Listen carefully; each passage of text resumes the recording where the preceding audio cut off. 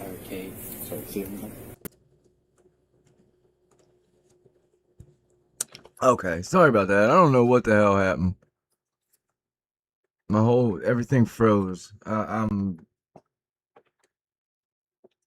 so in need of to get off of this desktop.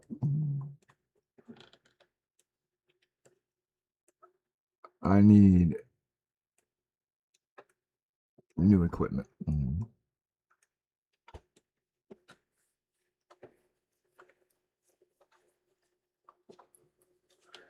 I am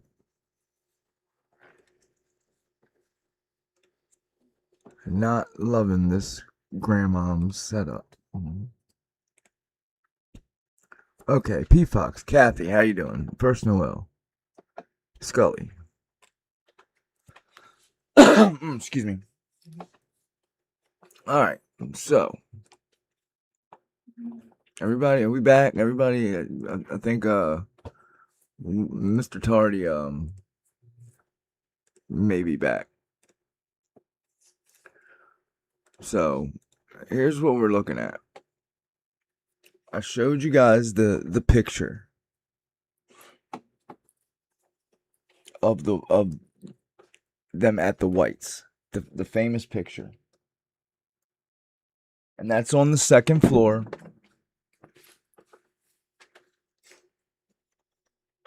So now this is the Banfield body cam.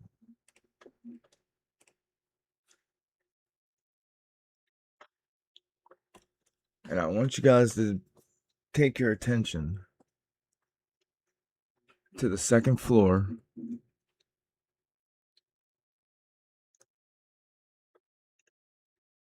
And we're going to slow it down and see how bright the third floor is.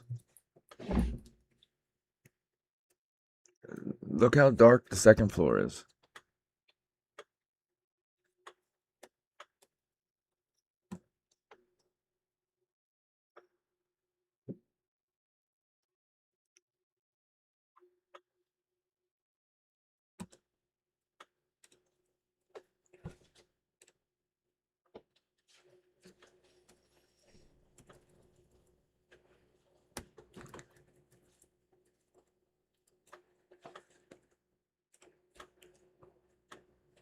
And I also think you can see somebody up there.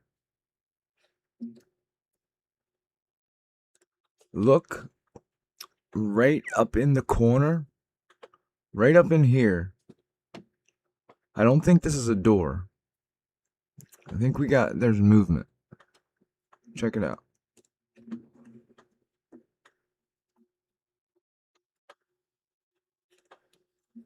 Oh, for the love of God.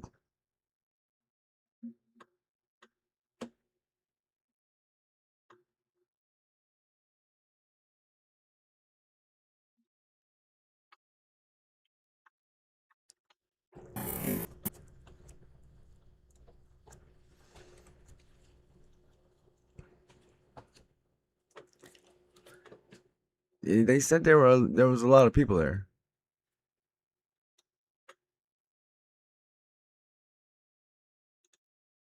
Might have to go a little faster than 0.25.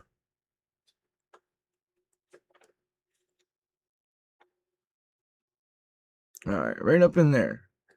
See that moving? But there's absolutely no lights on the second floor. The third floor is jumping. But this right here is exactly where they were taking them pictures. Here's the landing. This is the first window. This is the second window. They were all right by the second window when they were taking the pictures. And that's where the blood is. The blood's right here on this wall and on the half wall.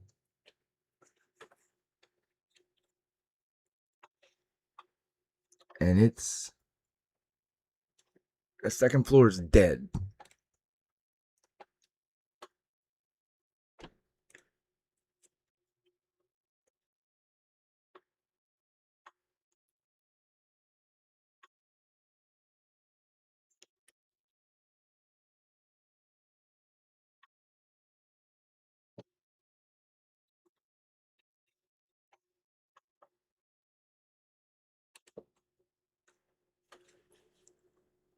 It's odd to me.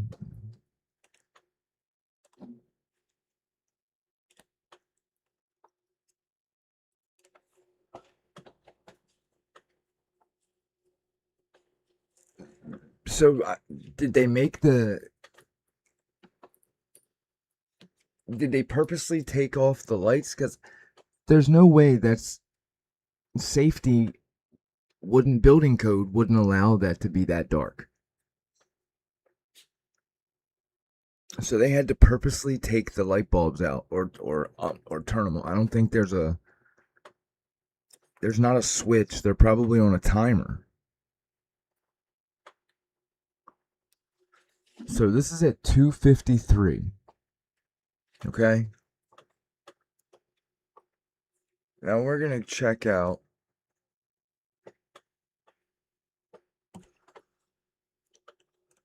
what we can see at 1112 at 2:53.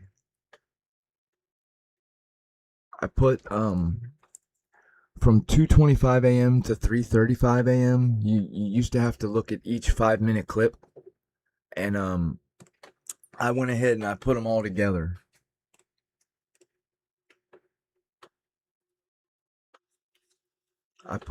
So it's a straight through 1 hour video, 1 hour and 9-minute video. So we got 2:53. We'll start at 2:52. Well, there was a car there. I want to go a little earlier. Let's start at 2:50. Excuse me. I remember they're just getting ready to start backing up.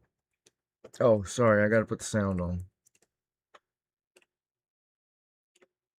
The cops are just getting ready to start backing up.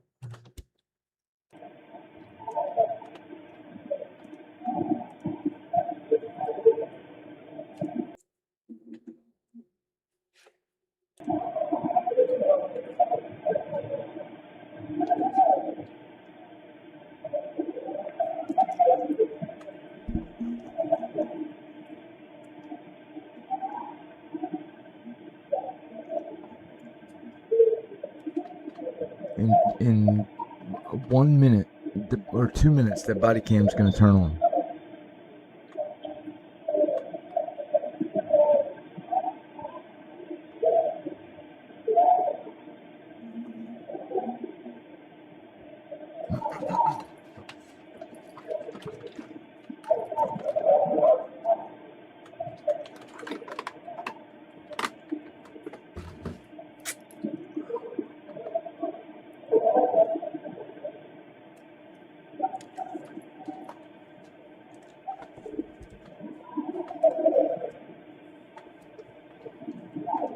Definitely sketchy. Why is it so quiet at that time?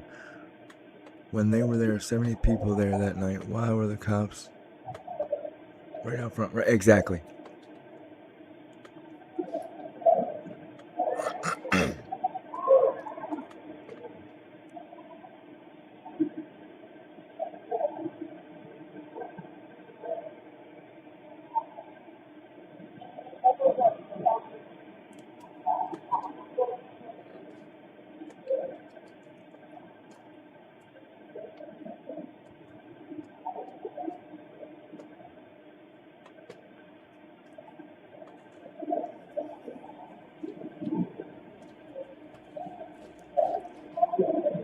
Okay, so 253 right there. We're gonna try to do something. We're gonna try to do something.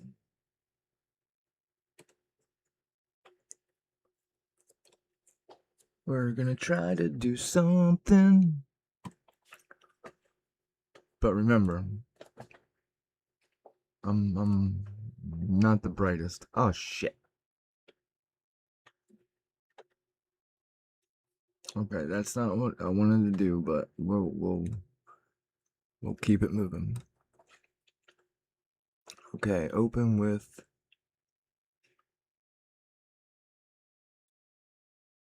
I want to open this in another one. All right, you go down there for a second.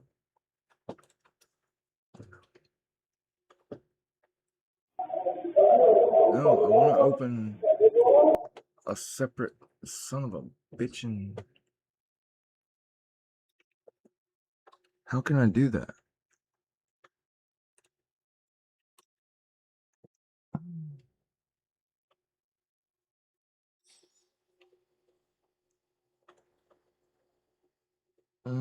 Open it with that one.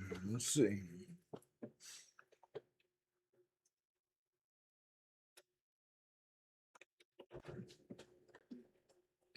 Okay, got them both up. Now what I'm gonna try to do is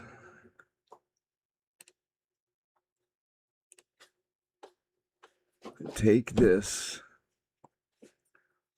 and take that and make that. What the hell?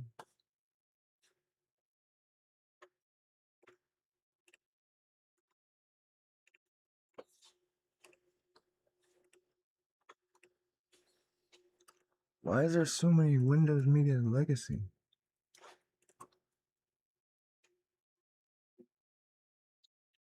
Okay, I need this.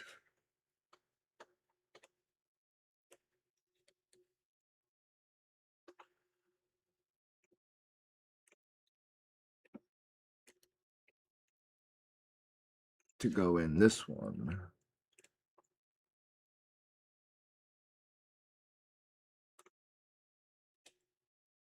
Where'd it go?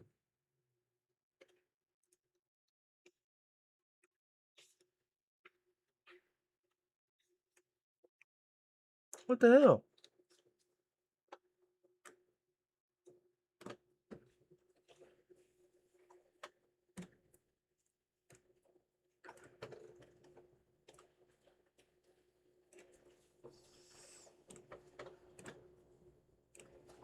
Where's the damn thing at? And what happened to it?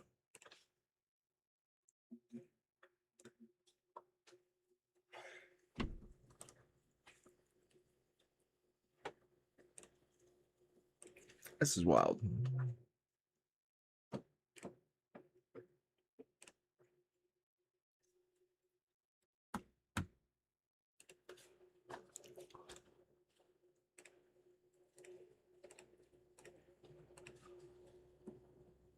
I don't know why Windows. I don't know why this won't work like this.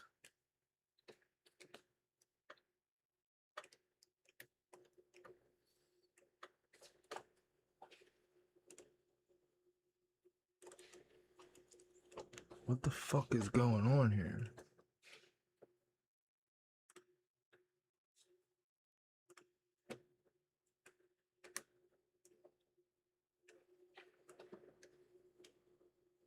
Alright, something's fucking weird.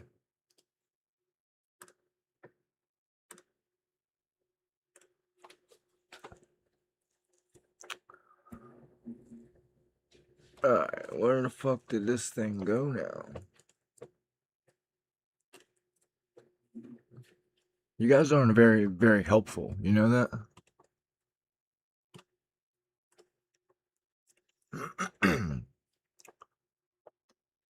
Okay, now I need another window capture.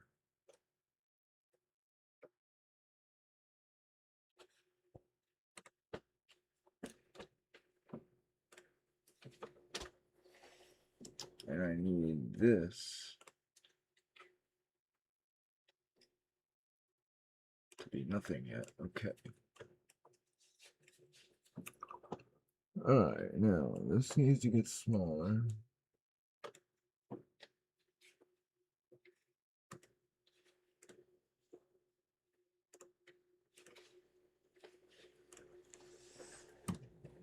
Now, I need to play this one.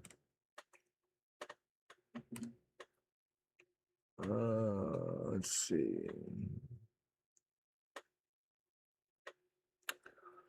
Open with. Open it. Yeah, why won't it let me open two media players at the same time? It's fucking ridiculous, is what it is. Alright, close media player.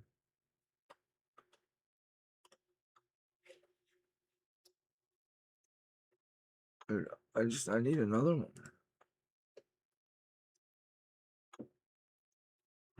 Video settings.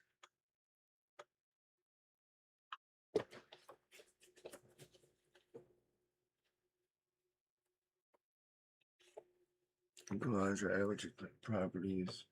How the fuck? What's this?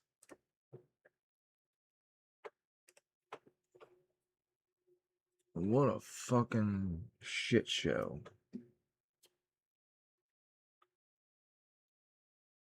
Alright, I know what I can do. I'll leave this here. This is gonna be that shit. And I'm gonna bring up this. I think I got it. I think I fucking got it. I think this might be it. And I'm gonna go into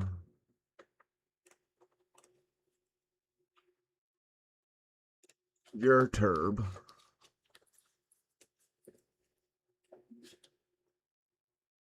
And I'm gonna play my video from YouTube.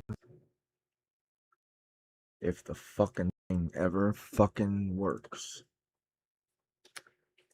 Okay, go to this. God, I wish I could just go buy a computer. That would be great. Alright, videos. Now we're gonna watch this. And then we're gonna go here. We're gonna click on this. We're gonna click properties. We're gonna go here. Excuse me. Alright, there we go. Okay, now we got the body cam on one side. And we have 1112 on the other side.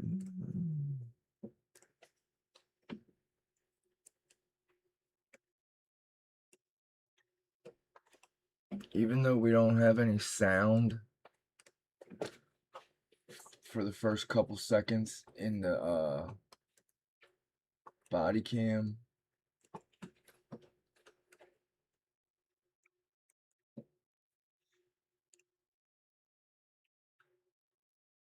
we could still listen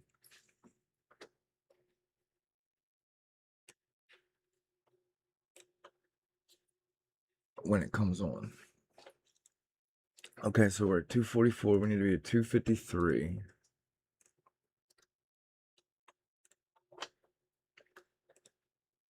All right, 242, 252.42. And this is at 253.43. Okay, so we need to go up a minute. 253.46. 253.43. All right, that's as close as we're gonna get it.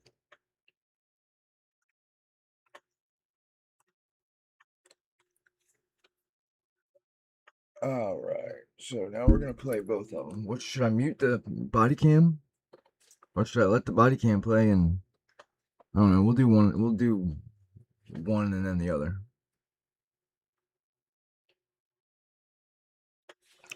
I'll mute the body cam for right now.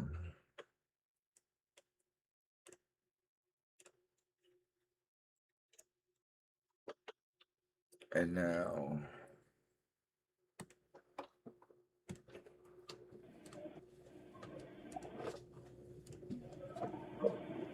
alright, now we're playing.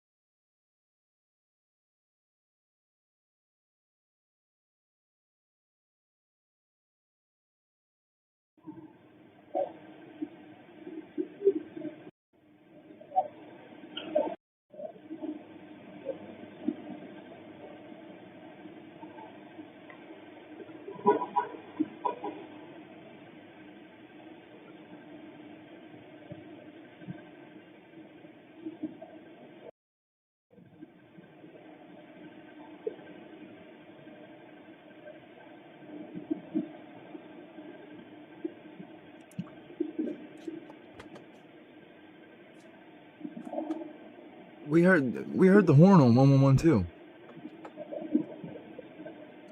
I got the body cam muted.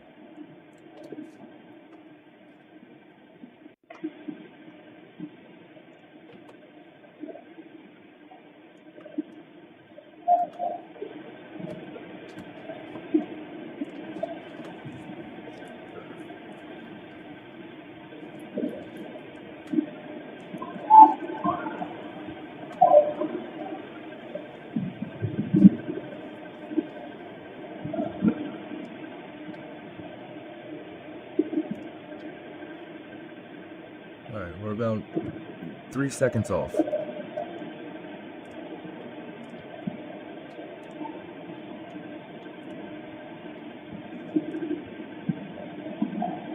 Am I just here talking to myself?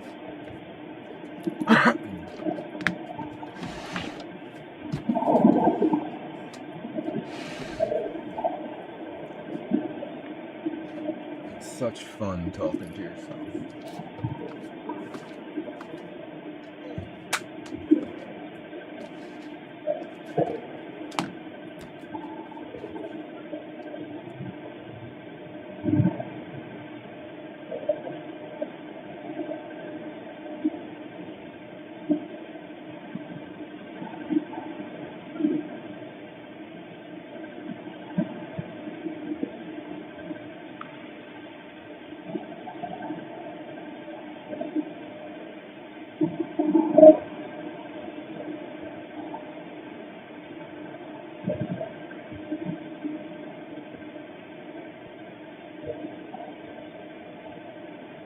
Hey, Alexis.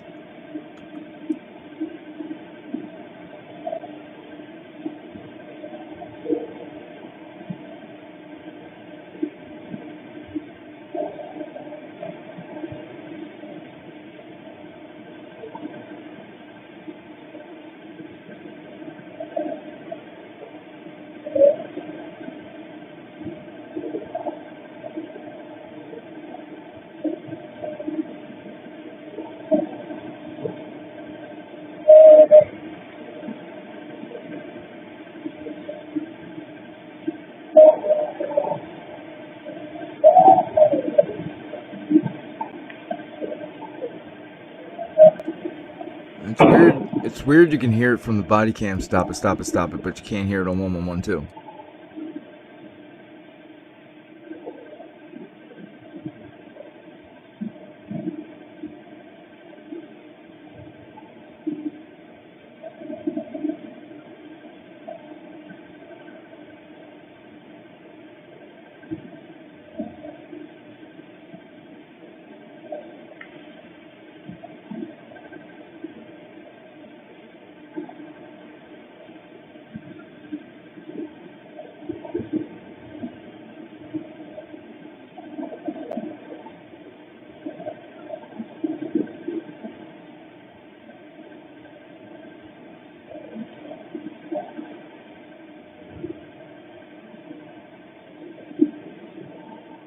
Mine too.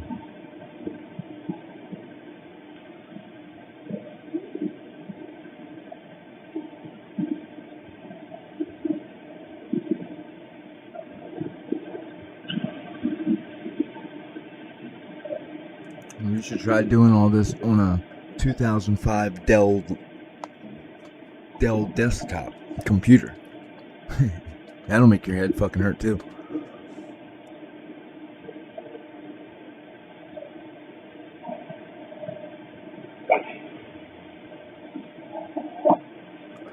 So we got a walker at 259.09. The walker goes to 1119.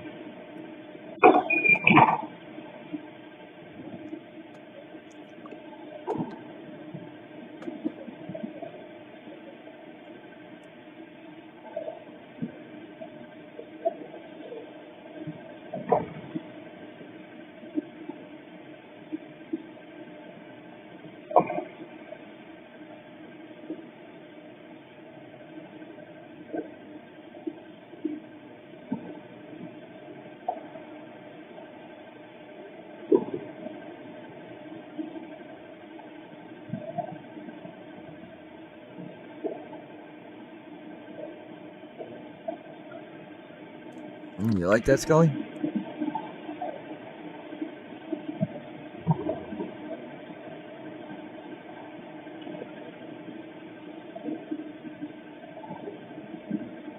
Yep, he sure does.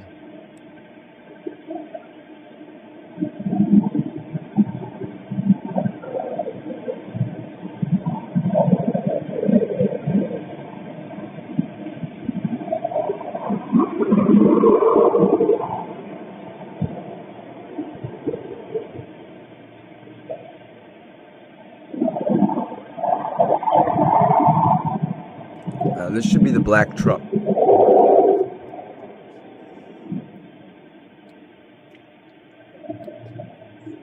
That comes from Moyer's house. Yep, right there.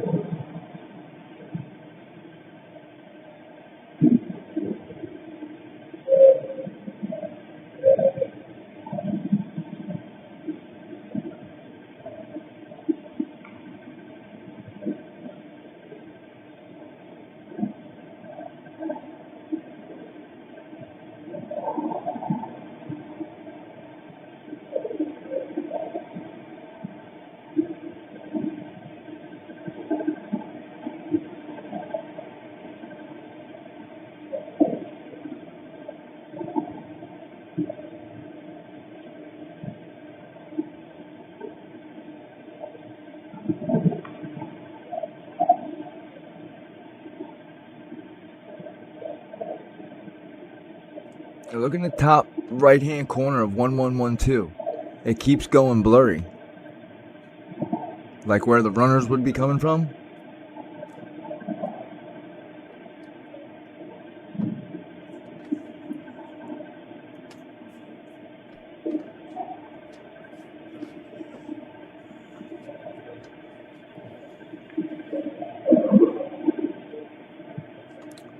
Right, if I had a beer in my hand, I would just turn around and walk the other way. Open or not.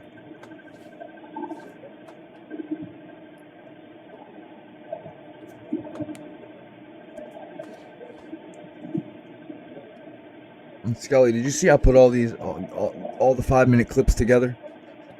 So you don't have to keep, you don't have to watch 5 minutes at a time. You can watch the whole hour and 9 minutes. From 2:25 to 3:35.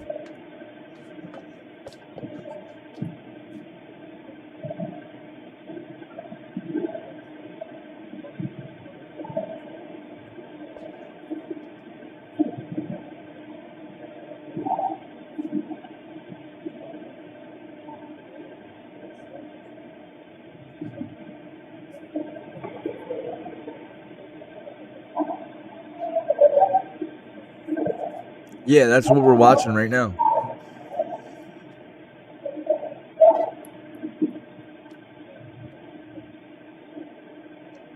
I think that too.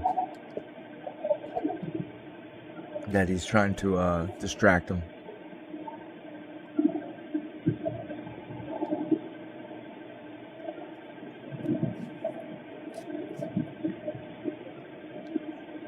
And I thought yesterday was Thursday for some reason. And I thought I was like, fuck, we still need like $45. But it's due today for the FOIA receipts. And I was like, shit, they're gonna fucking. I was gonna call them today, but we can still. If you guys still wanna, you can donate to the Cash App down below. And we got a couple more in. We're gonna go over them a little bit later.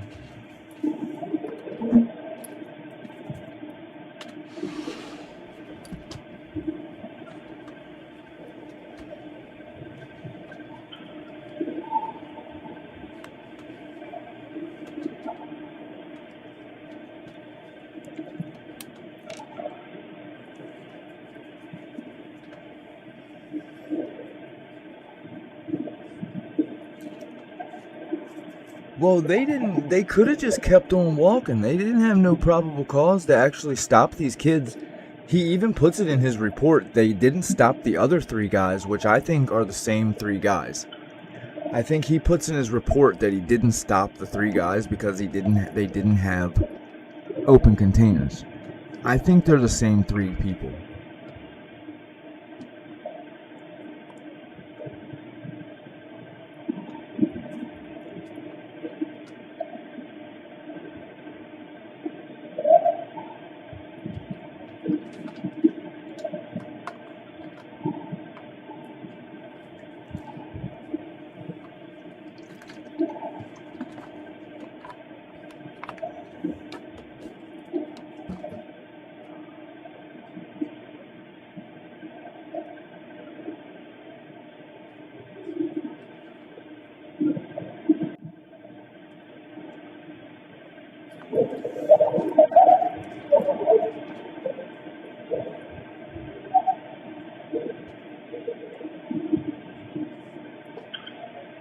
They definitely look scared.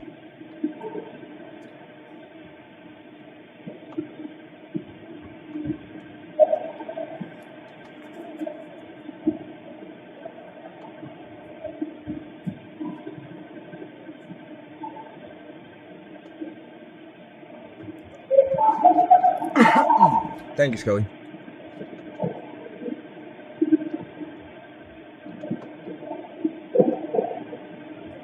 And all that goes to FOIAs. I don't make no money off of this. One of the 2 cops asked the other cop, "Are these yours?" I think he was talking to Saeed when he said that. Yeah, they should have just ran or just kept walking. They didn't even have to really run.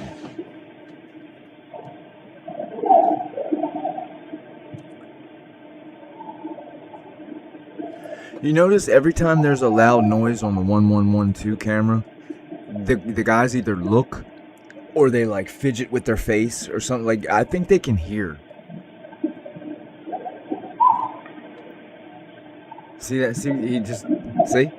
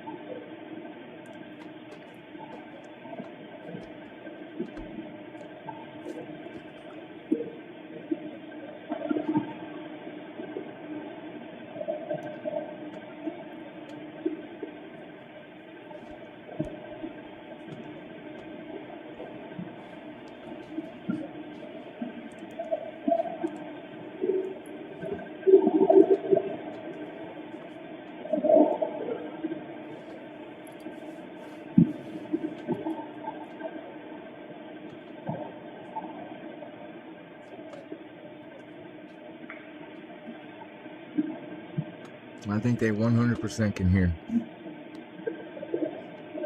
Maybe not everything, but the loud ones.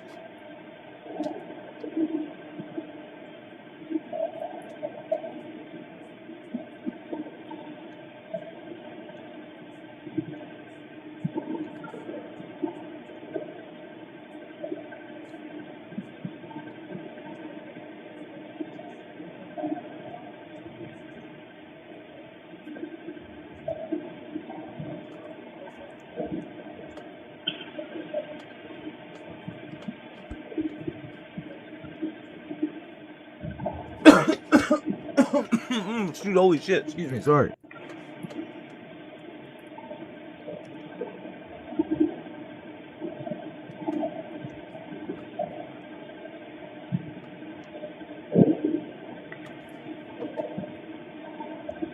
Yeah, because even if they were like transitional glasses, it's dark out. They wouldn't be shaded.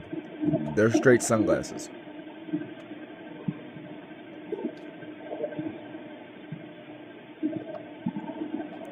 And dude on the right looks straight shook, scared.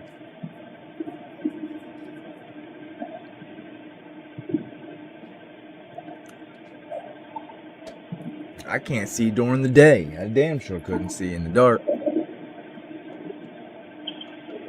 Yeah, he might.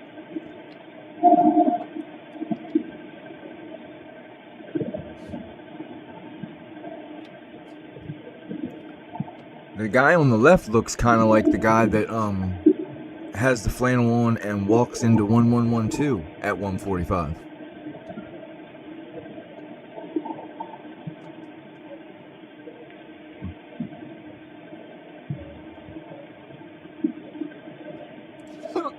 Excuse me.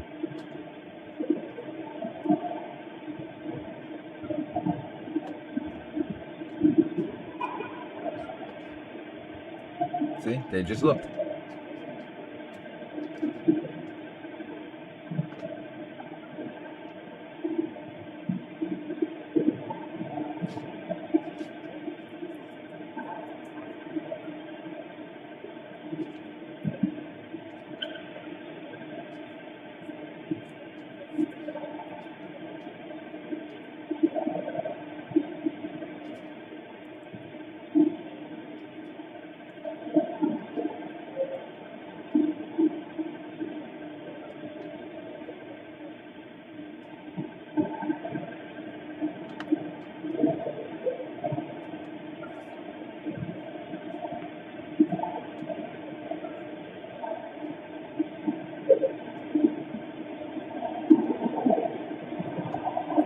Oh, here we go.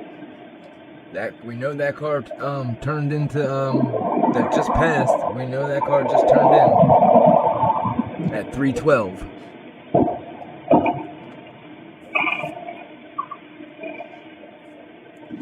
And it does a 3-point turn.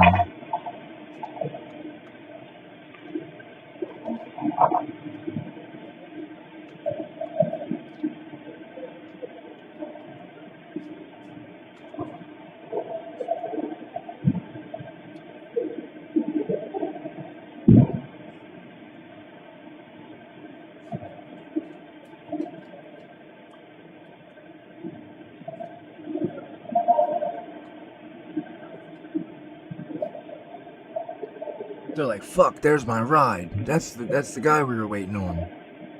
They were waiting in the field for probably him to come pick him up or something.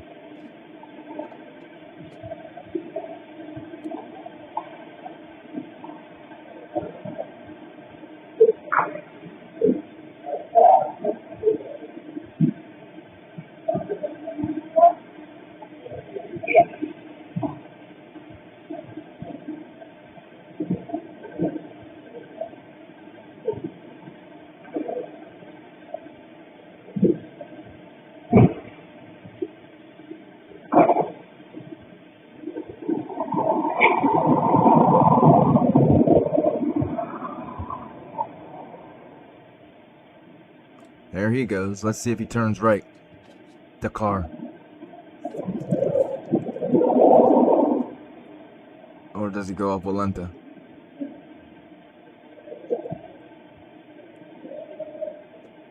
I should have been there by now. Oh, there he is. That's 314. If Eric Gower said he didn't come back in the neighborhood.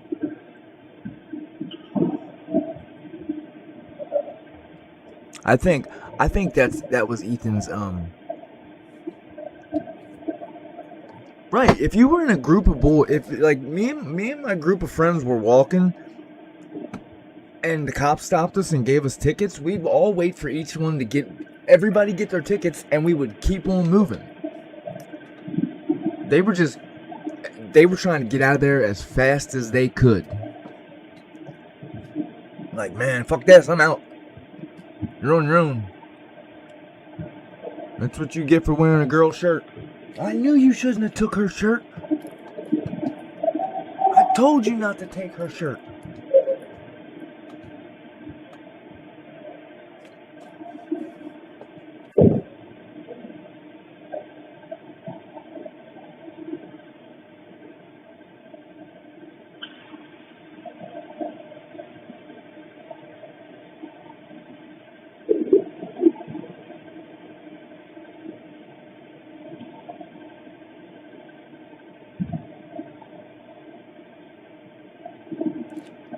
This is my fight song.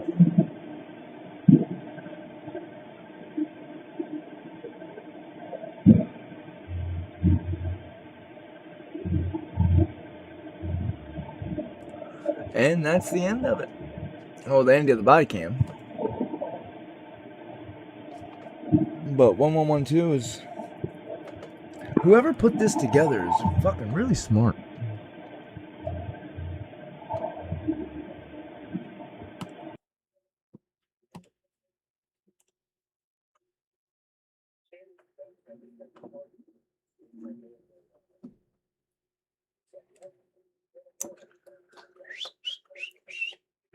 Now that shit's stuck in my head. Great.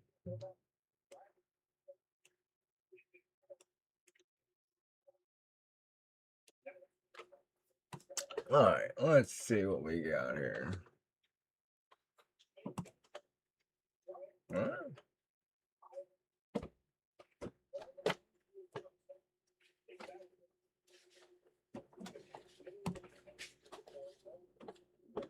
Yes, he did. He definitely self-defense murdered his father.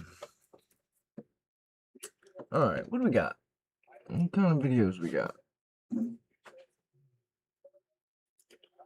Who's got something else? Who's got something else?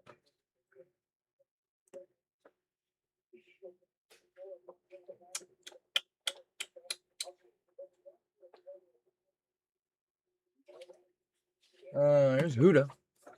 Huda. To my mental health and crime channel. This is the case of the Idol 4. This is on my thoughts.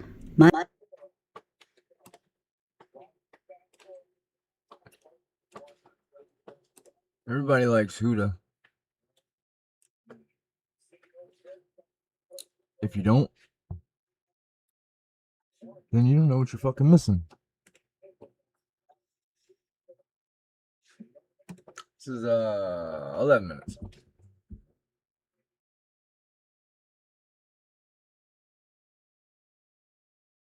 My speculations are my opinions only. Trigger warning. Yesterday, I spoke about these pictures with something that looks like red liquid. Apparently, these pictures are from the Whites. The Whites are the apartments in Taylor Avenue. I believe Saeed lives there because he pointed out towards that direction when he was speaking to the undercover cops. Peter UNKLJRKYL said that his friend lives in the Whites. We know that Kennedy Fitzgerald lives there too. But there's been a lot of discussion about these pictures. To start with, honestly, I don't even know where they came from. That wasn't mine. That was ZTH, Heather. But that was a good video. But I don't think this came from the police reports. Could be mistaken. But what I noticed about these pictures, to start with, even if it's red liquid, this looks like fresh red liquid. Because when red liquid dries up, we know that it is much darker in color, it's much browner in color. So was this picture taken the same day the unalivings happened, between the 12th to the 13th of November 2022? Or is this pictures that came out much later? Because now we're almost 420.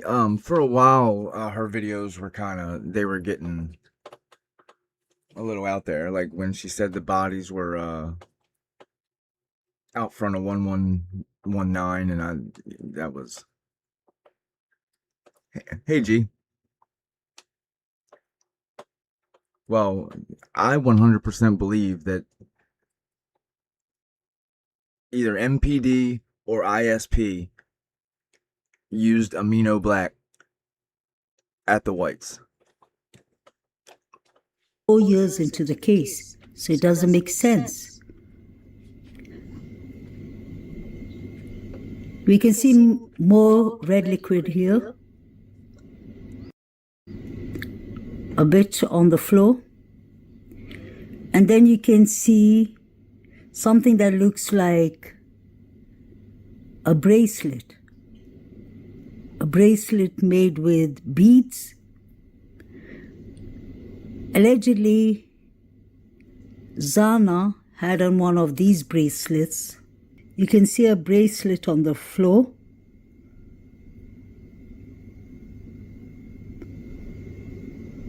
It has a couple of beads.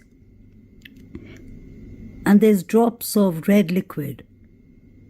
And that looks like fresh blood to me.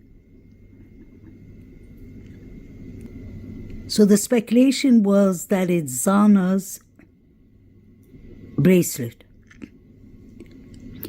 But if you pay attention to Zana's bracelet, it is completely black. Even the thread is black.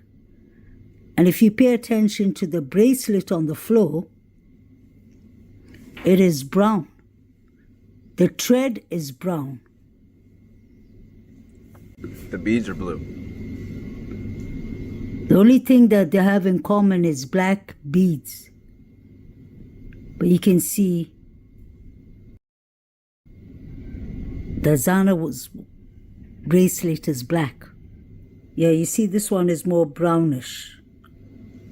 And this one has more beads. Zana's one just has beads on half of the side.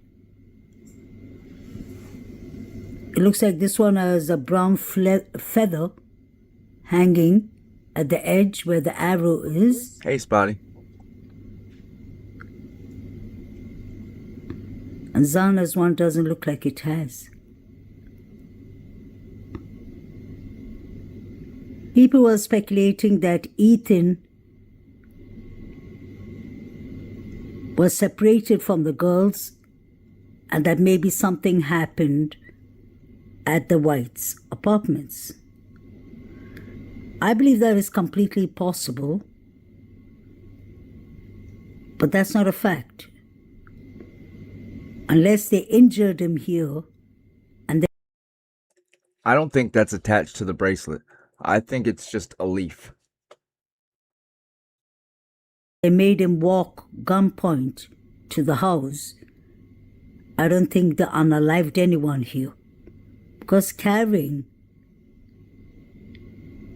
somebody who's unalived, we obviously know the body is much heavier. It would take many people to carry a body.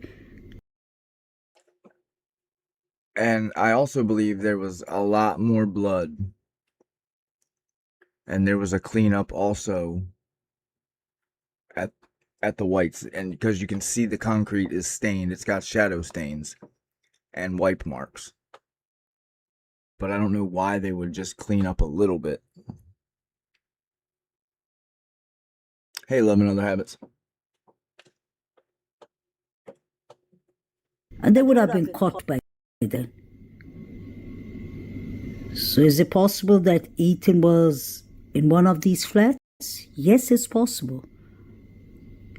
But just because I see a bracelet on the floor with fresh red liquid, it doesn't make me believe it's on us. And we have to remember, this happened 3.5 years ago.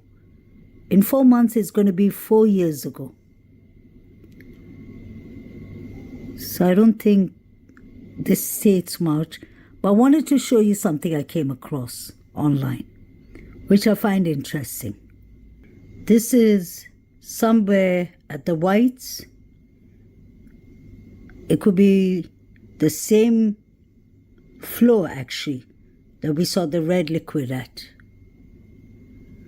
I just want to show you the games the sororities and frats and college students play.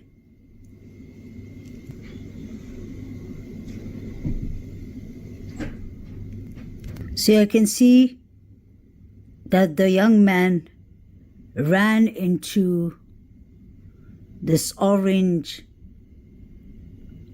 cardboard or something like that. I don't know what it is, but it clearly shows you all that they play stupid games and anyone could have got hurt easily.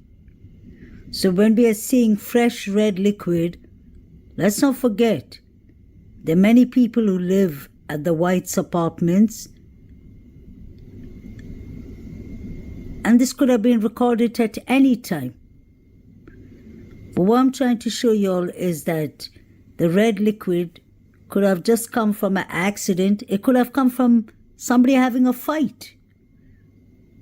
But if it came from the Idaho Mosque unalivings, if it was one of the 4 victims, it wouldn't have been that light in color. In my opinion only. I could be wrong. Let me know what you'll think. Let me play this once again.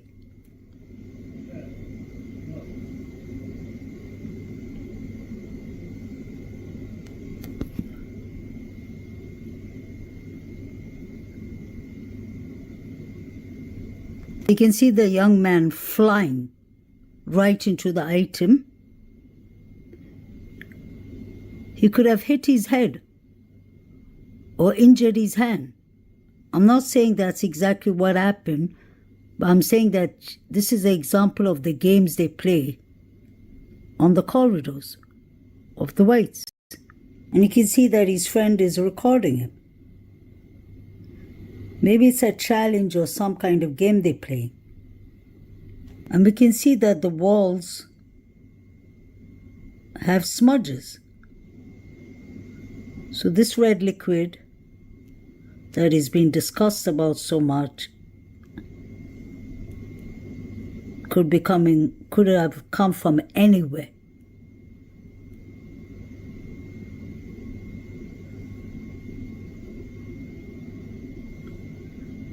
They play dangerous, horrific games here. And they record each other for fun. Yeah, they definitely can't be trusted. Just imagine if he flew out of that place. They don't use their brains much in the college.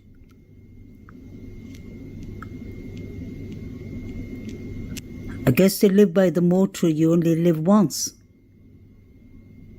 They take a risk with their life. Plus, these are young students who are on Adderall and steroids and drugs and they're binge drinking. Expect anything from them. Just like the chicken guy who said he cut his hand by cutting a chicken, if you remember that interview. Anyone could have got Possibly, a cut. Spotty. That's possible. And I think they're so intoxicated that they don't even think of going to the hospital. Let me know what you'll think about this. But I would love to know where this picture came from.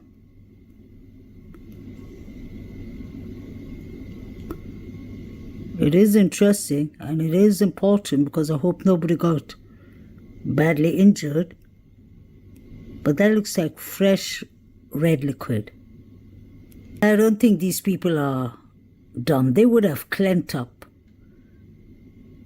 Let's not forget, they took 8 hours to call 911 that night. So they were busy cleaning up. But it's possible that the crime scene started from somewhere else. I believe 1119, the Whites, and 1122 King Road were all involved. Linda Lane, Queen's Apartment, Sigma Chi, just in my opinion. There are many frats involved. Alpha Kappa Lambda, the Banfield boys. But just this red liquid looks too red for me. It looks too wet for me. When red liquid dries up, it looks more brownish. So this could have been from anywhere. Especially look at the red drops on the floor. That looks really fresh. Let me know what you'll think. Please like, share and subscribe. May the victims rest in peace.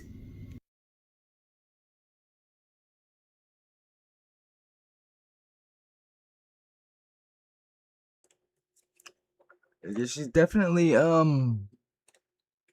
committed.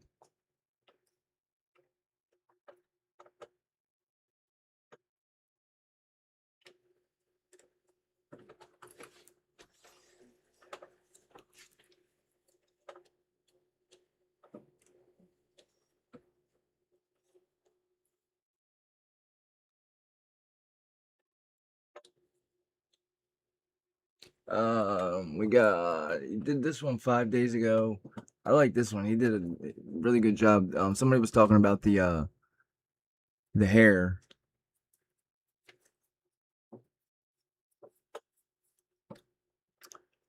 Yes, just chilling. They 100% do.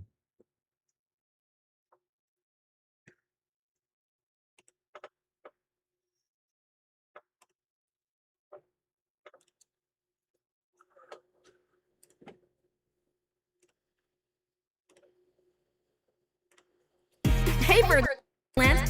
Family Sundays at the Yard featuring kid-friendly fun. Visit Orioles.com/Family Sundays.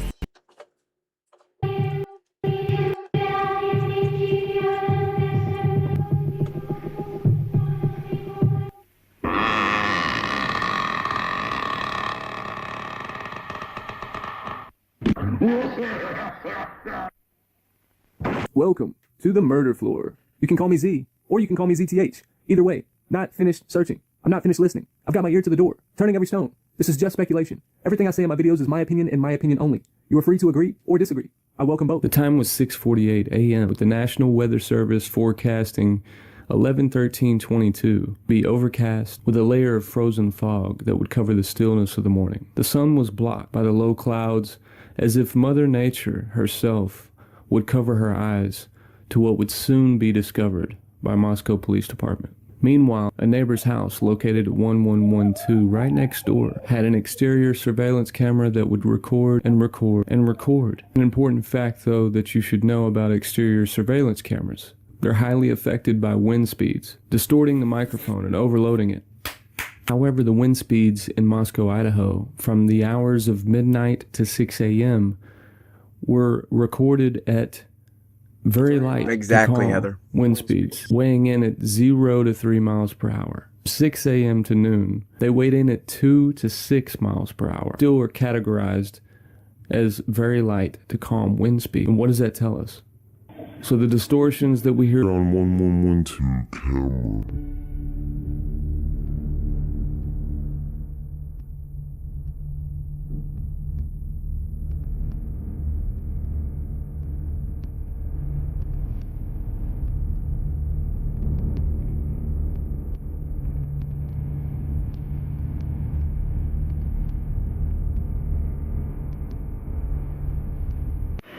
I love pattern recognition. The last time I took an IQ test, I scored a 128. What I noticed about this bloodstain was that there was a pattern. And this right here will explain pattern recognition. Observe, identify patterns, make meaning of the pattern, predict, and apply. We see it in nature, we see it in investigations, my favorite. Okay, so this is cool. This is cool, all right? And I made this, by the way. You can use it. I'm not going to pad you. Blood stains caused by strands of hair. Hair can carry and release blood. When hair moves, it can create unique.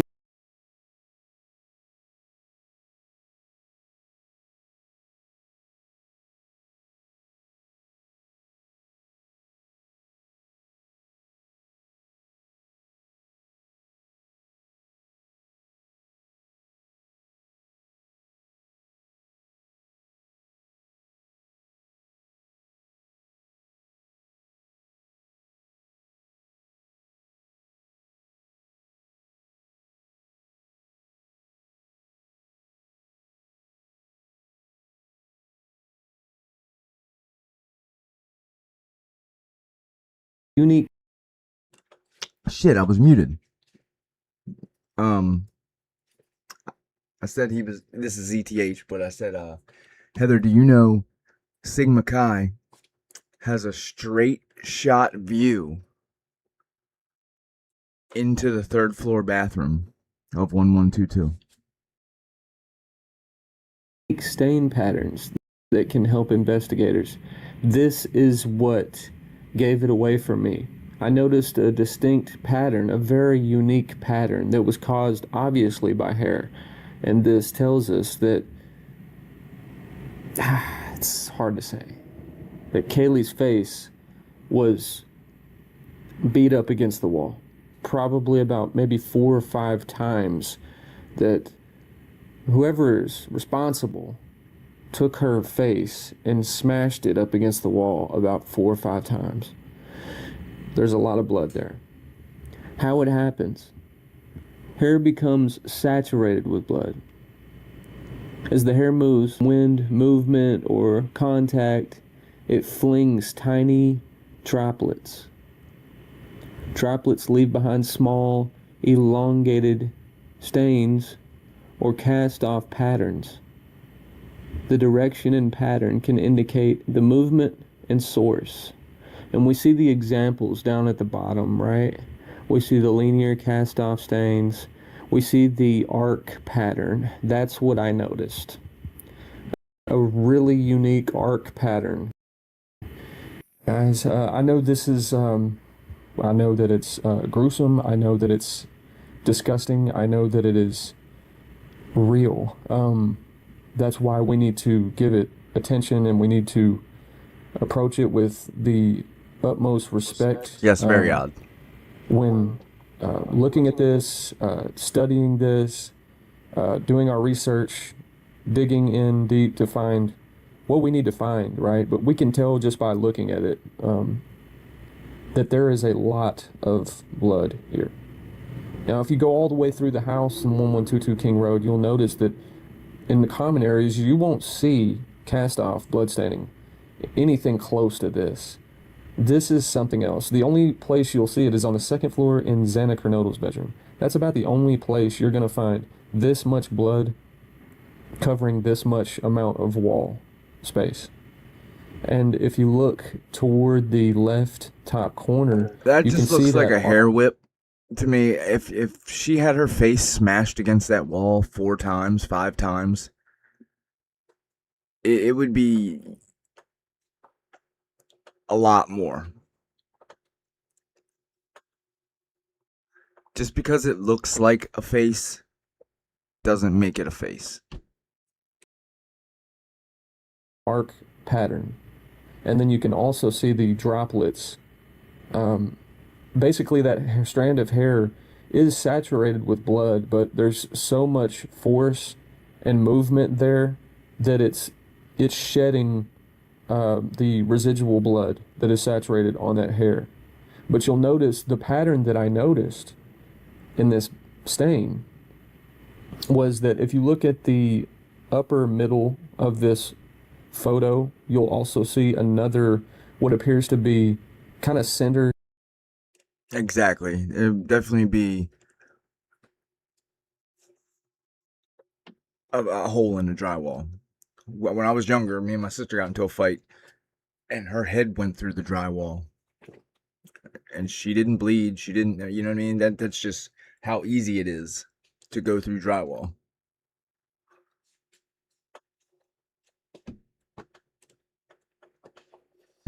Upper center section of this photo, you'll notice a more linear hair strand. Okay, that tells me that that was its own point of contact. You go right below that, and we see what appears to be, and this is wild, really. You can almost make out her eyelashes right below that. It would be better to see it in person so that you could actually get a sense of like the spacing, the distance between where her eyes would have been. But this definitely looks like her face made contact, I'd say at least 4 or 5 times. So it's no wonder. To me, it looks like her hair made contact. Why her face was disfigured. There's no wonder. Like that was like the focal point of the attack on. William was in the first live earlier. That I don't know what the hell happened. Everything just froze up. I had to restart. Kaylee was mostly. Well, I know what happened. It's living in 2005 and using 2005 equipment. Her face, which screams personal attack to me. That just it's obvious to me, really. When I sit and I think about it, I feel like it's personal. I feel like now it could very well possibly be some random lunatic, psychopath, deranged animal of a person that would kill someone in disgusting fashion. This is something else.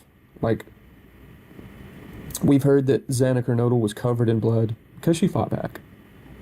She fought back. She had no choice. There was no longer anyone there that could fight for her. That's why I believe she might have been the last one to go. But for me, it's between Xana and Kaylee on the last one to pass. I lean more towards, according to the reports, I just hope there's a bit of truth, sprinkled in these court documents and these interviews and these reports. Because if not, Right, exactly. it's a rat race. And why the hell were Xana's clothes downstairs in the spare bedroom? It's an egg hunt from there. It's a carnival. It's reckless. It's chaos. But she was the last one to show any type of activity, as far as like being awake and all that. But yeah, so you'll notice right below the center upper section of this photograph, right below it, you've got 3 more strands of hair that are she had a good amount of hair too, so her skull must have been heavily damaged by this point. And what throws me off is if she was attacked in that bed and her skull had already been opened up, I imagined that we would have seen a lot more blood cast off staining right there around where her pillow would have been. A lot of it is right here. And so, did he whoever did this, did they, you know, why would you, if she was already gone, like why would you feel the need to do this to her face?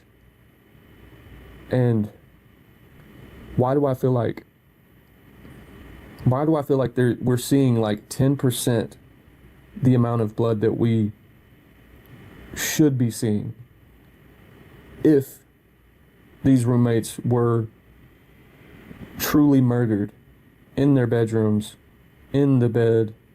That bed would have been covered, right? Like, you almost just assume that you wouldn't be able to see a clean area of the comforter. There's so much damage to these young women. Right below the arcing strand of hair, you'll notice what seems to be another eyelash with another more faint arcing strand of hair. And then you'll see another one right below it, which could just be a strand of hair in itself or a section of her forehead. And then there's a lot of blood there. And then it's kind of the center of the photo. I think it would be more not like tiny lines. I think if her face was smashed, it would be like prints, you know, like solid circular blood prints. But that's just what I think. Photograph is where I'm at now. And then if you go right below that, you'll see another couple of spots of blood there. And then of course off to the right, you've got a little bit.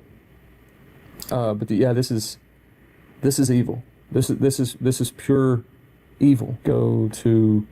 I've got a comparison here. And like I said, you'll see how this arcing strand of hair to the left, it swoops downward to the bottom left corner of the photograph and then comes right back up. And that could only be caused by something as mobile as a strand of hair. The way this blood pattern is too, it's so bold and thick that it was pressed against this wall. Hey Lenny, how you doing? That's what it was, and that's what I believe happened. With such force that these other strands that are kind of pointing up to the top left of the photograph are even thicker and really hold a lot more blood than the one down below it. This is really sad. This one up at the top right of the photograph really resembles that linear. It looks just like it to me. But the one that really gave it away for me is the one that looks like a letter U. And then of course you've got the 3 coming up over it. So yeah, had all the time and some that he or she needed to satisfy their dark, evil demon inside of them. It's terrible. All my friends are heathens, take it slow. I just built a budgeting app. What? How? Base 44. Look, it pulls our expenses in.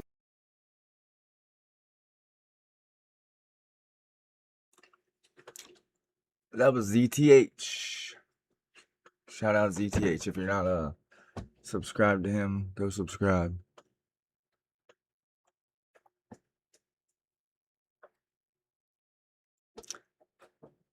And I mean, some of it could be aspirated, arterial spray. It's hard to tell without pictures.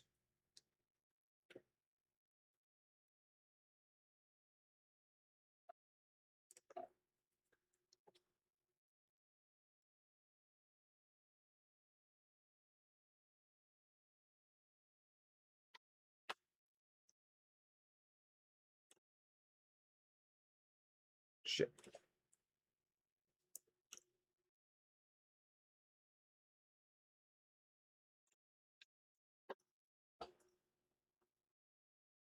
This is bubbly waters. Good morning. Good morning to you. Hey, I was when I was making that video with the deltas, I decided to ask Exactly. chat about the Idaho Delt status, how it looked right now, because I knew that they had been suspended from being recognized as a fraternity on campus there for a while. And so when I asked the question, this is the one I asked, and actually they took it the wrong way. So we're to ignore that one. Sorry, I haven't been to bed yet. I'm investing in a movie. Hey, here. Edie. So How you doing? I said, what was the whole frat given these terms? So they came back with, yes, the terms of that suspension applied to the entire chapter. So this is what they're going to tell us now. So in that interview, this is why I think that interview is really important, because with Mason Barstow, because he says a few things in there. For one, I think he might be the guy that they talk about the quesadilla, how he says, bitch, go make me a quesadilla, and she walked out. And I think that might be what she was apologizing for. I'm going to yawn, so you're just going to have to deal with it this time around. Okay. The next thing is, when he said something, what did he say? Something like, I'm not going to take that stuff in my house, or they can't talk to me like that in my house, or as he was making it as a joke. He didn't mean that as a joke. The way he portrays himself is, in my opinion, is like this, kind of easygoing, nothing bothers me kind of guy. I don't think that's the case at all. I think he's easily riled. I think he is a... That's what I did. Slept on and off. I think like he can be... hour here, half hour there. Pretty volatile. Kept waking up. Just by the way, certain things that he says just rubbed me the wrong way. So bad. The way he said the four dead. I mean, in the house. The four. I mean, I was like, what? The four? One was your little. One you were sleeping with. So on and so forth. I mean, what the hell? And then what did he say? Oh, like the friend, the Thanksgiving friend thing or whatever. We were going to have it at the house. Well, I guess that's not going to happen now. I mean, are you kidding me? Are you kidding me? Unbelievable. Cold as a... Yeah. I am going to yawn a lot.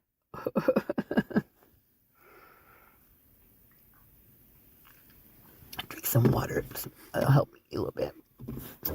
So, because your initial question was misunderstood as a personal driving license suspension DUI, please disregard. So we're going to disregard that. So for the Delta Mu chapter of Delta Tau Delta at the University of Idaho, the university and national headquarters handed down organizational sanctions rather than individual traffic terms. So we're going to ignore that. We're going to go down here. Here we go. The explicit terms apply to the whole fraternity, included the timeline.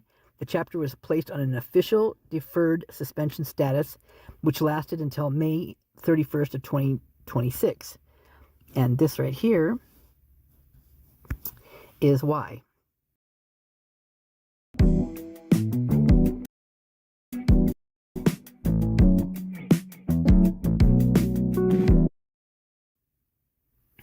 Hazing transparency reporting. Now, this is something new. I've never seen this up in here like this. I'm wondering if they're starting to catch on, and that people are. They're recognizing this, and they don't want to hear it. They don't want to see it. That's So another they thing I better would like to get. start- What's it called? Premium, YouTube Premium, where it doesn't have no ads. acknowledging this hazing stuff and get down to business and start taking some reins, because this is what they did. University of Idaho tracks and publicly reports hazing violations involving any student organization, athletic team, or living group. Reports include violations of the Student Code of Conduct, the university's anti-hazing policies, and any state or federal law related to hazing, alcohol or drug abuse, sexual assault. Right, you or can't physical have assault, targeted in accordance with the Stop unless you have a Campus motive. Hazing Act, H.R. 5646. These reports include, now they're talking about, in general right now, I believe, with the blanket statement here. Gotta put on some lip stuff. My lips are so dry.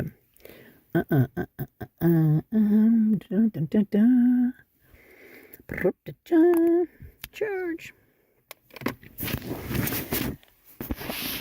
These reports include the name of the student organization, athletic team, or living group, the date the investigation was initiated, the date on which the investigation ended with a finding that a violation occurred, a description of the incident or incidents, including the date of the initial violation and the violation's findings and sanctions placed on the student organization, athletic team, or living group, the details of the sanction or sanctions imposed, including the beginning and end dates of the sanction or sanctions, and the date the student organization, athletic team, or living group was charged with a violation. Any violations of a student organization, athletic team, or living group will be made public for at least 5 years.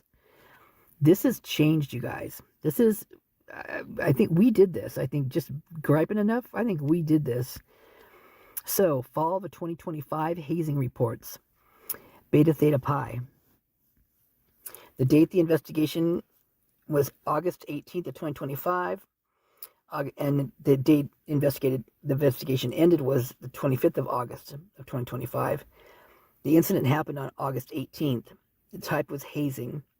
The description of the incident: hazing a new member after bid open.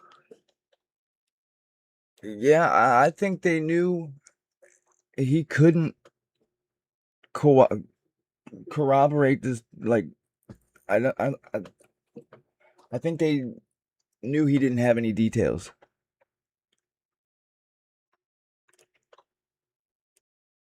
Opening, including verbal harassment, use of derogatory slurs or demeaning language. The date charged was August 18th. The stakeholders involved: the Beta Theta Pi headquarters staff, alumni, and alumni advisor. What if you could make a song using only your voice? Let's start with the drums.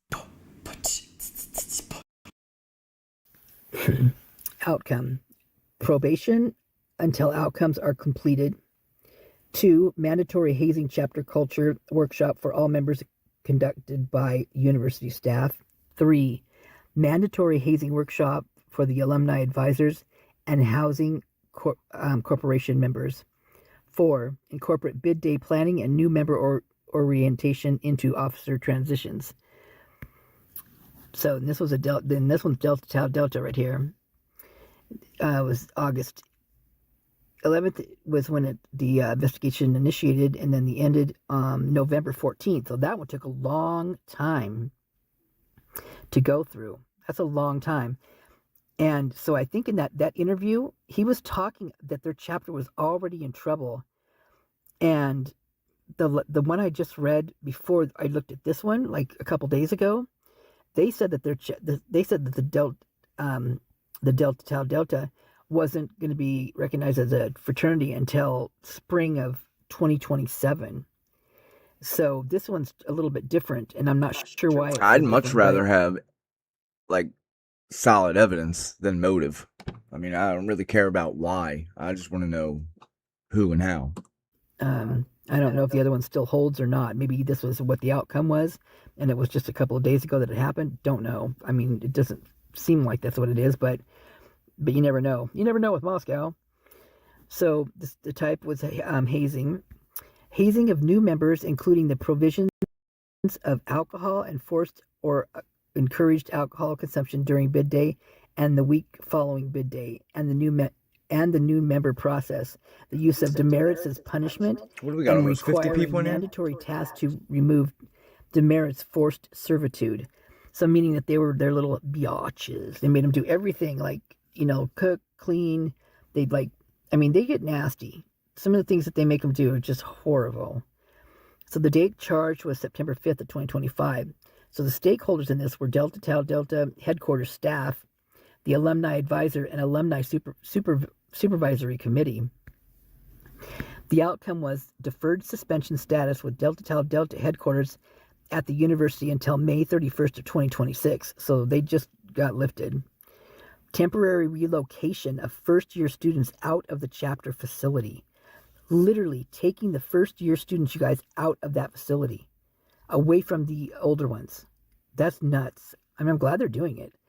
Suspension and expulsion of involved members from the fraternity by Delta Tau Delta headquarters. Bam. Implementation of alumni supervisory committee. The alumni. This is Bubbly Water's new video. Just talking about the rules of the, like, when frats get in trouble and everything. And we're just live in today for FOIA money, so we can pay for that fucking FOIA. Figure I'm just gonna fucking stay live. My supervisor committee is a group of alumni put in place by Delta Tau Delta headquarters to oversee all aspects of the chapter operations. They must have done some bad stuff. Implementation of a live-in advisor in the chapter facility until 2028. Whew. Mandatory series of educational programs facilitated by Delta Tau Delta headquarters. Mandatory education programs facilitated by university staff. They laid it down. Yeah, I thought that was very interesting. Anytime. Very interesting. So, let's see. They all kind of do the same thing. So they're talking about the live-in advisor right through here, and then the loss of anonymity, which basically they take over their normal stuff that they do with their operations, like we can. The vice president probably made, they were the ones in charge of that, where they're not anymore. They have a live-in person, and that's crazy because I'm sure they're hating life. Because remember when Mason said, the cop asked him about cameras, well, you guys probably don't have cameras in here, and he's like, oh no, you don't want a camera in a frat house. Can you imagine?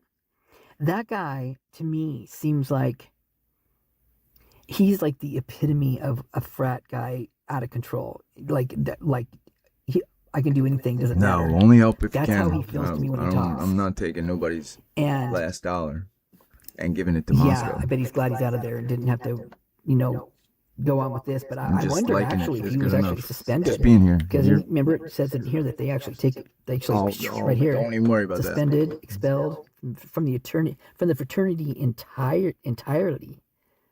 That's major. And they were talking about it in that interview. He said that both the fraternal and the ones that travel, I don't know which one's which, but both of them from the university and the ones that have to come in for it, the big boys. So as of summer 2026, the chapter has officially completed its deferred suspension period and is operational under alumni oversight. Yeah. And so it gives you the link to the Instagram, which would be right here. And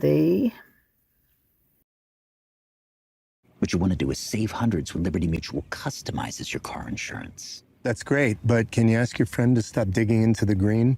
I can ask, but he's not going to. Only pay for what you need. Get down and dirty right off the bat. right from the get-go, I'm telling you. These guys, oh, they change it.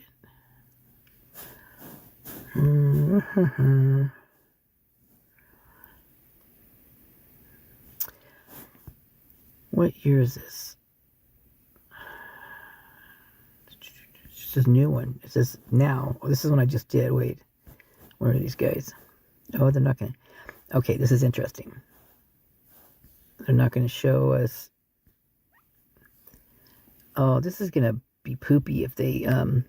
Okay, see how it says has a little microphone right there? I don't want it to play because I'll have to take the music out, but they do that, I think, so you can't, so they don't tag. Like, I can't tap the screen and have the name pop up.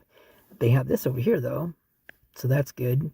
Not all of them have that, but Cooper Caveman, like a caveman. So he's got to watch his P's and Q's. He's got to be on the ball all the time because they mean business right now. They're not taking, not taking a sit down. Oh, look, so here's Taylor. This must be Taylor's brother. You know, Taylor Zorno. Interesting. It is so crazy how many of them, and this is another one too, how many of them, they all go there, all the kids. It's wild. It's just wild. Tilt Days, who's here? Gabe. So now they're just going to be boring. Look at all of them. My God, look at that. Holy Moses. Wow. Delta Days. Bunch of new boys. New boys in the hood. And, yep. Now they get Sharpie on them instead of poop. Lucky guys. It reminds me of Dylan's picture, that one where she's sitting on the beach. Yeah, so they're gonna be very calm and not gonna show their stuff in here like they did the other ones, right? Now, probably if you go back far enough, you probably can see. Let me see. Which I was going to show you guys something earlier. I'm going to go a little bit deeper into this, but I don't know if they have it on this one. Let's scroll back up. It's going to go this way. Let's see right here. They still have Xanapalooza at the top up there too. You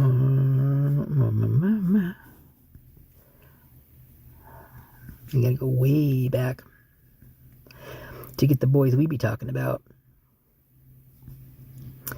So, Hudson Lindau. Let's talk about him for a second. That sweet kid. On the night, earlier that night, there was a stop made by Rosendahl and Tisdale. And it was that young girl that was really hammered, and she was with a guy. He was allegedly walking her home. He had 2 open containers in his hand, and she could barely even walk. And they had him pour out the alcohol. She wasn't of age. He was, and they just let him go. And they told him that don't worry, that they will get her home safe.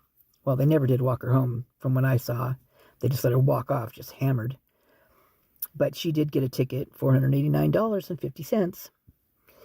And anyway, towards the end of that stop, Tisdale pulls his phone out. And he's looking at something on his phone. And I caught it, just barely caught it. And it happened to be, in my opinion, a picture of Hudson Lindau on his phone. Now, that particular night, why would he have a picture of Hudson Lindau on his phone? I don't know why he would have that. But Hudson passed away after one of these parties. Just like, the Betty's Ball, those parties like that. And the next day, so this is May So he many passed. students die In at U of I, but nothing ever happens in Moscow. This is Paige Walker. She dates George. George is in EcoShield as well. And more is that. First thing we do is look at our premium sponsored job results on Indeed, and then make some adjustments to the skills and criteria.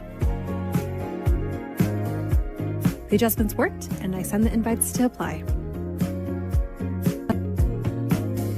And now, back to my real job. Visit Indeed.com/hire now to sponsor a job today.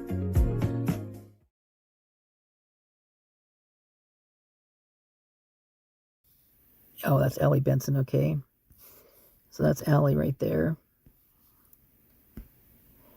And who is the butts on there? I don't know who that butt is.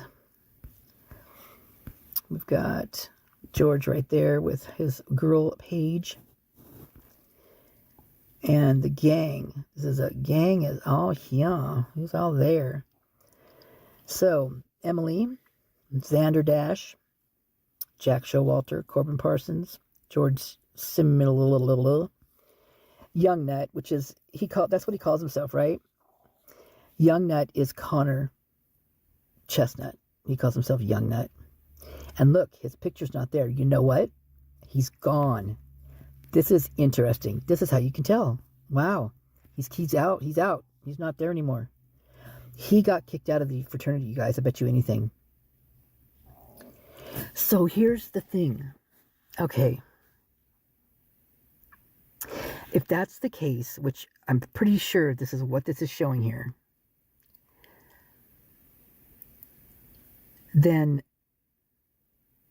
what happened? I mean, I know they're calling it the hazing stuff, right? But what if it was more than that? What if it went into, the unalivings? And so now this guy, he's just no longer in a fraternity, just, get out of here. We don't want nothing to do with you. And he has these tendencies to do such bad things. I'm just speculating here. Don't anybody go after him or anything like that. I'm just saying that it's obvious he's not here anymore. He has been tossed out, just like I just read you. Pew, gone. Excommunicated. Wow. So this is Bianca right here. Bianca Perez is Mason Barstow's other little. So there's that. She's adorable. She actually looks a lot like Kaylee, just darker skin. It's wild. Mason Barstow and Riley Moreland. Let's see, she's went into law. Jake Alt. Now Jake Alt, he is a big EcoShield dude. This guy also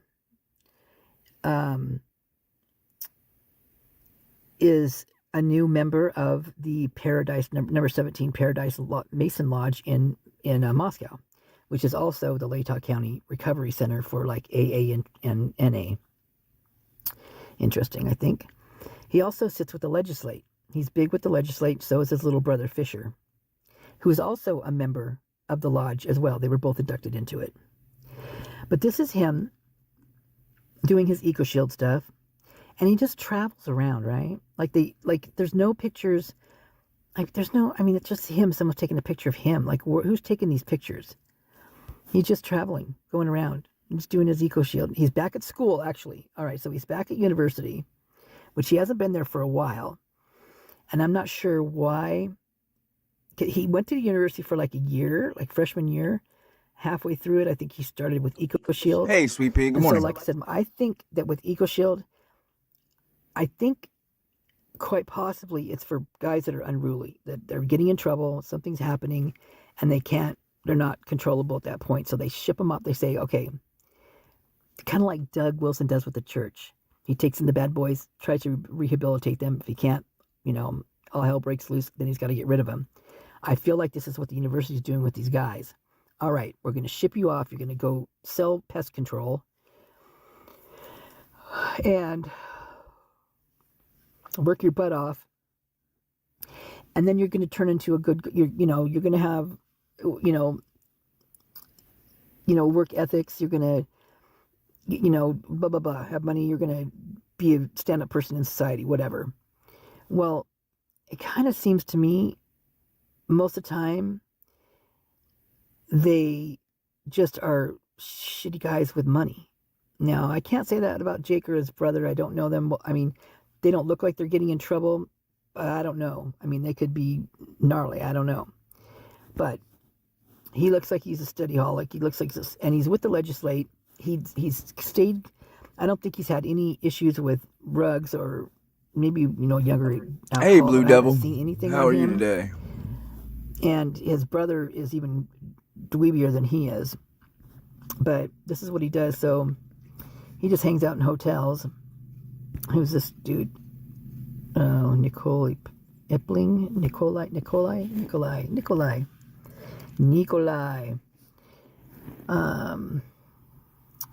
Jake Snake LC.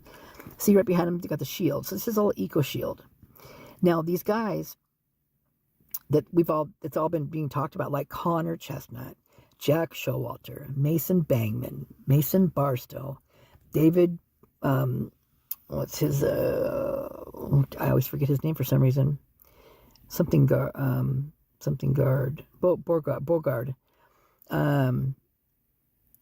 Eli Shoup, George, Brian Enrico, all these guys that are at the 1119 house. These guys are all Eco Shield guys.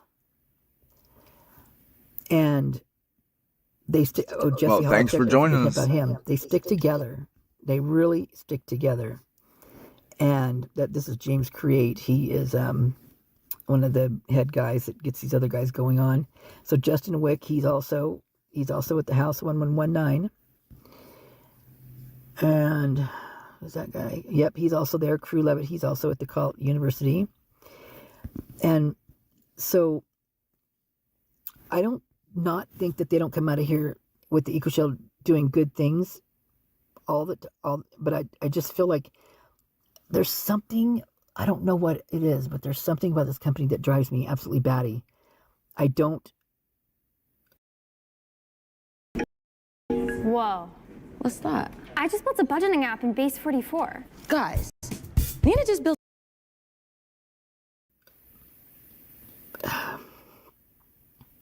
Here's what it feels like to me. I've always felt in this case that there's something, of course, with agriculture because of the college, because of the university, because that's their major thing that people come all over the world to go study there. And I feel like with this eco pest control thing, that it's testing. I feel like it's some type of test. They're testing these products, is what I feel like they're doing. These look like little pig fishes, little pig fishies. They're little koi. They're so cute. I love kois. But they go all over the world. And they're bringing these pesticides to different countries. They're doing, and something just feels not right. And I can't put my finger on it. I just have a gut feeling. All right, Janet, just donated and put us over the top for the, hold on, I'll show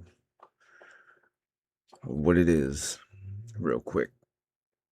And then we'll come back to here.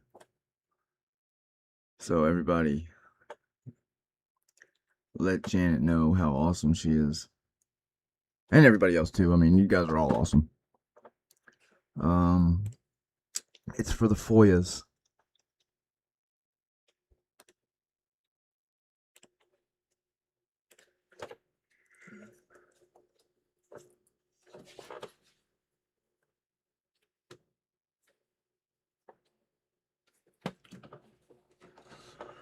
Let's see here.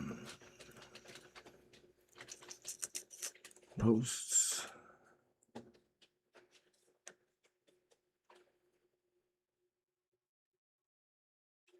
Okay, it's this one right here. Why is it so weird looking?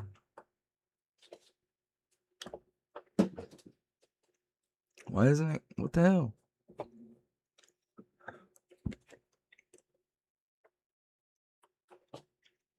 Why is it doing it? What the hell is it like? See how it's halfway off the page?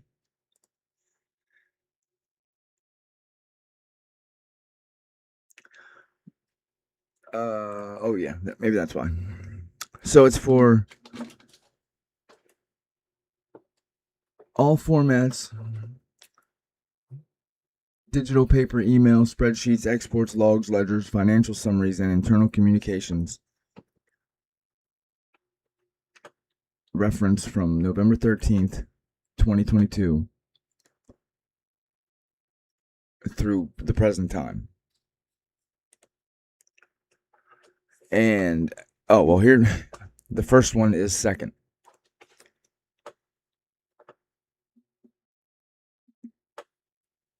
Right, just crack my Red Bull.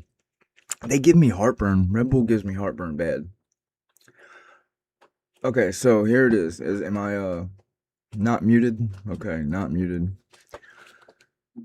I'm requesting all records documenting revenue, fees, charges, or payments to how can I get it? Well, this is stupid.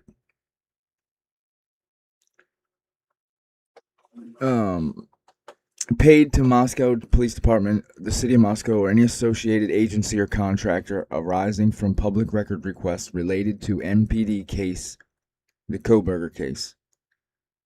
Every dollar billed, invoice quoted, or collected, fees assessed, search retrieval, redaction, payments actually received from requesters, internal accounting records, reflecting deposits, transfers, itemized fee logs, billing summaries, invoices, everything.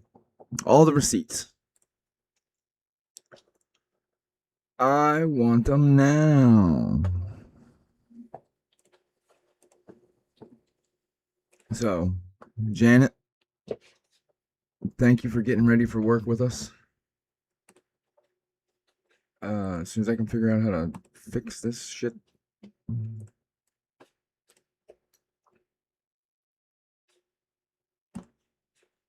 They did get into some trouble not too long ago. Right back, I use the bathroom. I can't remember what it was, but basically it had to do with something they weren't supposed to be doing and getting a lot of money for doing it because they weren't doing it or whatever. Ooh, that's a pretty building. That's really pretty. But see, things like this, like he's literally all over the place all the time. And you rarely see them working. Now he's in a wine cellar, right? Now, I've heard of influencers. I heard one girl talking about how she does it. Well, she doesn't go and stay in these hotels. She just goes and takes a tour of a house or does this or that. She brings a bag that's got stuff in it that she can totally stage the place, makes it look like she's staying there and eating a really cool meal and all that kind of stuff. And it just makes me laugh. I'm just like, wow, go to all that trouble for that? Nuts. But apparently they do. But these guys are always eating out in nice places. They have a whole, this is his brother right there. That's Fisher, who I think is so weird. He's so strange to me. Both these guys are weird to me. I don't know. Oh, here's another thing. I'm wondering if this is who remember Madison Moyet's brother was saying that her and Maddie had a little tiff at one point because she used to date her ex-boyfriend, her ex-boyfriend. Well, it shows that it looks like that Madison had dated Jake Alt, and I'm wondering if Jake is who Maddie dated. And that would be weird, man. That seems so strange to me. God, all the guys in freaking Idaho are short. They're just little. But this is just him traveling around, going places, hanging out at different buildings, walking these rope bridges.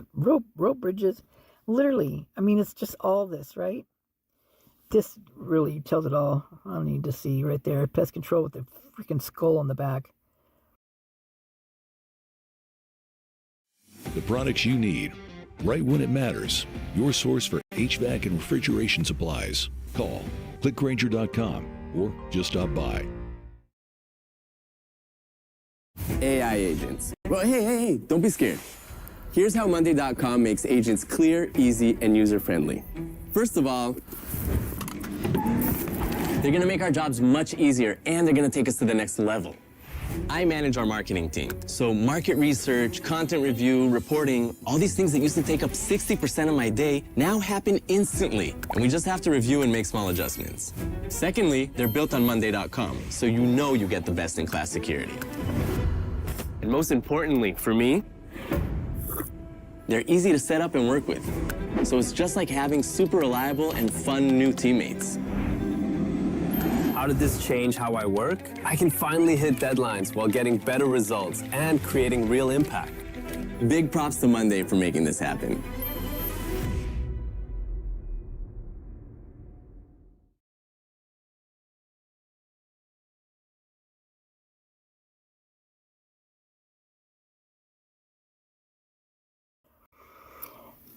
Yeah, like I said, you guys, there's something about it. But look, literally, he's just always... Does this look real to you? This doesn't look... It looks like it's just so staged.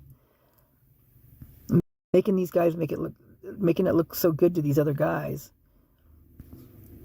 But, I mean, they do go on... Good morning, trips and Destiny. stuff all the time, and it shows them going with the wives and everything. So I don't know what they're doing, how they're doing it, but they're making hand over fist money. I mean, they talk about you guys making the first 4 months they're there, making like $20,000 in 4 months. I mean, yeah, see, you just always somewhere. Greenbow, Alabama. I just noticed that Forrest Gump. John Gehrig is one of the guys that's in EcoShield now, and he's very vocal about what his time over there, which is really kind of good, because he's kind of telling it the way it is, which I'm grateful for. Thank you, John. But was this his ticket to go to EcoShield? Because he was pulled over, or Ethan was pulled over driving him home, and he had an open container in the back of the car. Oh, you ain't got And tried to hide it. it. You're good. Is that why he was sent to EcoShield? Think about it. He's right here. There's Jack, Jesse, You're all right, Jack Bethany. Showalter, Justin Wiki, Fisher Alt, Jake's brother, young Cameron, and Zach Lamke. These are all the Eco Boys, all over there in the mix. They're all over there in the University of Idaho. And this was 2023. And so I really do think that these guys were unruly. Because you've got Jack, right? Jesse was a little raunchy dude over there too. Jesse gets around apparently. I'm wondering I think Jesse, something about with Kaylee, because he never had photos with Kaylee. I've never seen one photo with him with Kaylee, but he's with photos with every other girl in that university. I mean, they're all pictures with him. So I don't know. I just have a weird feeling about the Kaylee thing with him. But anyway,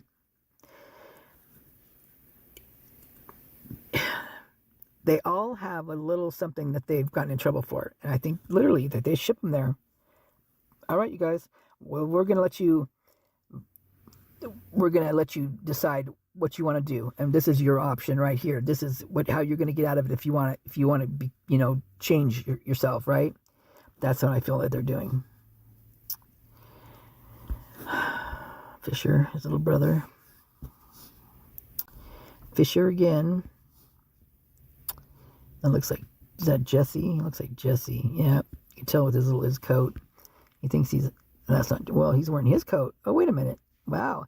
Oh, he looks young in this one. Whoa.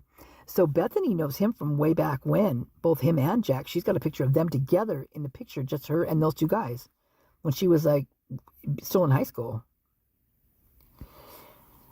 And then we hear that Kaylee and Xana know each other, that Jack used to take Kaylee, drive her to these parties where there was a party where Xana was. Did you guys know that? I did not know that. I mean, that's so bizarre to me that that's just now coming out. That is just coming out. So weird. Jake, you're a dummy. Man, you're gonna be hurting. Oh, hurting for certain. He also went out with Molly Gray, like to the dances and the thingamajiggers. I'm gonna get back to Hudson. Hold on, let me take a drink of water. So the party that night that Hudson passed, you can see where Hudson. There's a picture of Hudson with, I believe, Xana, and I don't remember who the other one is. Maybe Jack. In the backyard of 1118, and they're hugging him. They got they're all hugging each other, basically, their arms around each other. That next morning is when they found Hudson. And they were, like I said, the picture was taken behind 1118. I happen to think that those things happened in the yard, eventually, of 1122, behind 1118, over on the porch of 1126, on the deck there on the side, and in between, possibly behind 1119 at some point as well, because of that hill. I think they were because you can see on the hill there's debris and stuff everywhere, and that debris on that hill also is all the way around Jack's car and at the apartment on Queen, over at Queen, that the cop stopped at house. I think his name is a house in Lanier. We're looking at, because there was all these, it looked like, droplets on the ground and on the wall. And that they had this little, we called them helicopters. They're like these little pea pods, these little seed pods falling from the tree, and they spiral when they come down. And those were there too. And they're the same things that were around Jack's car and also on the hill on Melinta. I think that somebody came down that hill, and also that there's also those leaves and stuff, the foliage on there that was underneath the bed in Xana's room.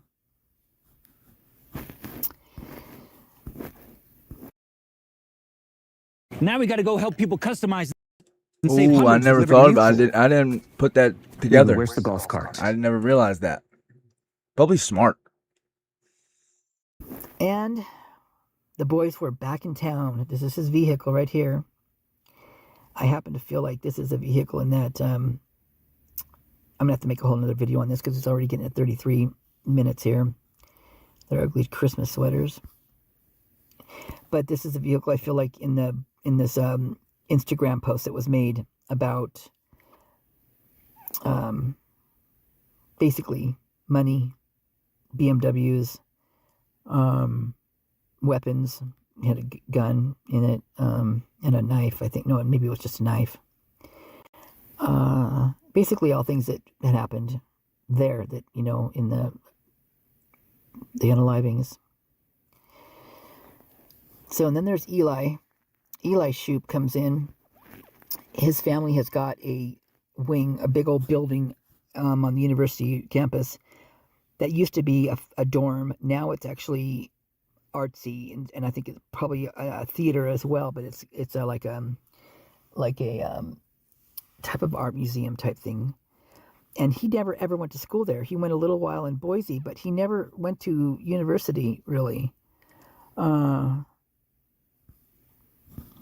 But he's recently got married and has a kid, and they're always trying to force alcohol on you.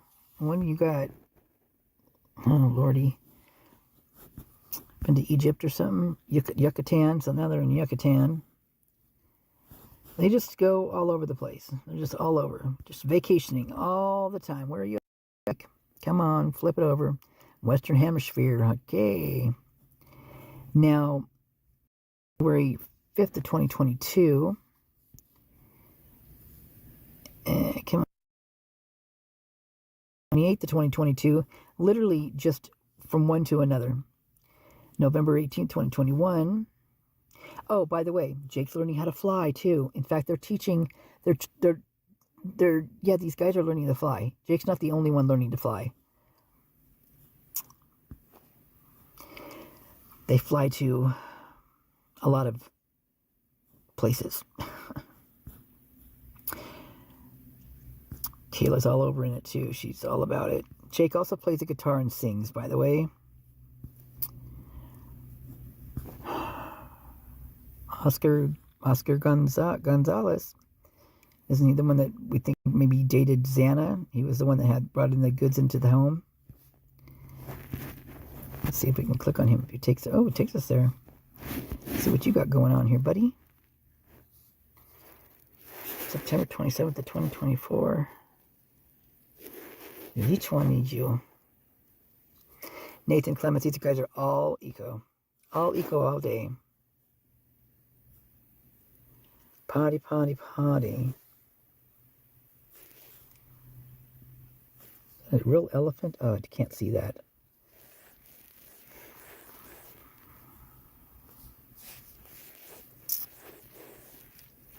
Yep.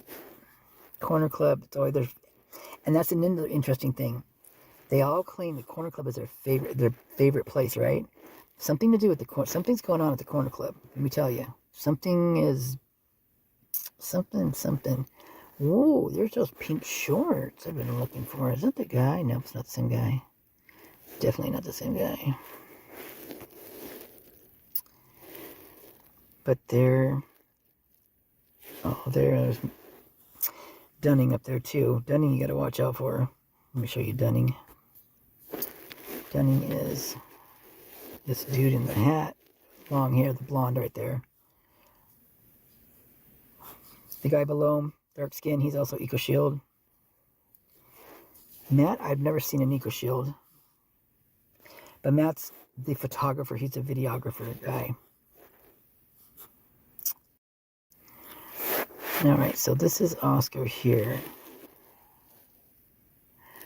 Oh, that's okay. It's not the Oscar I was thinking. The Oscar Mayer. So this is Oscar. Oh, he's got. Just chilling. If you I mean, I can help you fill it out. You can do it yourself if you want, or you can tell me what you want. Whatever you need. Or you can tell me what you want. I'll fill it out, and you can we'll get together and figure it out. Wait a minute. What's his name? Whoa. You guys get this. So Lana was doing her live the other day about Malwich and where he was found. And I jumped on Landglide just to see who was in that area. And at the very end of that road is a piece of property, and it's owned by the Gonzalez. I don't know if it's the same people or not, but kind of interesting. It's the only one I saw out there, right at the very end of that road. Wouldn't that be something? Wouldn't that be something? Sure would. We got, not gonna let me tag. Okay, fine. Okay, well, there's Jake. So back to Hudson. Hudson was on the phone that Tisdale was holding on to. Let me stop this video. Let me make sure I've got enough room on here. I don't want this one to.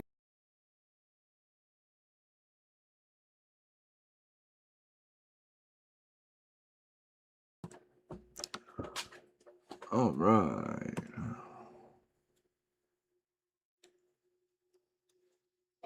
All right. Well, email me what you want to. I missed what you were talking about. What you wanted to FOIA.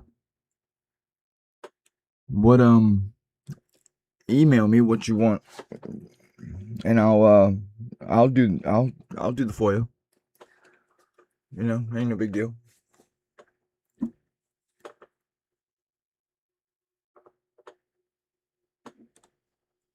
All right, let's see. 53 people, huh?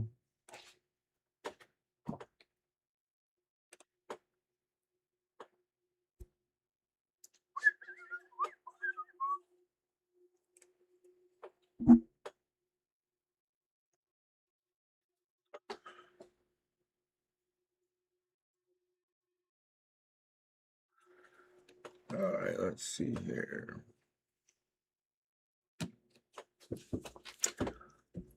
At 9 o'clock, I got drive to summer school. Oh yeah, but yeah, she does. She definitely uses just her phone. It's crazy. Do you guys want me to leave it running like I did yesterday?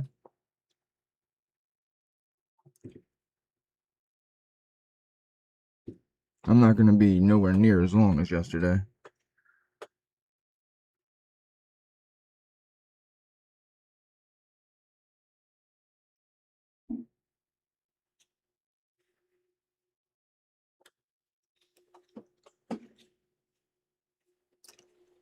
Oh, see, that's why I like this community. You guys see somebody needs something and everybody puts their heads together and figures it out.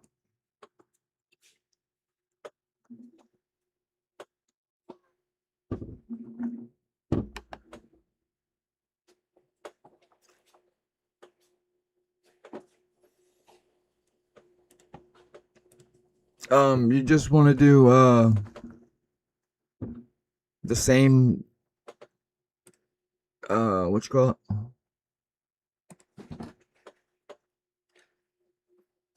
The oh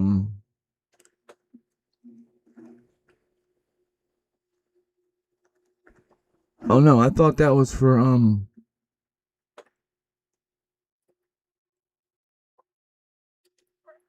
I thought that was for just chilling. Do we want to bring it up? I got 10 minutes.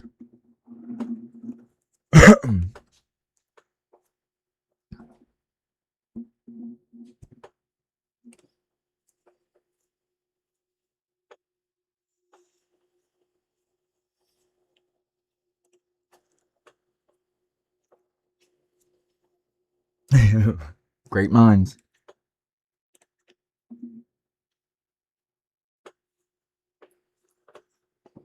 I need the community to come together and build my house.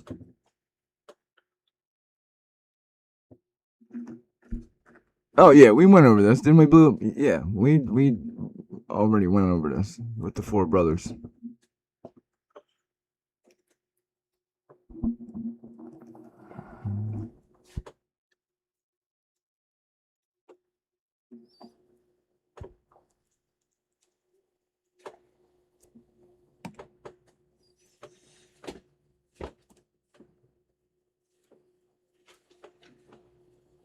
You're alright. You ain't no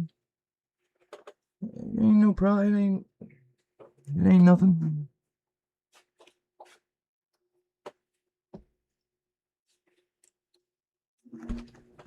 Yeah, that's what I thought.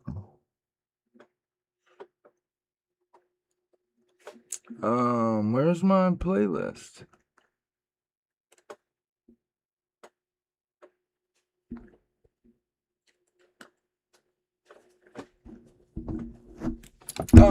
We can go over it when I get back. It's really interesting.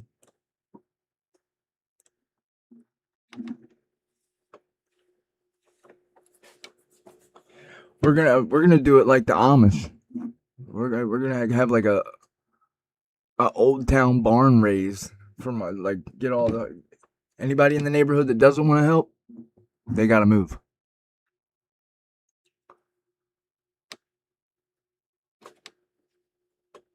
All right, let's see where that's at.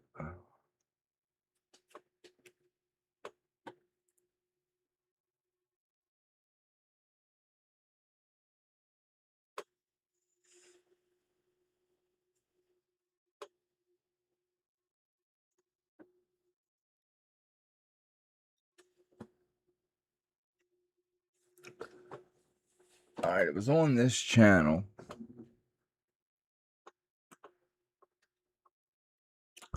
Oh, come on.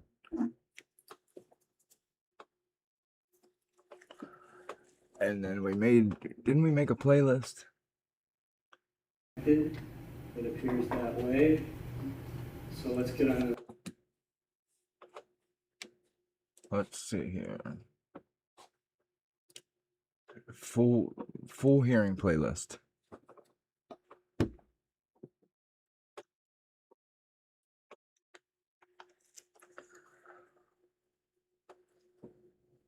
Where do you want to start? I think it was going from top to bottom.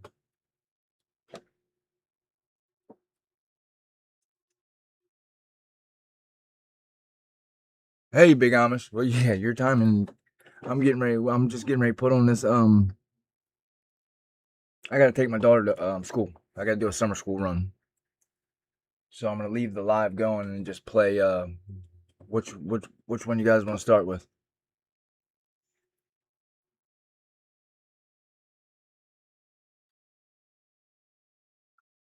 State's motion for order of defendant's motion to rescind. Jury survey hearing.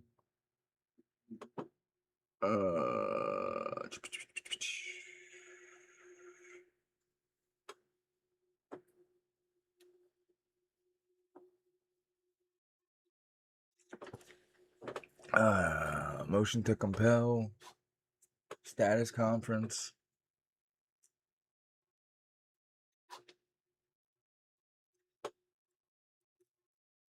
I'm gonna just hit play all.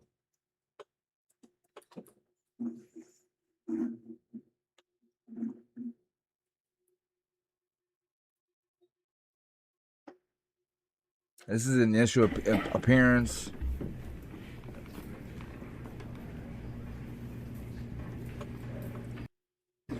Oh, we took care of it. You guys. Yeah, we'll be here. I'll be back. Big Amish, I gotta make you blue. All right. All right.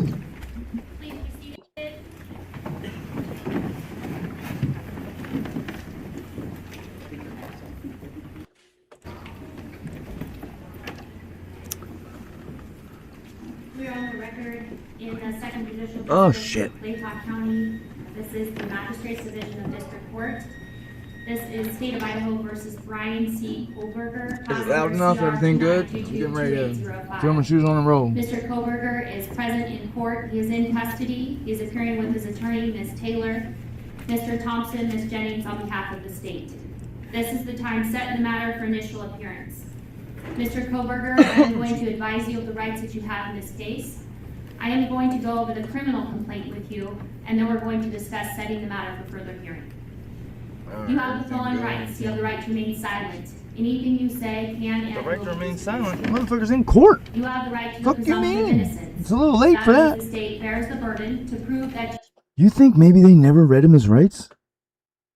Is that why they're doing that right now? That's crazy. you are guilty is. of this offense beyond a reasonable doubt. Alright, I'm You shutting have up. the I'll be right back, to guys. A preliminary hearing. A preliminary hearing is a probable cause hearing. At that hearing, the state must establish that more likely than not, these felony offenses were committed, and you were the one that committed the felony offenses. You have a right to have that hearing within 14 days if you remain in custody. If you are bound over at that preliminary hearing to district court, if the court finds probable cause, you would be bound over to district court. And at that time, you can enter a plea of not guilty, and you can have a jury trial set within 6 months of your appearance in district court. At both your preliminary hearing and your jury trial, you have the right to confront and question any evidence or witnesses called against you. Call witnesses on your own behalf, and compel witnesses to be present and testify at the state's expense. You have the right to be represented by a lawyer. If you cannot afford one, one could be appointed to represent you based upon your financial need. You also have the right to appeal any conviction in your case. Do you understand these rights? Yes. I am now going to go over the criminal complaint with you. Count 1 of the criminal complaint charges you with the felony offense of burglary. It alleges that the defendant, Brian C. Kohlberger, on or about November 13th of 2022, in Latah County, state of Idaho, did unlawfully enter a residence located at 1122 King Road, Moscow, with the intent to commit the felony crime of murder, in violation of Idaho Code 18-1401 and 1403. The maximum penalty for that offense, if you plead guilty or are found guilty, is not less than 1 year in prison, no more than 10 years in prison, and or a $50,000 fine or both. Do you understand? Yes. Count 2 alleges that you committed the felony offense of murder in the first degree. It alleges that the defendant, Brian C. Koberger, on or about November 13th, 2022, in Latah County, state of Idaho, did willfully, unlawfully, deliberately, with premeditation, and with malice aforethought, kill and murder Madison Mogan, a human being, by stabbing Madison Mogan, from which she died, in violation of Idaho Code 18-4001, 4002, 4003, and 4004.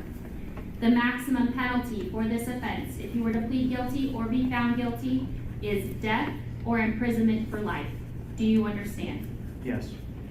Count 3 alleges that you committed the felony offense of murder in the first degree. It alleges that the defendant, Brian C. Koberger, on or about November 13th of 2022 in Latah County, state of Idaho, did willfully, unlawfully, deliberately, with premeditation, and with malice aforethought, kill and murder Kaylee Gonsalves, a human being, by stabbing Kaylee Gonsalves, from which she died, in violation of Idaho Code 18-4001, 4002, 4003, 4004. Again, the maximum penalty for that offense, if you plead guilty or are found guilty, is death and or imprisonment for life. Do you understand? Yes. Count 4 alleges that you committed the felony offense of murder in the first degree.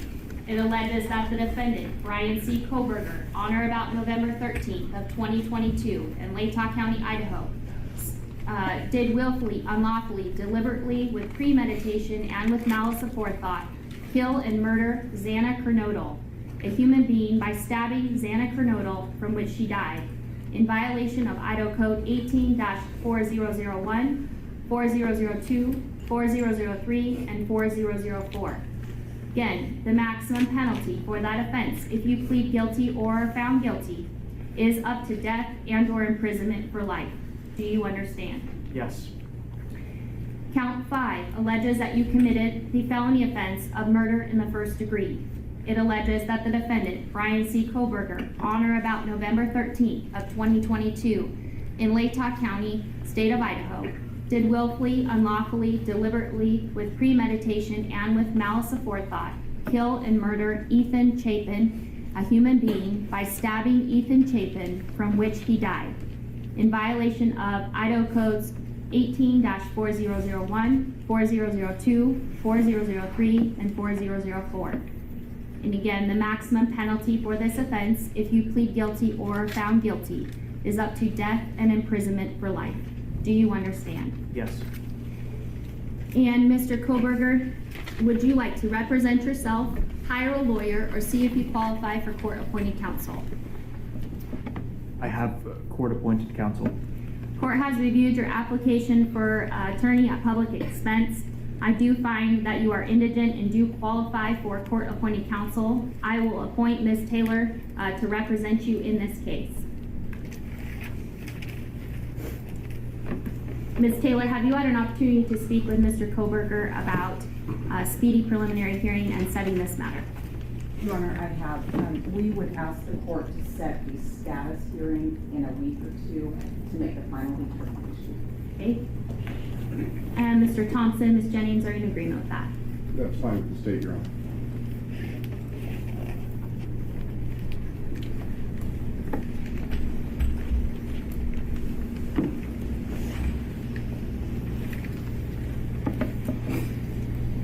I will go ahead and set this matter for a status hearing then on the calendar on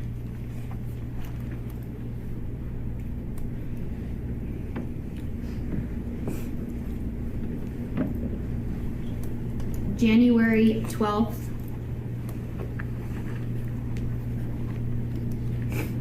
at 10 o'clock a.m.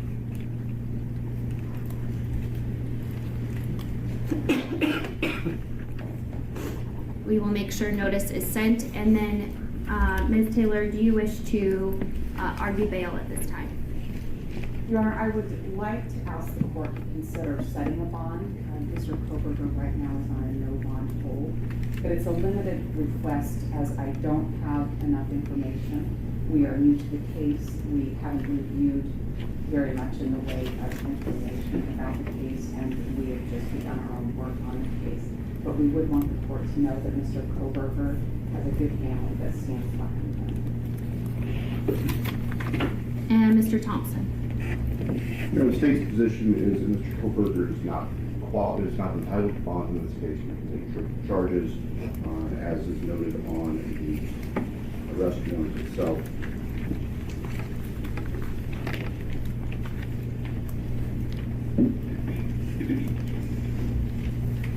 Idaho Code 19-816, 19-2903 both specify that given the potential penalties in this case, there's no right to bail. Bennett was arrested 3,000 miles away across the country, where his family is. We've asked that he remain in custody. No bail. At this point in time, pursuant to Idaho Criminal Law 46B and Idaho Code 19-816 and 2903, I am going to leave the bail set of this case as no bail at this point in time until I have additional or further information at a later date and time. So with that, then Mr. Koberger, you will be remanded in custody and remain in custody on the no bail pending further proceedings in this matter. Is there anything further in the case then for today, Mr. Thompson? Yes, Your Honor. The state is asking for no contact orders for various family members of the deceased and also for the surviving roommates. I've spoken briefly with Ms. Taylor. She indicated there's no objection. And Ms. Taylor, is that correct? That is correct. So I will go ahead and issue those no contact orders. So I do have a no contact order then for the named individual of Dylan Mortensen, Bethany Funk, as well as the family members and Mr. Chapin, the family members of Ms. Kernodle,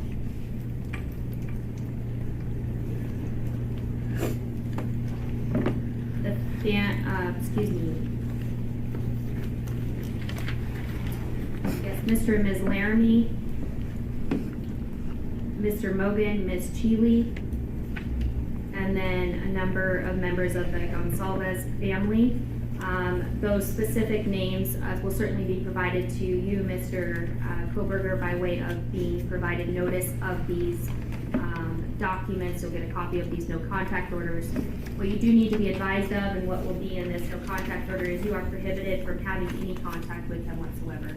You cannot contact them through third person in writing or by any electronic means. You cannot Facebook, Snapchat, Twitter, Instagram, use the phone to communicate with them or otherwise any form of communication in direct or indirectly with them.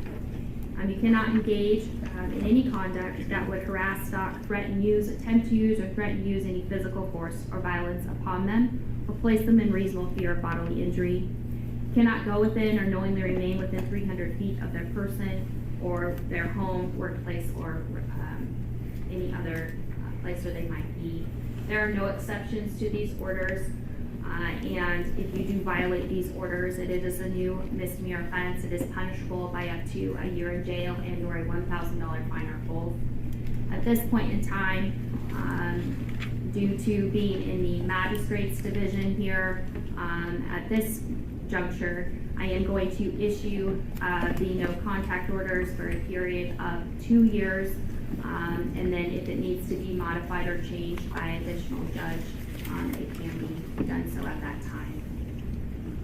Is there anything further, Mr. Thompson? No, Your Honor. Anything further, Ms. Taylor? No, Your Honor. All right, thank you. We are adjourned.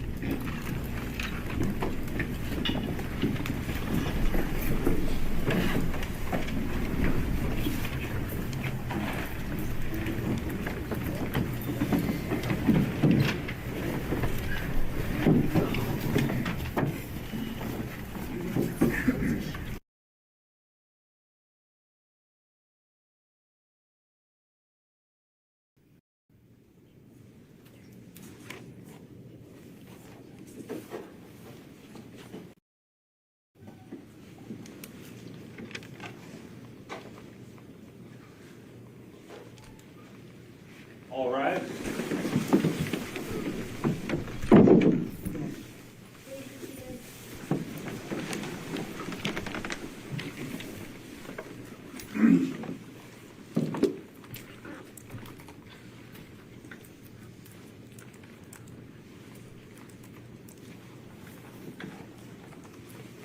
Right, good morning. We are on the record. 29222805. This is State of Idaho versus Brian Koberger.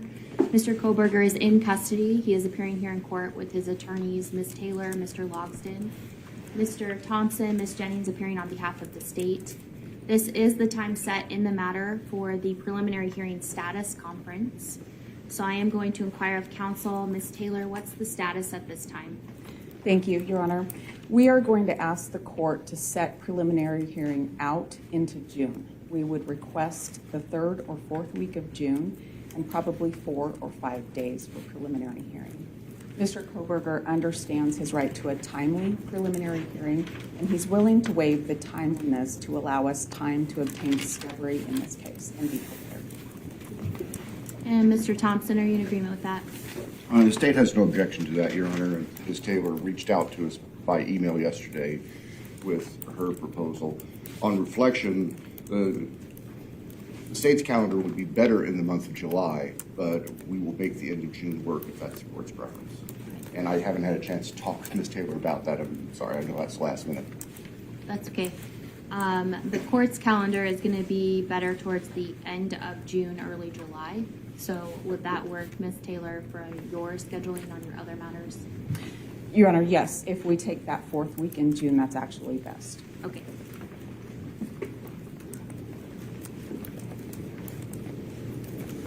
So, Mr. Koberger, I need to speak to you for a moment then.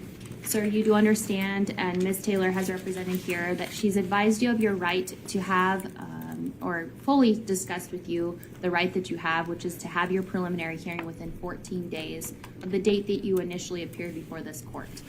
As you recall, when I advised you of your rights, that hearing is a probable cause hearing where the state has to establish that more likely than not, these felony offenses were committed and you were the one that committed the felony offenses.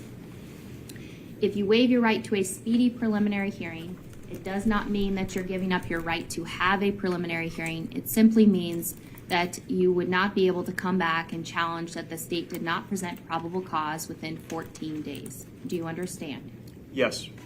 Have you had enough time to speak with Ms. Taylor about your decision to waive your right to a speedy preliminary hearing? Yes. Do you need any additional time to do so? No.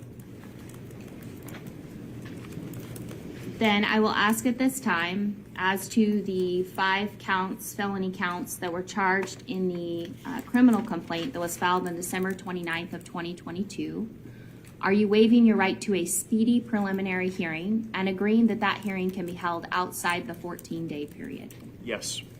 And Ms. Taylor, do you concur with his waiver? I do, Your Honor. Thank you. I will find your waiver of speedy preliminary hearing is knowing, intelligently, voluntarily entered here in open court with the assistance of counsel. We will go ahead and set the matter for preliminary hearing.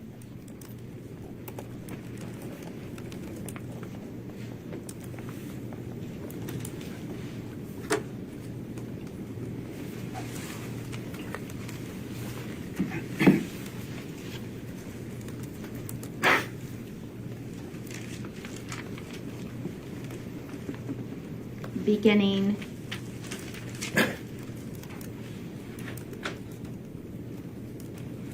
Monday, June 26th at 9:00 a.m. And I will go ahead and reserve the week, so June 26th to June 30th, in the event that we need all 5 days for presentation of evidence.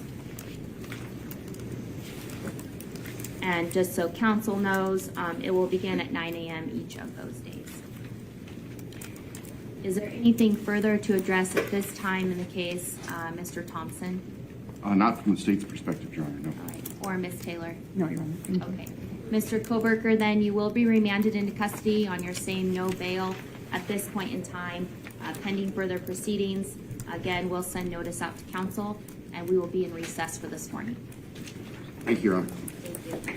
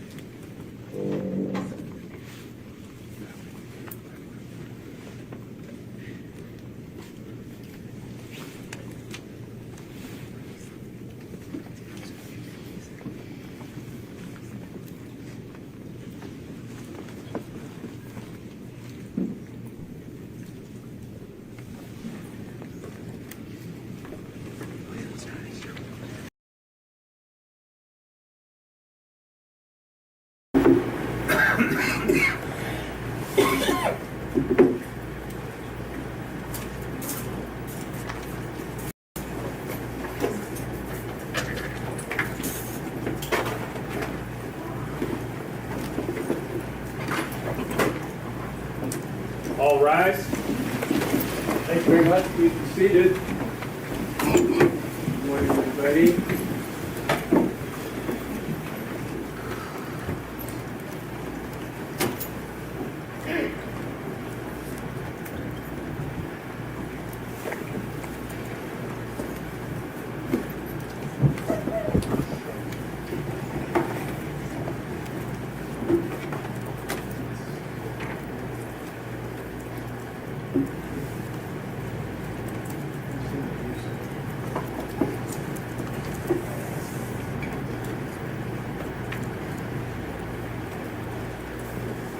We have some people on Zoom here too, so we're going to hide you.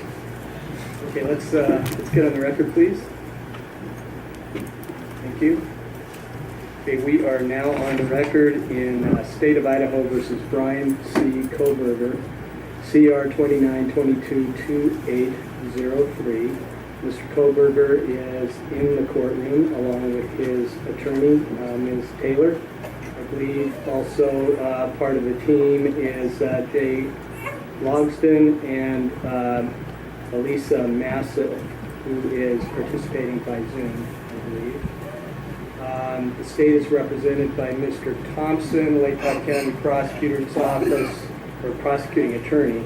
Ms. Jennings is of that office too, Latah County Prosecutor's Office. Also part of that team is Ingrid Beatty and Jeff Nye, both from the Idaho Attorney General's Office. I'm John Judge. If you don't know me, I'm the Latah County District Judge, and I'll be presiding over this case. So, Mr. Koberger, you've already heard a lot of what I'm going to tell you at your initial appearance, but I'll repeat it to you because it's important, and I want to remind you of these issues. So I'll briefly cover your rights, the charges against you, and the maximum penalties if you are found guilty or if you plead guilty. So I'm going to start with the rights. You have a constitutional right to have an attorney represent you throughout these proceedings. If you cannot afford to hire a lawyer, then one is appointed at public expense. Ms. Taylor and her team have already been appointed, so that's taken care of. You have a right to a speedy and public jury trial where the state will be required to prove every element of each charge against you beyond a reasonable doubt.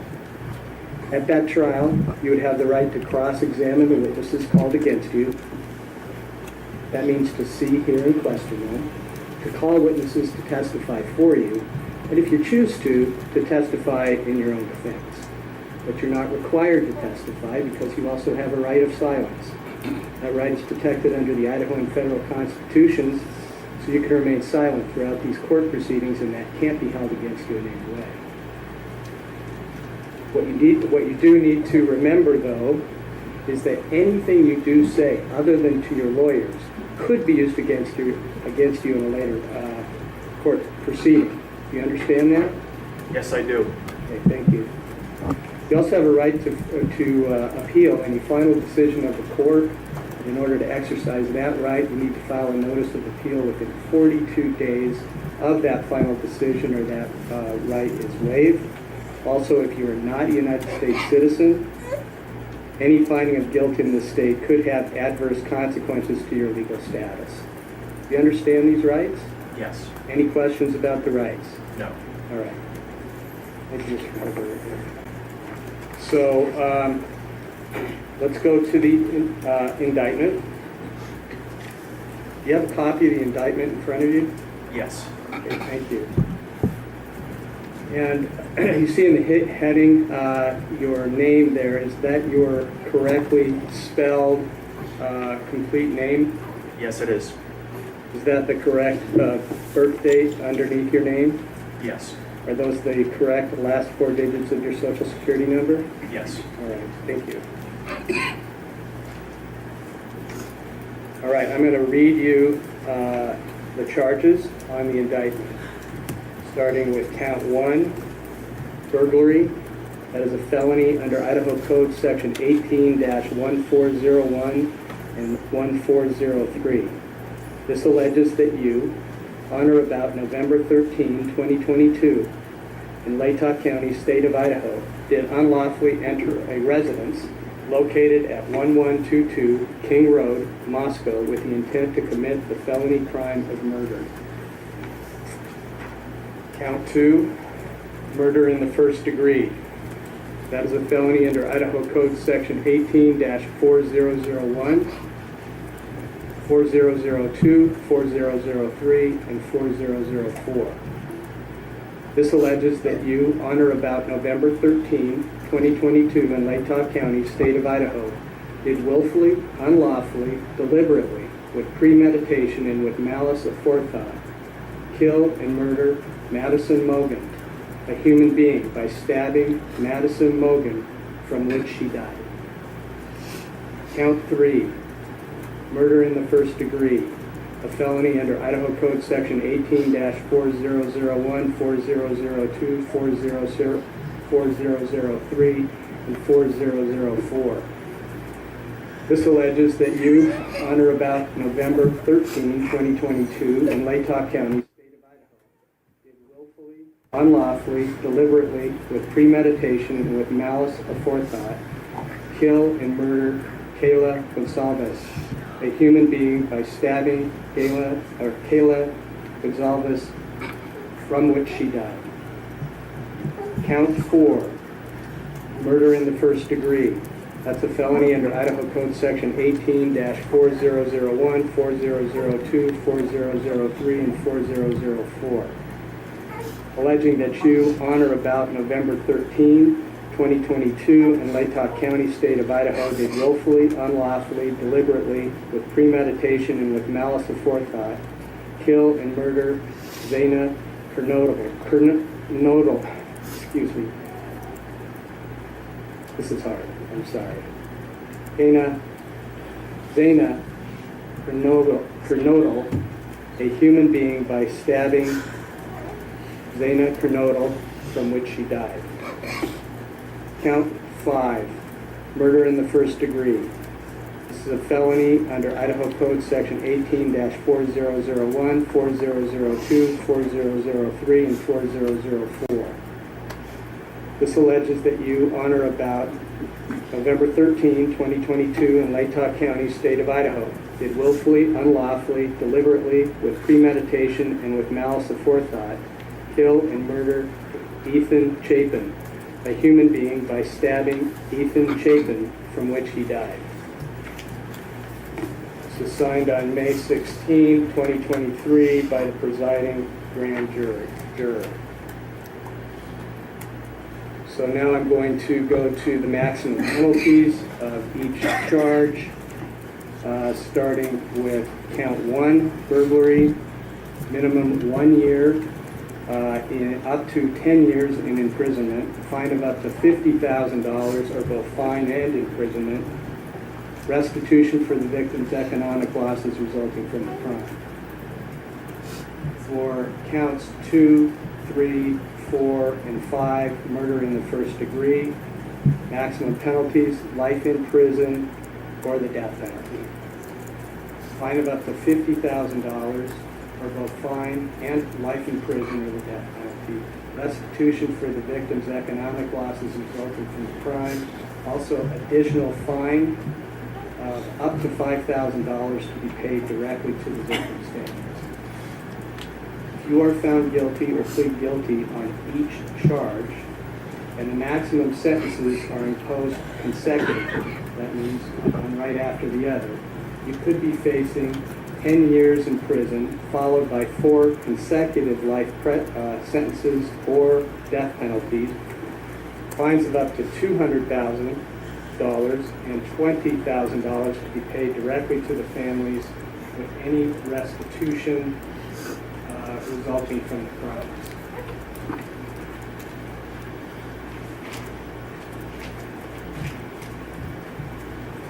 Okay. Oberger, do you understand the charge in count 1 perfectly? Yes. Do you understand the maximum penalty? Yes. Do you understand the charge in count 2, murder in the first degree? Yes. Do you understand the maximum penalty? Yes. Do you understand the charge in count 3, murder in the first degree? Yes. Do you understand the maximum penalty? Yes. Do you understand the charge in count 4, murder in the first degree? Yes. Do you understand the maximum penalty? Yes. Do you understand the charge in count 5, murder in the first degree? Do you understand the maximum penalty? Yes. And Ms. Taylor, is Mr. Koberger prepared to plead to these charges? Your Honor, we will be standing silent. And because Mr. Koberger is standing silent, I'm going to enter not guilty pleas on each charge, counts 1, 2, 3, 4, and 5. Now, at this juncture, the state has 60 days to give notice of intention to seek the death penalty. And Mr. Koberger has a constitutional and statutory right to a speedy trial. So let's start with you, Ms. Taylor, and then Mr. Thompson to discuss some scheduling. Your Honor, we'd ask the court to set this trial at the very outside of the speedy trial, right? We're not prepared to do anything but ask the court to do that today. Okay.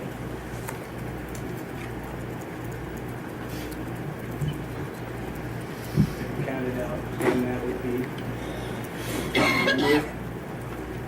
I have not counted it out, Your Honor, but I believe it would be about November 22nd of this month. Maybe November, somewhere around there. So I'd ask the court to set it for an October trial date.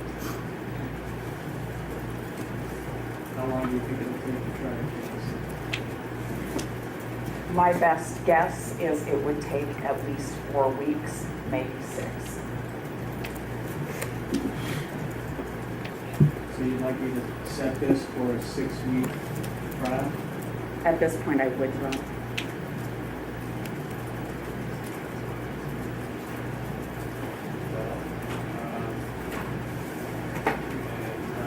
To do so, I will have to get rid of some of the other jury trials I have, but this is more critical and more important.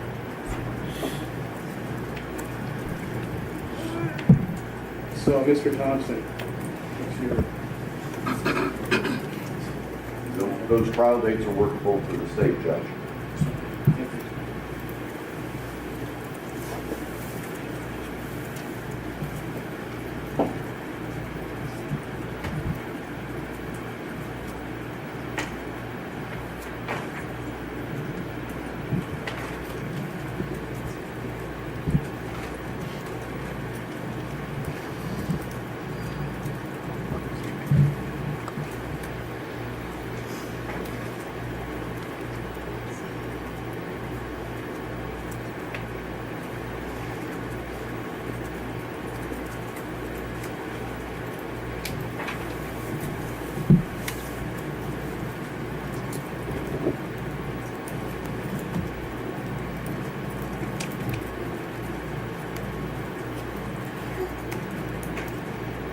October 2nd, starting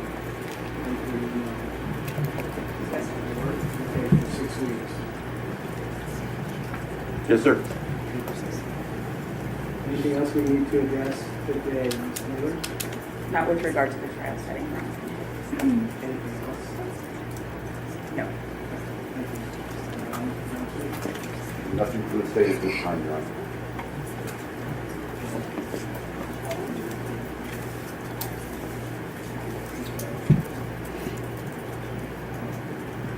All right. So with that, by the way, I do want to let everybody know, if they don't already know this, that once the grand jury issued the indictment, the preliminary hearing scheduled to start on June 26th was no longer needed and was vacated. So some people are confused about that. So I thank counsel and the media and the public for your attention and respect. So we are adjourned. Thank you.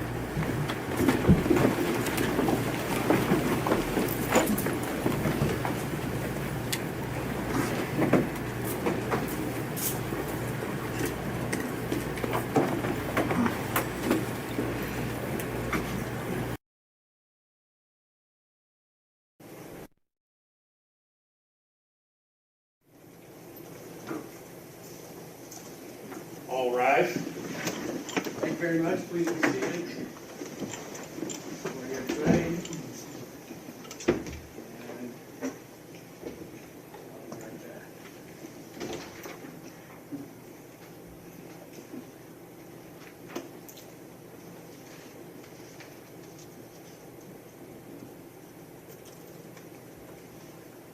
At ease. Thank you. Okay, please be seated. Thank you.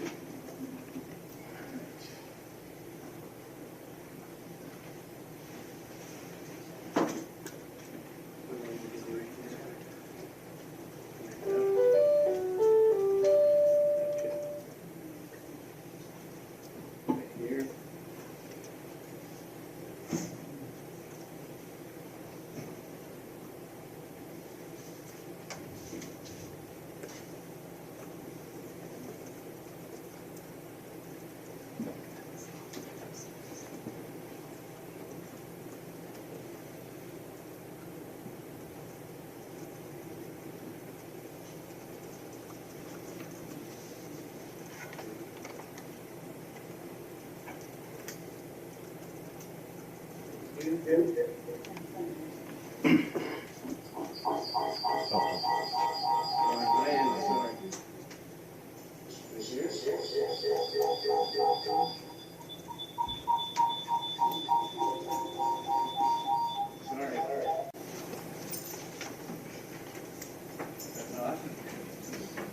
All right, this hybrid approach is challenging.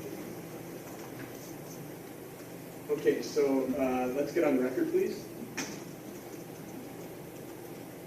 We are now on the record. This is State versus Brian Koberger, CR 29222805. We're here for a hearing on the Gonzalez family's motion to appeal, amend, and/or clarify amended dissemination order that was filed back on February 3rd, was delayed because the media sought some relief from the Idaho Supreme Court. There was a delay to find out what the Supreme Court was going to determine. They did. And this morning we have the state represented by Mr. Thompson and Mr. Rudley. Mr. Koberger is in the courtroom, represented by Ms. Taylor and Mr. Logston. And I believe Mr. Gray is here. There he is. Let me sit back here, Your Honor. And I believe some of the family is participating, observing on Zoom. So before we get into the arguments, I want to address the Gonzalez family and all the families, really. Didn't really have an opportunity to do this at the arraignment. My heart does go out to the families. And the loss to your children is devastating and horrific. I mean, there's no dispute about that. I also want to acknowledge and apologize because at the arraignment, I did stumble over a couple of the names, Kaylee's name and Zayna's name, and I want to explain that. I was up all night, really ill, probably food poisoning, and I was not at full potential. Probably also some emotion and nerves as I read those names. And I'm sorry. So that's my apology for that. I know some people were concerned about that and I wanted to address it. I also wanted to explain a procedure at the arraignment that apparently drawn from the media that some people were confused when Mr. Koberger declined to enter a plea. And I just wanted to clear that up because I didn't really see any explanation about that in the media. That is Mr. Koberger's right. And under Rule 11A1 of the Idaho Criminal Rules, this is a quote, if a defendant refuses to plead, the court must direct the entry of a plea of not guilty. That is not unusual. But reading the media, it seemed like somewhat mysterious. So I wanted to explain that, particularly to the media. It's a small issue, but it's somewhat, well, I think that I have an obligation, just as the media has an obligation, to help to educate the public about the processes that we are responsible to follow in the courtroom, and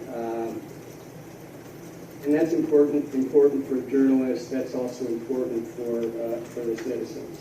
So, if you're curious about that, you can always find the criminal rules on the Idaho Supreme Court website, and it's very, very easy to read them and maybe get a better understanding. All right, so that's my speech for today. Mr. Gray, come on up.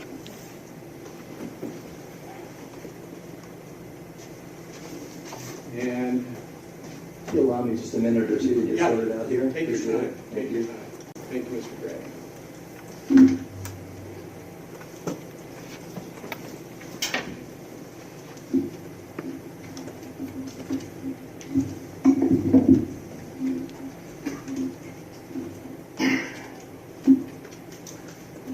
Can I proceed, Your Honor? Yes. Thank you, Mr. Gray. First, Your Honor, we'd like to thank you for apologizing to the victim's family. I think it was an emotional day for them, and they appreciate your apology. I know that they took that part up. Thank you. I first want to start with the procedural history of this non-dissemination order, if I could. On January 3rd, 2023, the Judge Marshall submitted a non-dissemination order. And in that order, it applied to parties in the action, which would have been the prosecution, the defense, and any agents, investigators involved in it. After that non-dissemination order was issued, I reached out to the prosecutor's office to see if I could get Judge Marshall's email. For some reason, I don't know if they took it down, but I couldn't find it online. And they informed me that they were not privy to give me that information. Then on January 13th, there was a Zoom call that was requested by Judge Marshall. That Zoom call was requested at 1 o'clock on the 13th. I received an email at 12:58 from Judge Marshall's clerk requesting a Zoom call to speak to all interested parties. The Zoom call occurred at 4 o'clock p.m.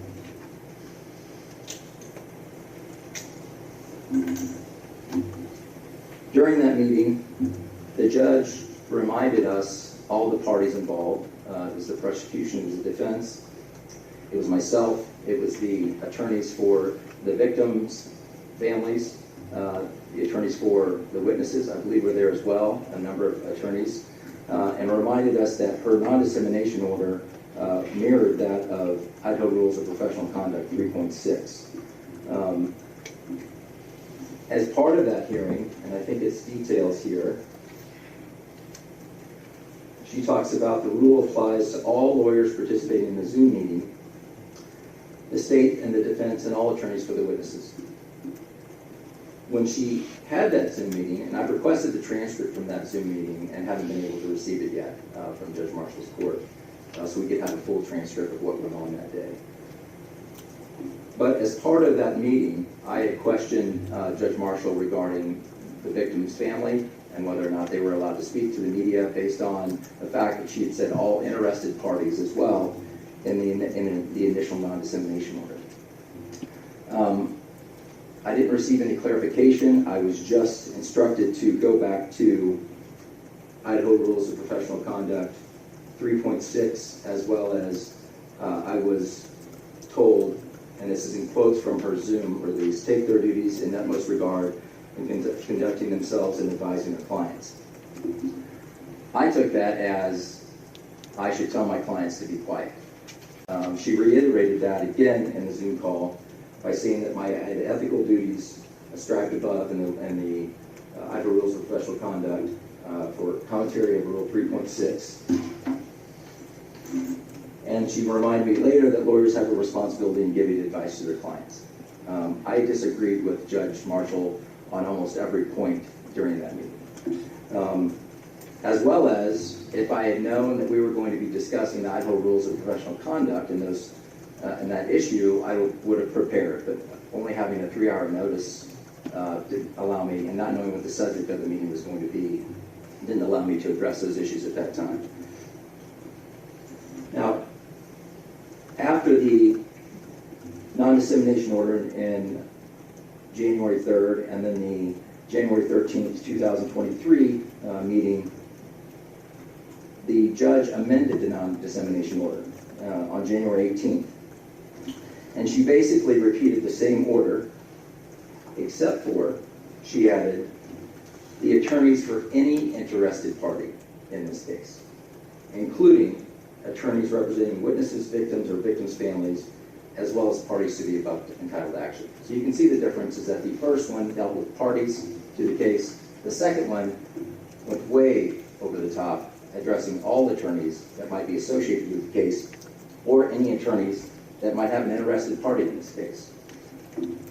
So that's where we are today. I filed the motion based on that additional language. Now, I'd like to get into some of the issues here. It's very clear that I am not a party to the case and the victims' families are not a party to the case. That's very clear through all of the case law, as well as... Can I interrupt you? Yes. There's no dispute about that. Okay. Then your clients are not parties. The only parties of this case are the state and Mr. Koberger. That's clear. That's clear in the case law with regard to any victims or victims' families. There are constitutional protections and statutory protections for victims and their families. I would agree. That's well established. So let's get into the actual non-dissemination order itself, how it addresses to me personally as the attorney for the victim's family. This non-dissemination order, of all of the cases and all of the motions that were filed, and referencing every case that was listed in this case, none of them apply to a victim's attorney, an attorney representing the victims. The Idaho v. Tapp case was an attorney speaking about a judge who he was in front of. The Good case was a defense attorney that spoke to the media. The Mezabov case was a defense attorney and a prosecutor. The Morrissey case was a defense attorney and a press conference. Varner versus Delahunty was an attorney and a judge, all parties to the case. Cutler was a defense attorney, U.S. v. Cutler. Zhao versus Flop was a defense attorney. Irwin versus Dowd were the prosecutor's actions and speaking to the media. Shepard v. Marshall, Maxwell, is a trial publicity regarding the prosecutor's actions prior to trial.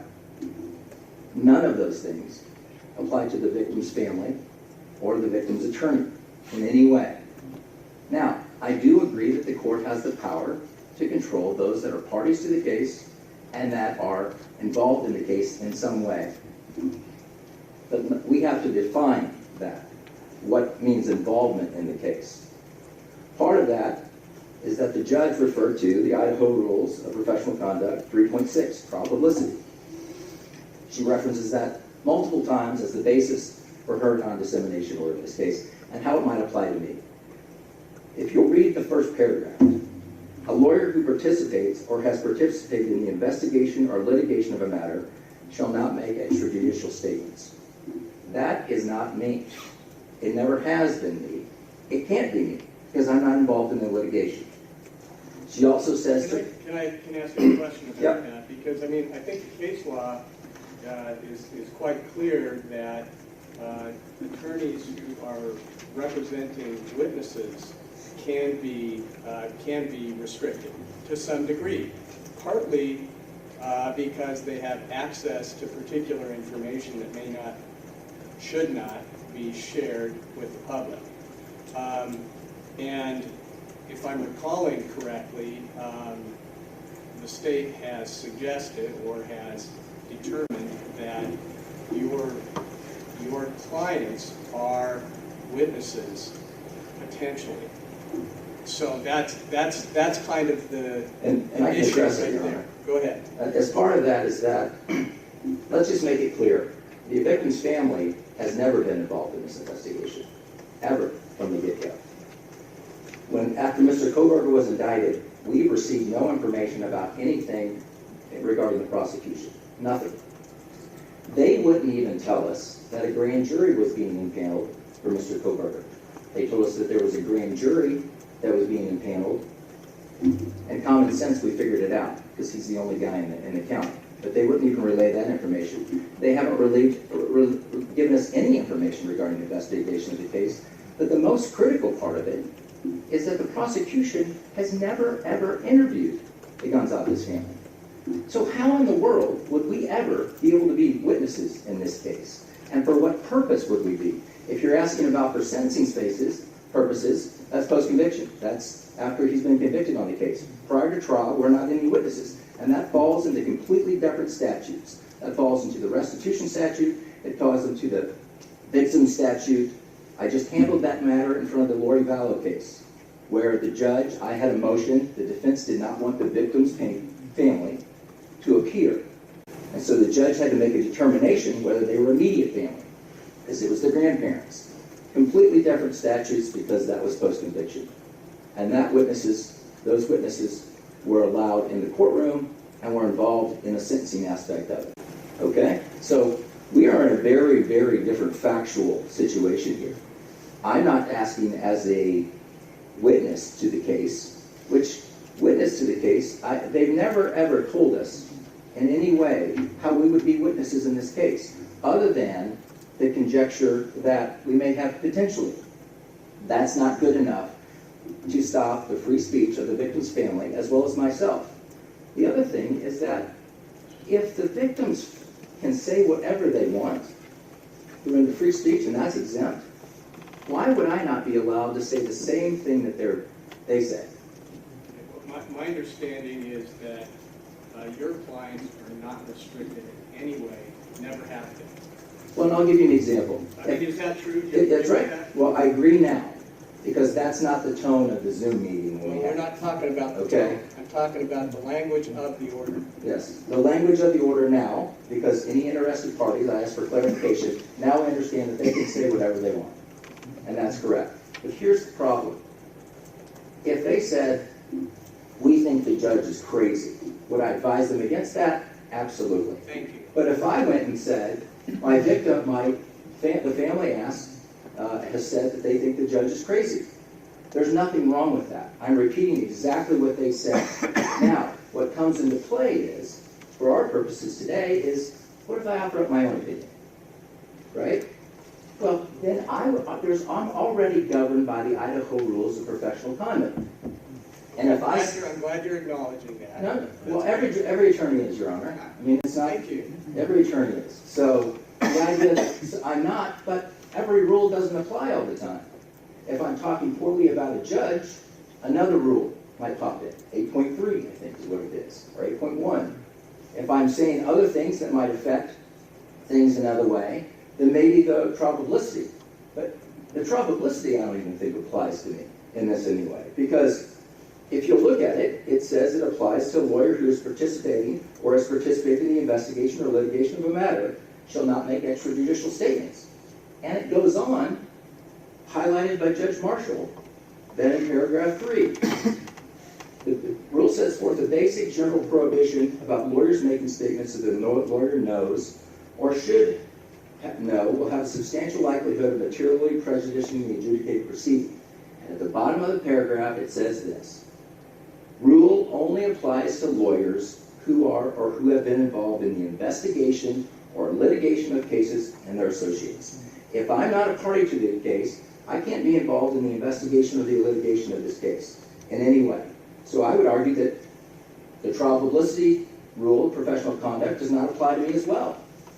Help me understand what you think you can't say that you've already been saying. I have no idea. I have no idea what it is. You've been on the media and you've had interviews, so I'm kind of wondering how do you feel that you've been restrained in any way with this order?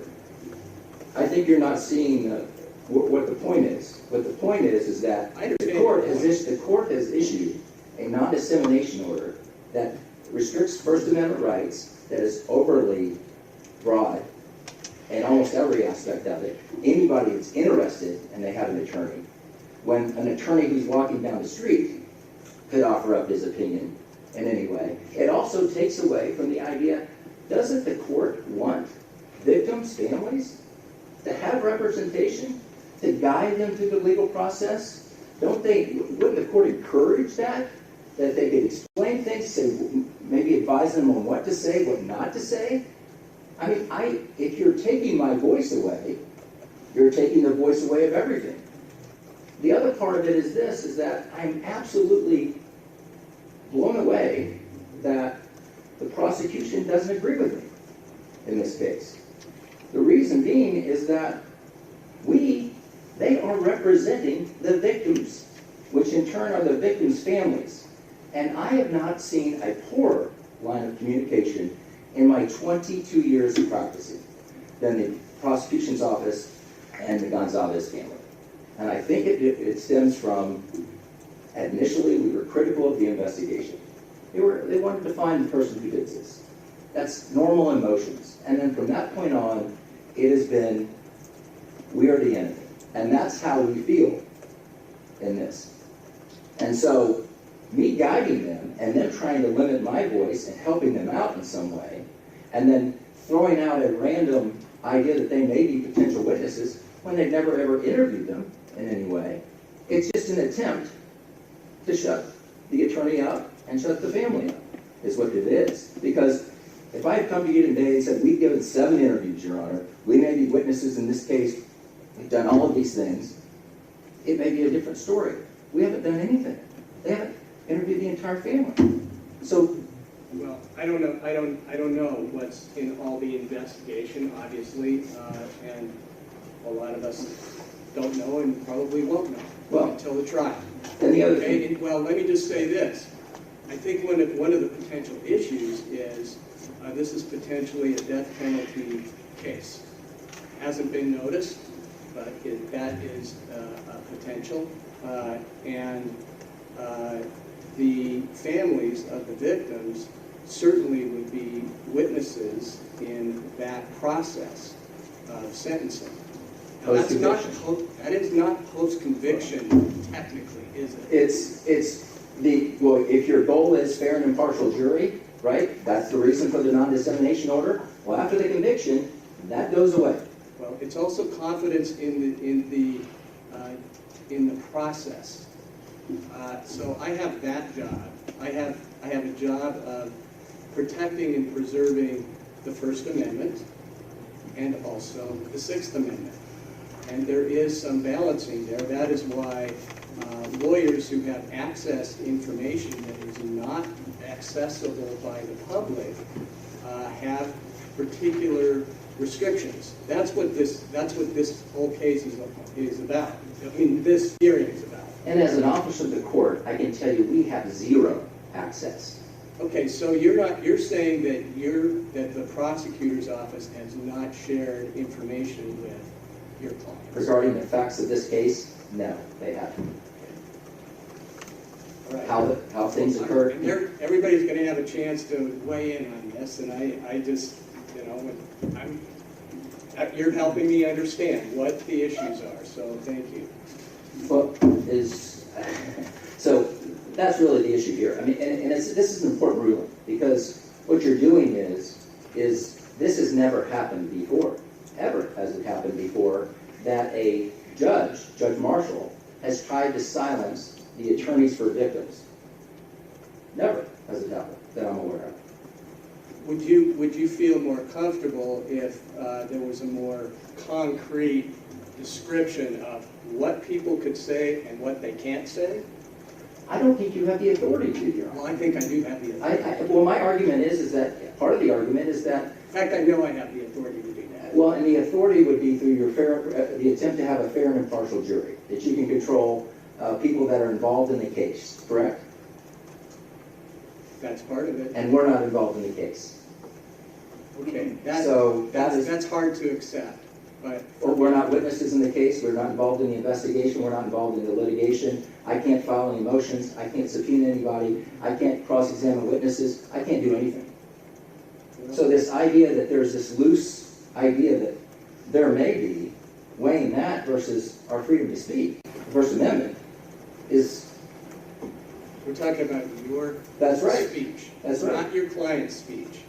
But that is my speech, that is part of it though.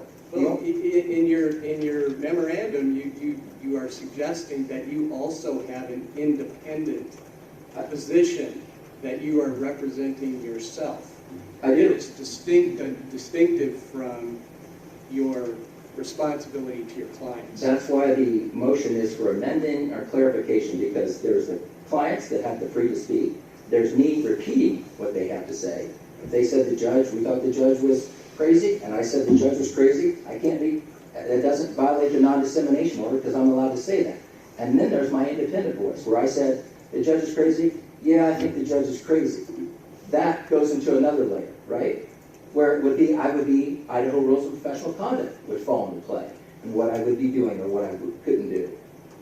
Not the non-dissemination order, because we're not parties to the case.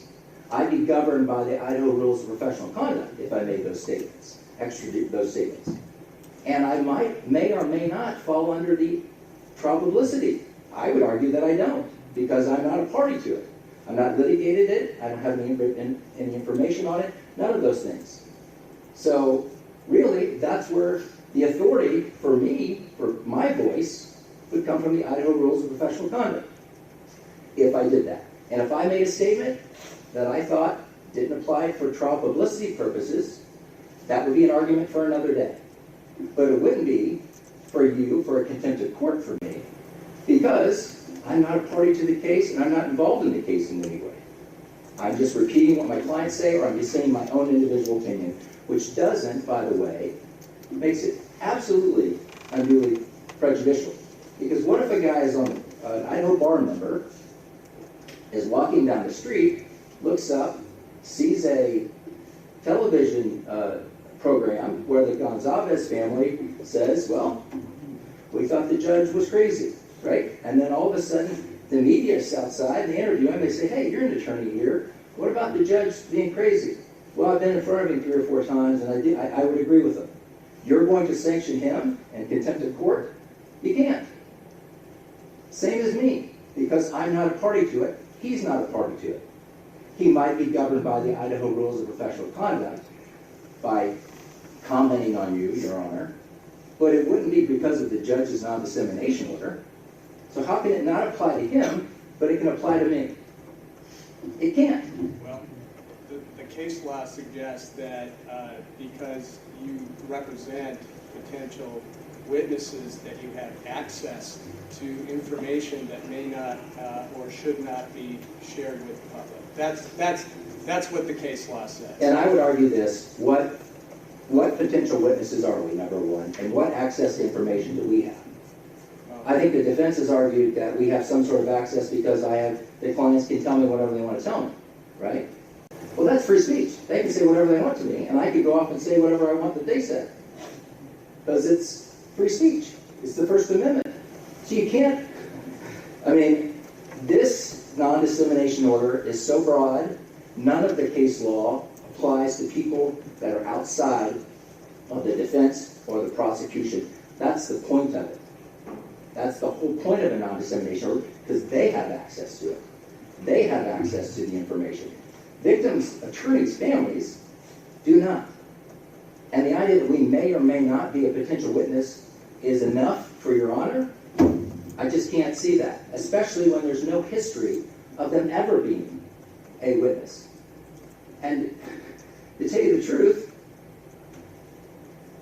the day after they filed that notice, or the day before they filed the notice that we may be potential witnesses, we had just gotten out of a meeting with the prosecutor's office, discussing whatever we could discuss, like our concerns, because that's all we do is go in and talk about our concerns, and they tell us we can't say anything, we can't say anything, we can't say anything. We'll get to it.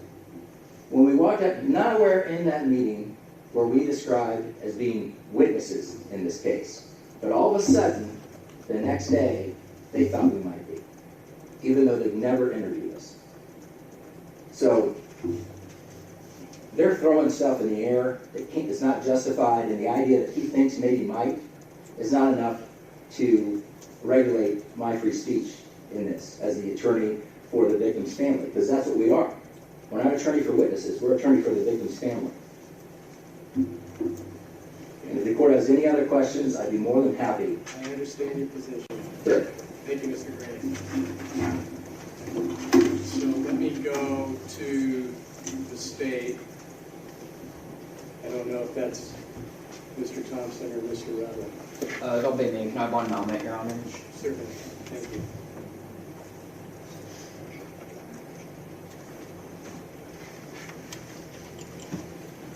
Your Honor, if I may. Yes, you may. Mr. Rudley is actually going to be arguing on the motions themselves, but as attorneys, we have a duty of candor to the court. Mr. Gray has made representations to the court that at best are misleading and in many ways simply untrue. And I need to correct them for the record because the media is here. I do not want the public to come away with the impression that improprieties have occurred. First, Mr. Gray, on behalf of his clients, has propounded a number of questions to our office and to the investigators. We have answered the ones that we can. We have not shared ones that we are concerned that Mr. Gray or his clients would make public and compromise the integrity of the investigation. For him to say that we provided more information is simply not true. Secondly, he claims that law enforcement has not interviewed his clients and that somehow that is the investigator's fault. In fact, from the very beginning, the investigators have attempted to interview his clients and Mr. Gray has not permitted it. So just for the record, I want to make sure that's clear. Thank you. If I could speak to that, Your Honor. You'll be able to come back in after you hear the other arguments. Thank Mr. Rutland, go ahead. Thank you, Your Honor. In State v. Spencer, the Idaho Supreme Court noted that it is also the duty of the prosecutor to ensure the right to a fair and impartial trial. Under the dictates of Shepard v. Maxwell, the court has a duty to take affirmative steps to address the impacts that intense pretrial publicity can have on a case. As noted in Shepard, Nebraska Press Association versus Stewart, and their progeny, an order like the one in this case is an appropriate measure for addressing that duty of the court. As Mr. Boston's experts have noted, attorneys often have information about a case that may not be appropriate for dissemination in the press. Additionally, attorneys carry a greater weight when appearing on television. For instance, what might be easier for the parties to address is a juror that says, I've seen coverage on the case, but I don't always trust what I've seen on TV, and I can set that aside. What's more difficult is a juror that says, I've seen attorneys for the prosecution, attorneys for the defense, or attorneys for the victims on television talking about a critical aspect of the case.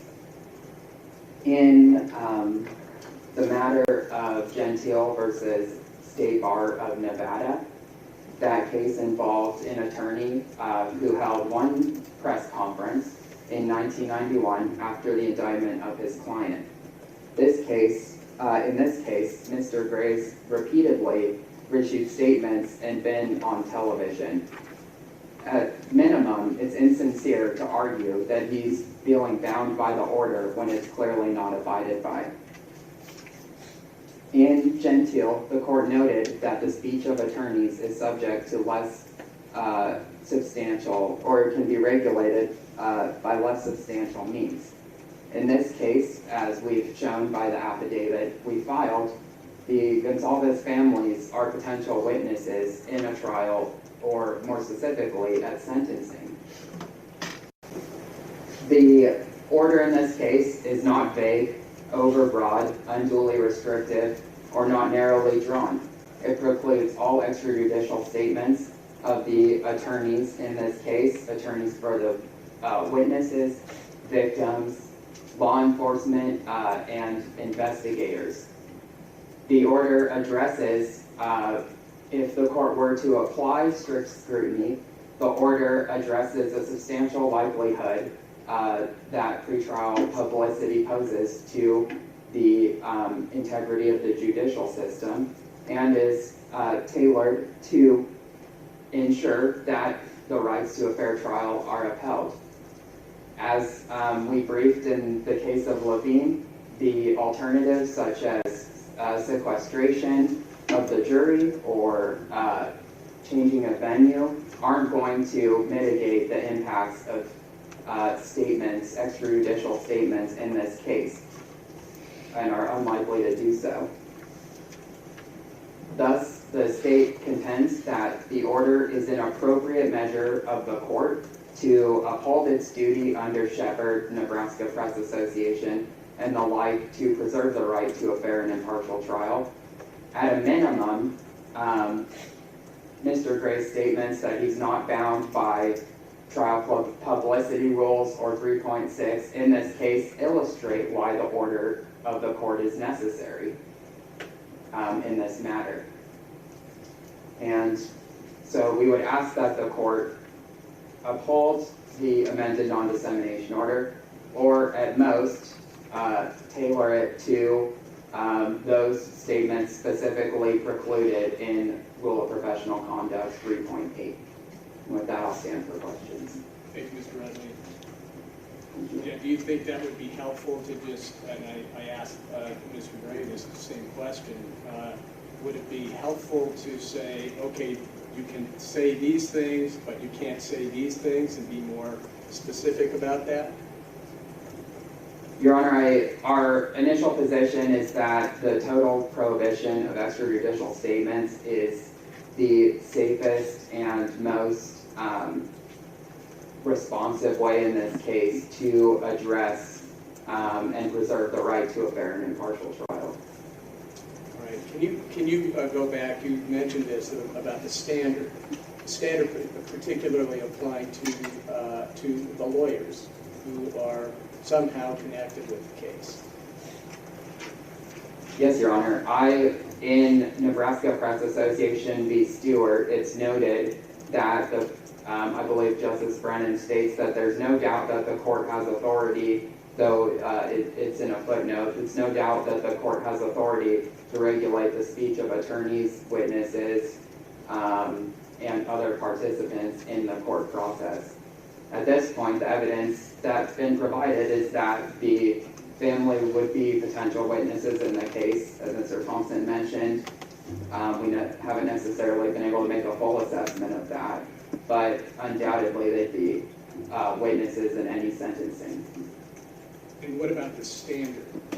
Strict scrutiny or lower standard?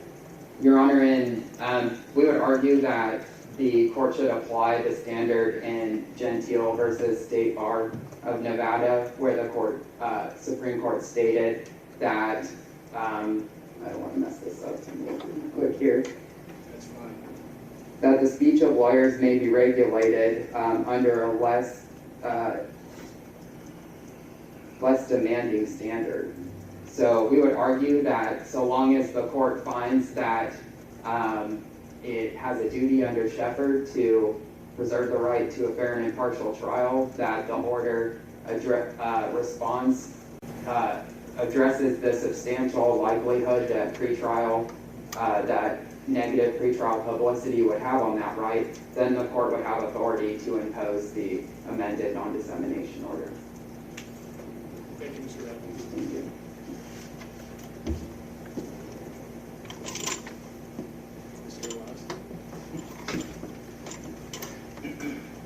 Judge, I think a lot has already been said, and obviously you wrote a lot in the briefing, so I guess I'll just touch on a couple of things. In terms of the argument that the victims' families are not involved in the litigation of this case, and therefore don't fall into 3.6, it would be our position that if you have statutory and constitutional rights involved in this case, you're involved in the litigation. Regardless of whether or not the prosecution is willing to work closely with you or whatever issue you have there, the reality is if you have literal rights that permit you certain things that are involved in this case, you're involved in litigation, and therefore you would fall within 3.6 just like everyone else. Second, the standard from Gentile is the substantial likelihood of material prejudice. I don't want to get too much into that, Judge. I think that's kind of this afternoon's argument. I think the main thing before the court, as far as Mr. Gray and the family, is just, do they fall within this, and then the court to decide what is appropriate. But I would note that given the vast amount of media coverage in this case, and the fact that it seems like no matter what anybody says or does, in one way, shape, or form, it will be twisted into an attack on my client. We also agree that at this point the safest thing to do is for everyone to just not be talking to the media and allow statements to be made here where we all get a chance to speak and the media gets all that information. If they still choose to do what it is they've been doing, then that's on them. But we don't have somebody who's just trying to whip the media into a frenzy and send this case to the firing squad or the cover or something like that. So that's our main concern. The only other thing that I wanted to address, and the court addressed this a little bit, the reason we stand silent with grand jury indictments is because there's an old arcane rule that says that if you have a grand jury indictment and you enter a plea, you are accepting the validity of the indictment. I haven't seen a prosecutor try to use that in a long time, but we can avoid any possible claims that somehow we can't challenge anything with the indictment by simply standing silent and having the court enter the plea. So just so that everybody's clear, that's why we do that. Does the court have any questions for me? I don't think so, but thank you for that additional education. Thank you. Thank you. All right, Mr. Gray, it's your motion, so you can respond to what other counsel expressed. I guess the first thing I would want to address is the prosecution's idea that I haven't allowed our clients to speak with the investigators. You'll realize that the date of the incident, I wasn't retained on this case until close to December 5th, which will be more than 3 weeks after the incident occurred, and they still have made no contact as far as investigating and interviewing the victims' families. So somehow that I precluded that in some way is just not true, Your Honor. And as far as scheduling those things, I'll just leave it at that. The second part is, everyone is quoting the Gentile case.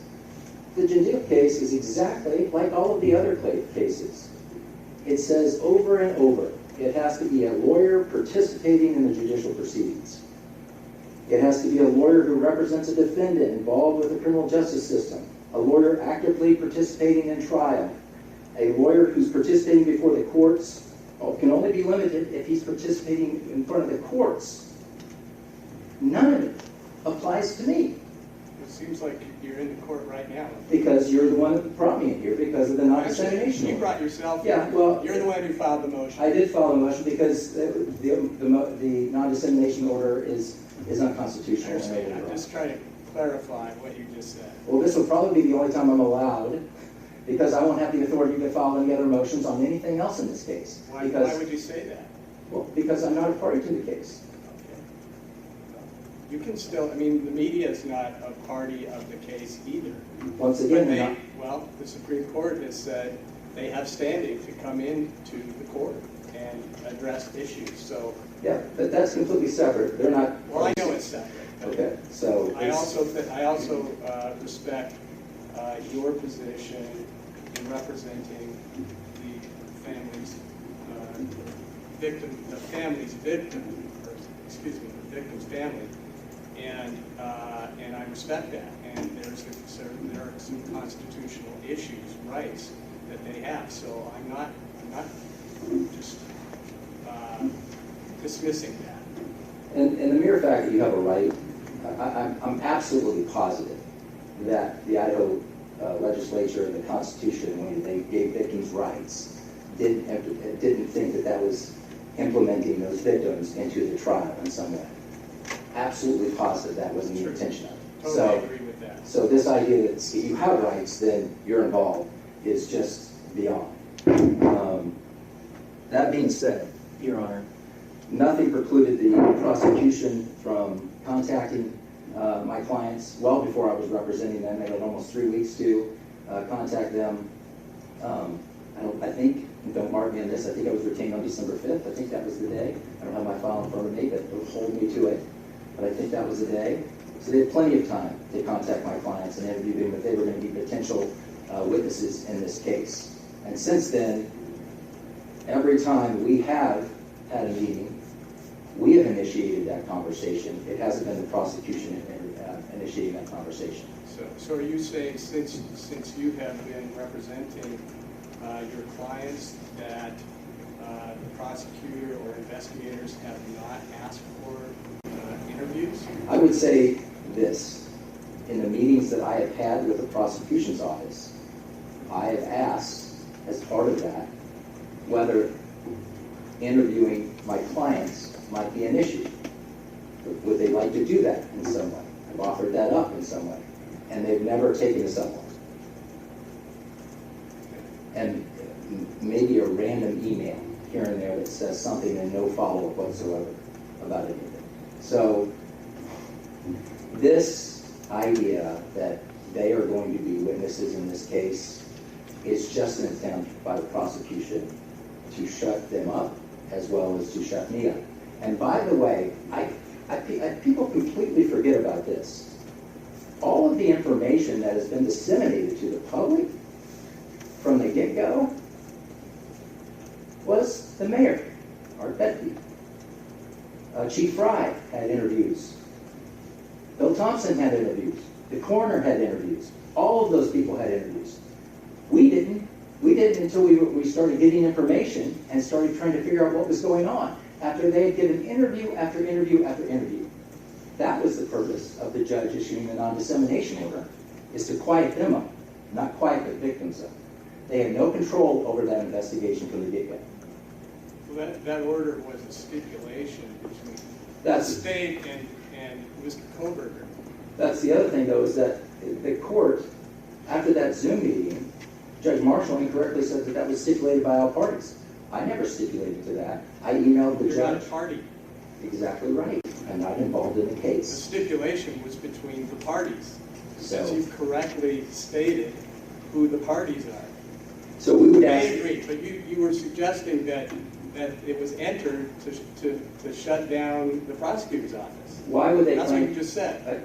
I do think that part of the that was part of the process, is that they understood that their investigation was getting out of hand. Too many people were talking in their investigation, and that's why they stipulated to it. Yes, I do. Okay, when you say they, you mean the prosecutor's yes. office? Yes. All right. Do you want me to give you a final, or do you? Go final. Okay. You go. We're not a party to the case. You're very aware of that. I have the right to repeat what my clients say to the media. I also have an independent right that I'm governed by the Idaho Rules of Professional Conduct regarding those individual rights versus my own opinions. But those opinions, I don't firmly believe, would fall under the publicity rule on the Idaho Rules of Professional Conduct, because I'm not litigating it or party to the litigation. And the reason those things are in place are because people that have real privy information regarding the prosecution and the defense, which I don't, which my clients don't in any way, it shouldn't apply, Your Honor. Thank you. Okay, thank you, Mr. Green. All right, well, I'm not going to issue a decision today. I'm going to issue a written decision. There is a lot of briefing, and I heard some very interesting argument today, and I'll get back to work and try to get a decision out as soon as possible. So,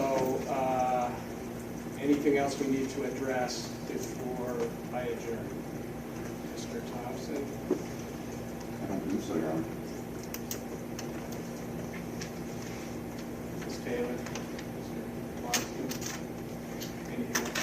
Hey, PR, we thought you'd probably want to issue an order and wait, but I guess we're just wondering if in the meantime, the order as it is remains in place. Yes. Thank you. It remains in place until I address it. So, with that, we are adjourned. Thank you all.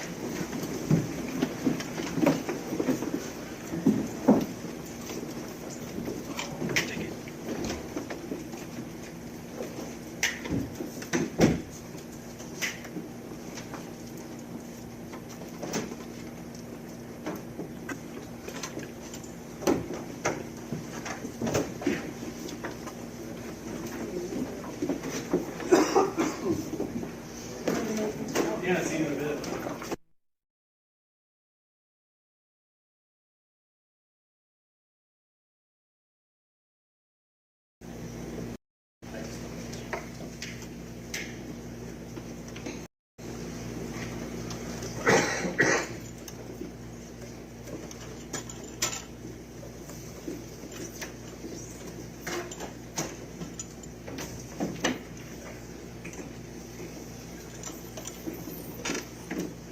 All rise.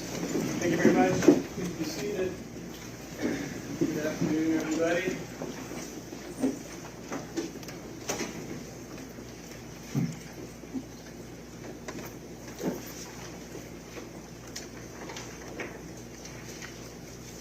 Okay, let's get on the record, please.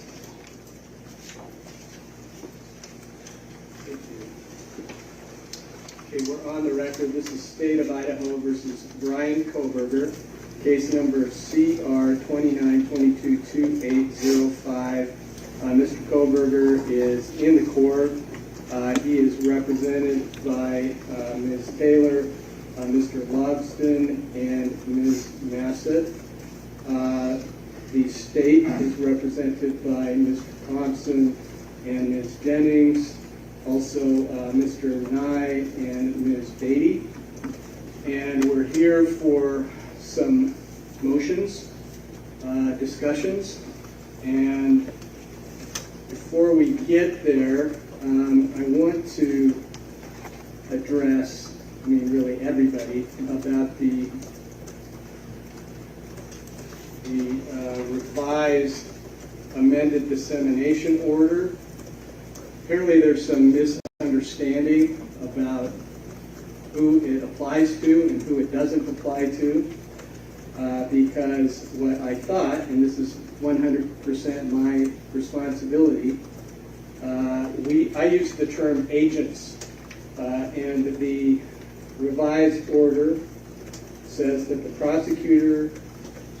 prosecuting attorneys, defense attorneys, any agents of the prosecuting attorneys and defense attorneys.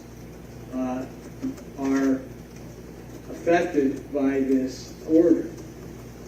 Apparently, some of the media interpreted that as it doesn't apply to law enforcement, but it does. So law enforcement is, they are agents of the prosecuting attorneys. Now, I'm going to issue another order, another revised order, just to make sure that that is clear, because people seem to be very confused about that. Agent, definition of an agent is one that acts or has the power or authority to act. Another definition is one empowered to act for or represent another. So I'm going to include law enforcement for the prosecuting attorney's agents, and for the defense attorneys, investigators. So it's clear. I think it's sort of doubling down on the definition, but apparently that's necessary. I'm also going to add retained expert witnesses for each side because we don't want to have a trial in the media or in the public. We want it to be in the courtroom. Speaking of that, a comment on the cameras. They're in the courtroom now, and I have deferred my decision about cameras. One of the things that's going to be really important, that is very important, is that the people with the camera and media need to follow the rules. And we've had some issues where people were pushing the envelope, particularly focusing on the tables where counsel sits. You are not to turn your cameras toward the top of those tables. And if you do that, you're probably going to have to leave the courtroom. Also, one of the things that happened in the Daybell case is that the cameras just continued to focus on the defendant. Don't do that. That's what brought the cameras to have to leave the courtroom in that case. And what I would prefer, if you want to continue to have cameras in this courtroom, is to back off and not, do we have that? Yeah, make sure that's muted. Make sure that we just have the totality of what is happening in the court, and not just focus, for example, on Mr. Koberger's face. So that was what happened in that case, and it's not appropriate. One other reminder to counsel, speak, and this is to myself, to speak into the microphone so we can have a good record. All right, I think those are my general announcements or cautions, and I think we've sort of boiled things down to some issues on a motion to compel discovery. Some of those issues have been resolved, some have not. So let me go to you, Ms. Taylor, to start off. Where do we start? Your Honor, we would request that we start on the defendant's motion to compel and second motion to compel. I believe the third motion to compel will be heard on a different date. True.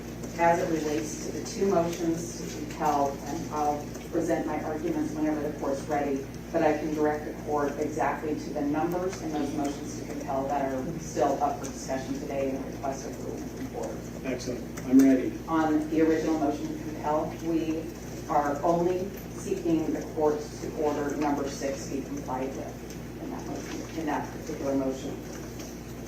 Okay, let me take a look at that. Number 6, and so this is the motion to compel discovery that was filed on May 4th.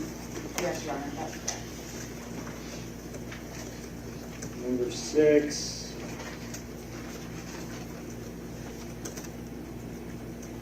And that is request number 160. That is for request number 160, and that was in the second supplemental discovery request. Okay, thank you. All right. And we're getting, is that me? Okay. Number 6. Number 6 on that one, yes. On the second motion to compel, Your Honor, we are leading the court to order on request number 1, number 4, number 5, and I think that we have a plan for the other numbers, so those would be the 3 we need to work on. Thank you. Let me make sure I'm looking at the same page.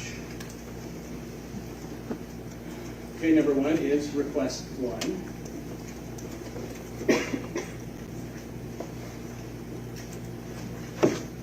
Number 4 is request 23. I'm sorry, Your Honor, it's number 2, request 4. Okay, I apologize. Number 2, request 4.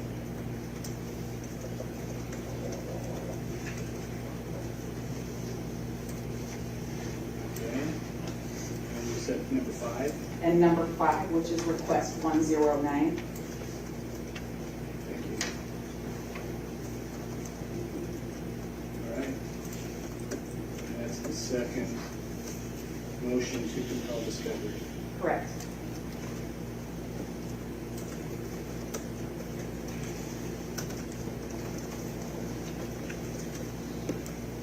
All right. Do you want to make an argument about those? I would like to. Okay, go ahead. Thank you. Your Honor, first, I want to start with talking about the discovery process. As the court knows, we have been representing Mr. Koberger since the very end of December of 2022. And during the course of the last several months, there has been a lot of discovery that's been requested and a lot that's been supplied. I come here asking the court to compel discovery. I'm seeking an order directing that we receive this discovery. I'm not seeking any other kind of sanction. I don't come here saying that the prosecutor has done something wrong. I come here saying that there are things that we have a disagreement about whether I should get them or when I should get them, and we seek a court order to assist us in this regard.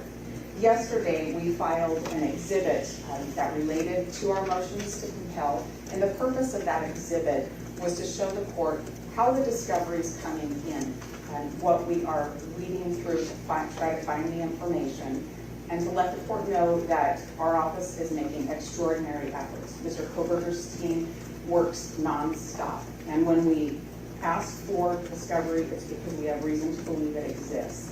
So I wanted the court of counsel to be aware it's not a fishing expedition.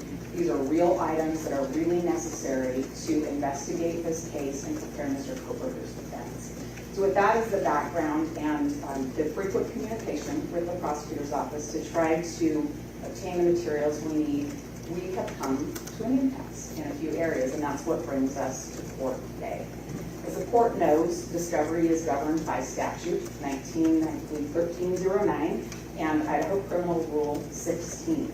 And the purpose of discovery is really to prevent an unfair trial, to prevent trial by surprise, and also to protect a charged person's rights to meet their defense. It protects their Sixth Amendment rights to have a sufficient and a prepared counsel, I should say, as we have a duty to investigate the case. So in preparing our case for Mr. Koberger, we've asked for several things that we still need.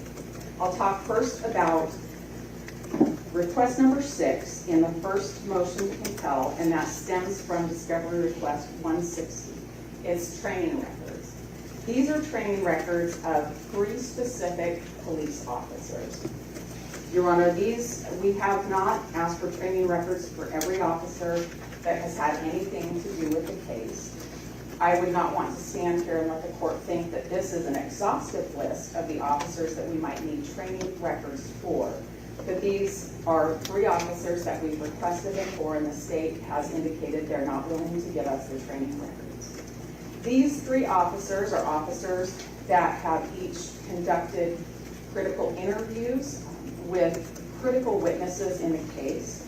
made decisions about the interviews, made decisions about evidence, and conducted other kinds of investigations. We seek their training records to understand their processes. The training records, Your Honor, they are records that we've been able to obtain from various police agencies in the past. In this circumstance, they're not records that I could find on my own. These are not things that are on the internet. They're not going to just hand them over to me. The two of the officers that we've requested them about are Idaho State Police officers. I have often received training records for Idaho State Police officers in the preparation of other cases during the course of my career. They are imperative for us to understand the specialty in interrogating and interviewing people and for making the decisions that they made with regard to things taken as evidence in the case or things followed up on or not followed up on. That is the purpose for those records, and we're asking the court to order the state to provide the training records for those three officers.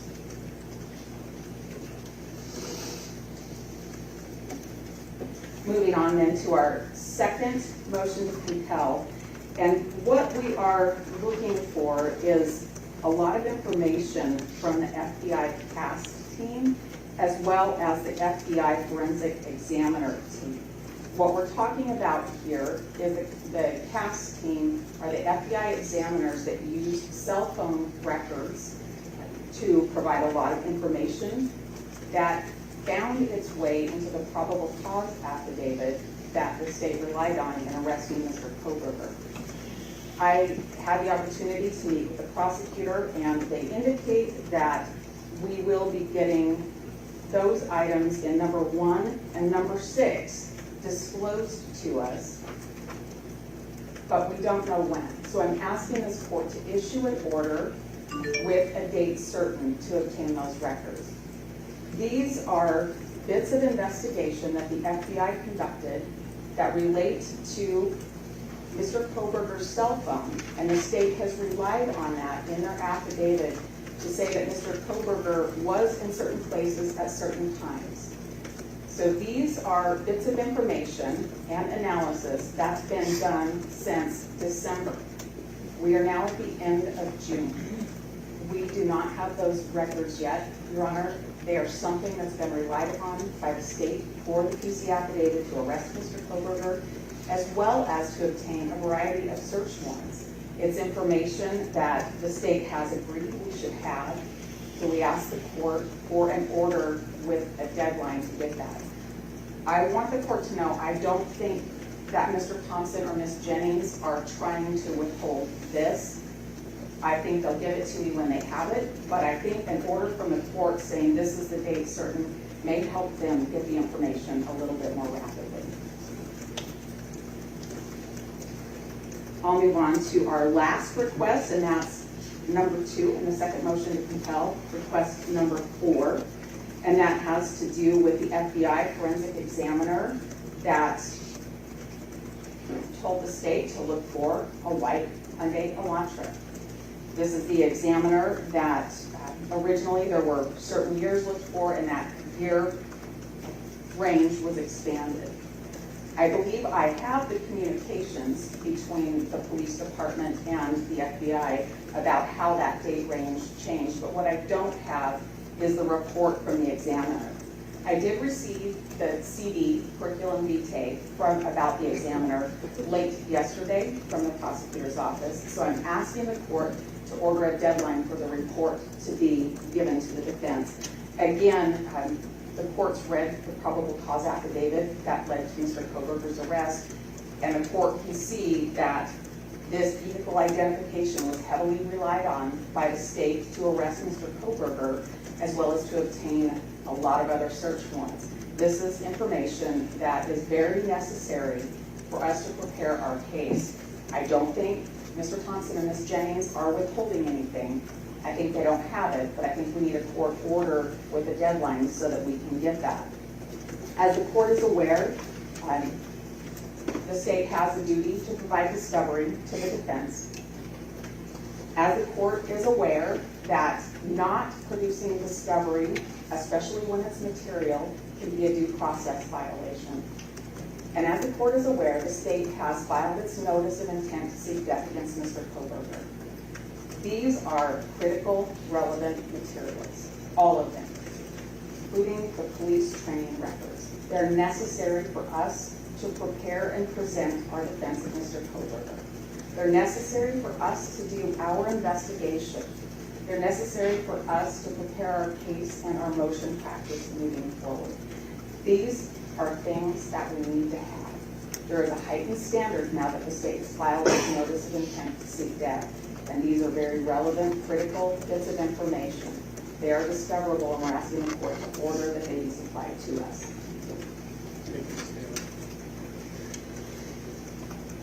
Mr. Thompson or Ms. Jennings? Ms. Jennings. So, Ms. Taylor's correct. She has everything that the state has in our possession. And we have worked diligently and consistently in getting her all the information that we have in a quick fashion. To date, we have discovered approximately about 13,000 pages of reports, 13,000 photographs, over 10,000 tips, and over 51 terabytes of audio and video information. So we are down to just a few points of disagreement. Sorry, Mike. Oh, is it okay if I say? Yes, yeah, that's fine. Thank you. First, with regard to item number 6 on the defendant's first motion to compel discovery. This involves training records of a couple of officers. Again, these are officers who the state would argue are not material to the case. They've interviewed other witnesses. They wouldn't even be called by the state to testify at trial. And the state objects to this because training records of specified officers aren't included within Rule 16. And they haven't proffered any reason as to why this would be needed for the preparation of their case. Again, these are investigators who have gone out and just interviewed some witnesses within the case. So we'd ask that you rule that this is outside Rule 16. And I would just remind the court that several hundred investigators have been involved in this case. Our concern with allowing training records for these few, which we can't understand why there's a substantial need for these particular ones, wouldn't open the door to us then having to go and obtain training records for these hundreds of investigative officers who've been involved, some of which are outside of our control. Moving on to the second motion to compel.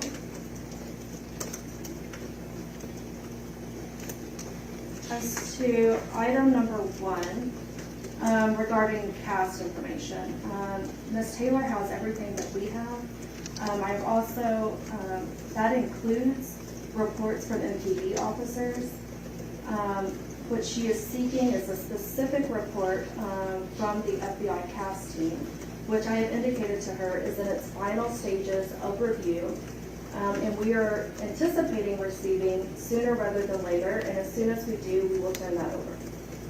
What's sooner than later? Well, I don't have a date certain, but within the next few weeks. I think Ms. Taylor wants a date. I don't have a date. If I'm not mistaken. I have asked for a date, but that is not how the federal bureaucracy works. That's, how about we say something like July 14th, unless there's some reason that they can't get that to you. No objection. Is that what you, Ms. Taylor?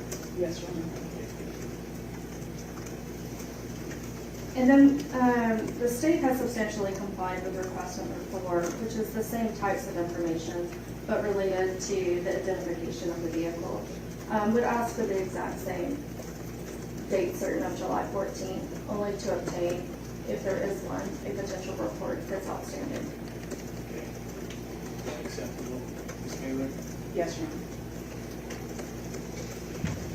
And again, I mean, if there's some itch in that, I mean, we can explore that and see what we can fix it. Looking for Is that it? that takes care of everything.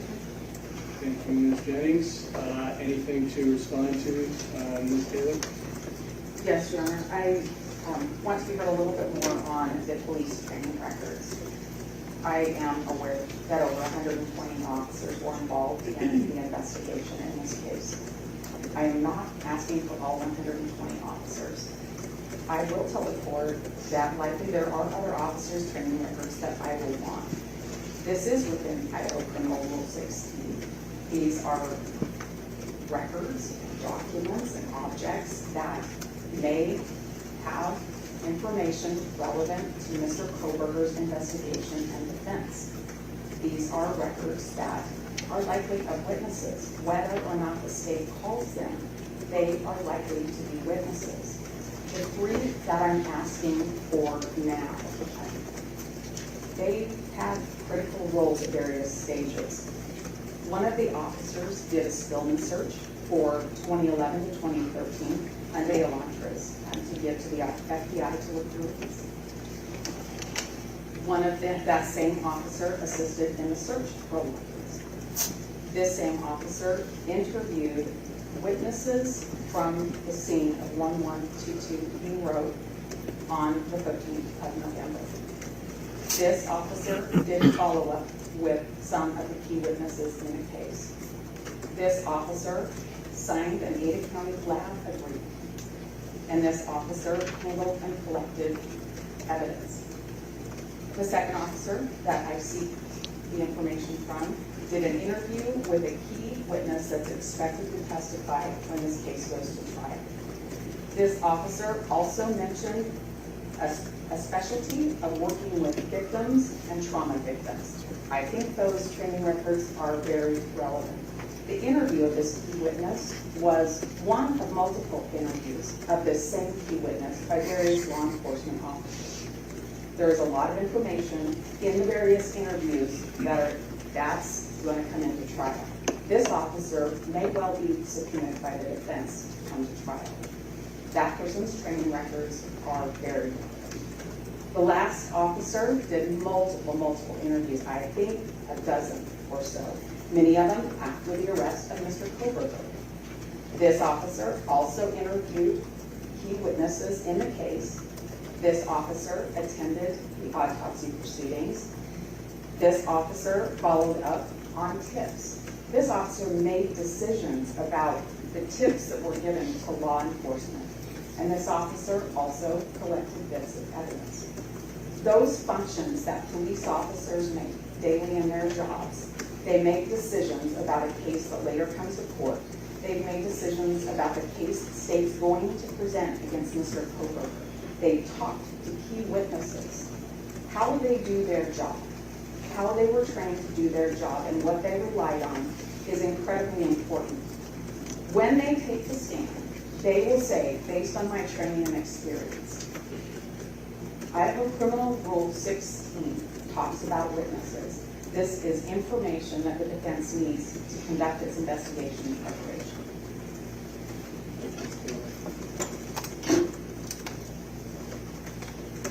Any response to that? Well, I had a look. I thought maybe you wanted to say something else. not necessarily, other than just to reiterate that this isn't covered by Rule 16, except for if the state were going to rely upon these witnesses and call them at trial, and then at that point, we would furnish all of that. Much of what Ms. Taylor is saying is just pure speculation. You could say pure speculation, except she just had quite a list of what these particular officers were involved in the investigation. So we'll sort that out. Is that it with the motions to compel? For today, For today, of course. No motions from the state. All right? Okay. Well, I'm going to take this under advisement, look at the rules, some case law, and get a written decision on it. So with that, we're adjourned. Thank you all. Have a good rest of your day.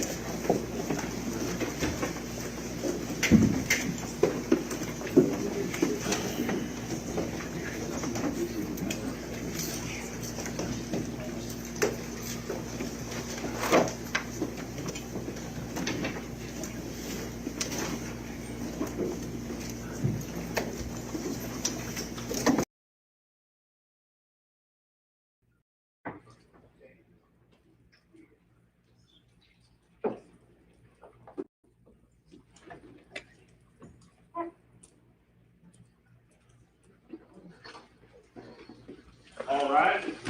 Thank you very much. Good to see you. Morning.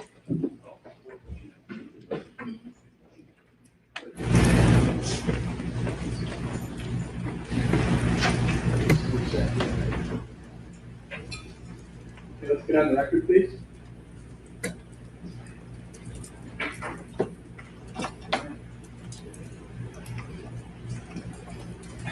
That's our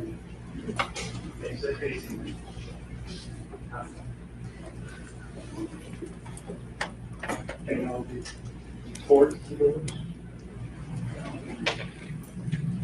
No.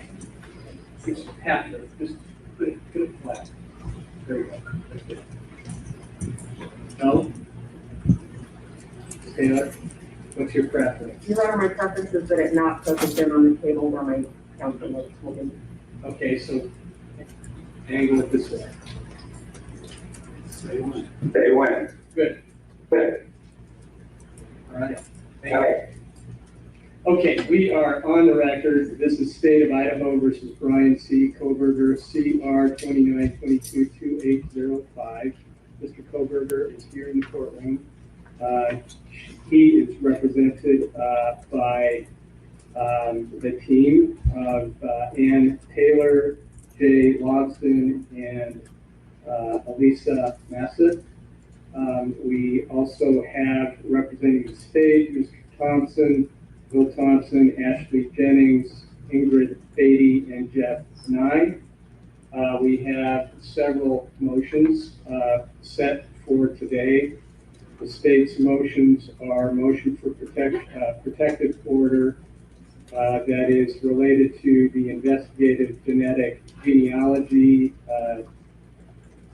DNA issue, which is related to the Mr. Koberger's motion to compel, seeking those genetic genealogy information and discovery. We also have a motion to reconsider the order staying time for speedy trial. There's also in opposing that, a second motion to stay proceedings regarding alleged irregularities of the grand jury. And from the state, we also have a motion to compel notice of defense of alibi and a motion for scheduling order. So that's what we're going to hear today. I think we're probably going to use most of the morning with the motion for protective order and the third motion to compel. We expect some testimony from Mr. Koberger's team, and that's where we're going to start. So anything preliminary, Mr. Thompson? No, Your Honor. Thank you. Okay, Ms. Taylor? Nothing preliminary, Your Honor, we're ready to call it. Okay, so we'll do that, and then we'll move to argument from both sides. I thought about who should go first in terms of the arguments. Mr. Thompson, go ahead. No, that's good. Yeah, I mean, who would first make the argument on the protection order. Would you prefer to do that after you hear the argument from the defense? It may make more sense, Judge, to do that. I think the record will be better for your honor. Okay, that's why I suggested that. Thank you. All right, so we'll hear the testimony, then argument from Mr. Koberger's team, and then to the state. Your Honor, just for the record, Mr. Nye and Ms. Beatty are the ones handling this particular motion. Ms. Beatty has the witnesses, the proposed witnesses, Mr. Koberger and Mr. Nye, of course, briefed the matter and will be prepared for the argument. Okay, excellent. Thank you. All right, call your first witness. Your Honor, along those lines, I should inform the court that I'll be handling all of the witnesses that we call today. Ms. Massa will be presenting our argument in support of our motion to compel, and probably the rebuttal to the protection order request by the state as well. Okay, you all might need to remind me as we go along here. Sounds fair enough to me. Okay, Ms. Beatty. For, as a housekeeping matter, I have some objections that I'd like to put on the record. Okay. With regard to these witnesses. With regard to Ms. Barlow and Mr. Mercer, the state made its concerns on these two witnesses clear in its reply brief filed on July 14th. But the state believes that calling two attorneys to testify about legal conclusions during a discovery dispute is simply not proper. Both Mr. Mercer and Ms. Barlow consult with defense attorneys on discovery issues, and calling them to testify about legal conclusions in a discovery dispute is tantamount to the state calling prosecutors as staff witnesses to testify about trainings that they've done in a specialized particular area. That's a path I don't think we want to go down, and it's not relevant to the court, and it doesn't fall within 702, which requires specialized knowledge for the fact finder, which is the court in this case. Additionally, Ms. Taylor is an attorney practicing in Idaho who's well regarded and seen as one of the preeminent defense attorneys in the state. There's nothing that these witnesses can tell the court that Ms. Taylor can't simply consult with them about and then argue to the court. So our position is that these witnesses' testimony is duplicative of whatever Ms. Taylor can argue, and it does not fall within the scope of 702. With regard to Gabriela Vargas, the state is objecting to her testimony as well, Your Honor. We received her declaration just yesterday. There was no CV attached. Ms. Vargas is being submitted to this court as an expert witness, and the state has no way of vetting her expertise without a CV. There is no way for us to verify anything in her affidavit. It puts the state in essentially an ambush position where we're being presented with this witness with no way to verify her qualifications. We would ask that this witness be excluded from testifying today as well. And then finally, the state would just make a blanket motion and limiting that these witnesses not be allowed to testify about legal decisions or legal arguments. Thank you, Your Honor.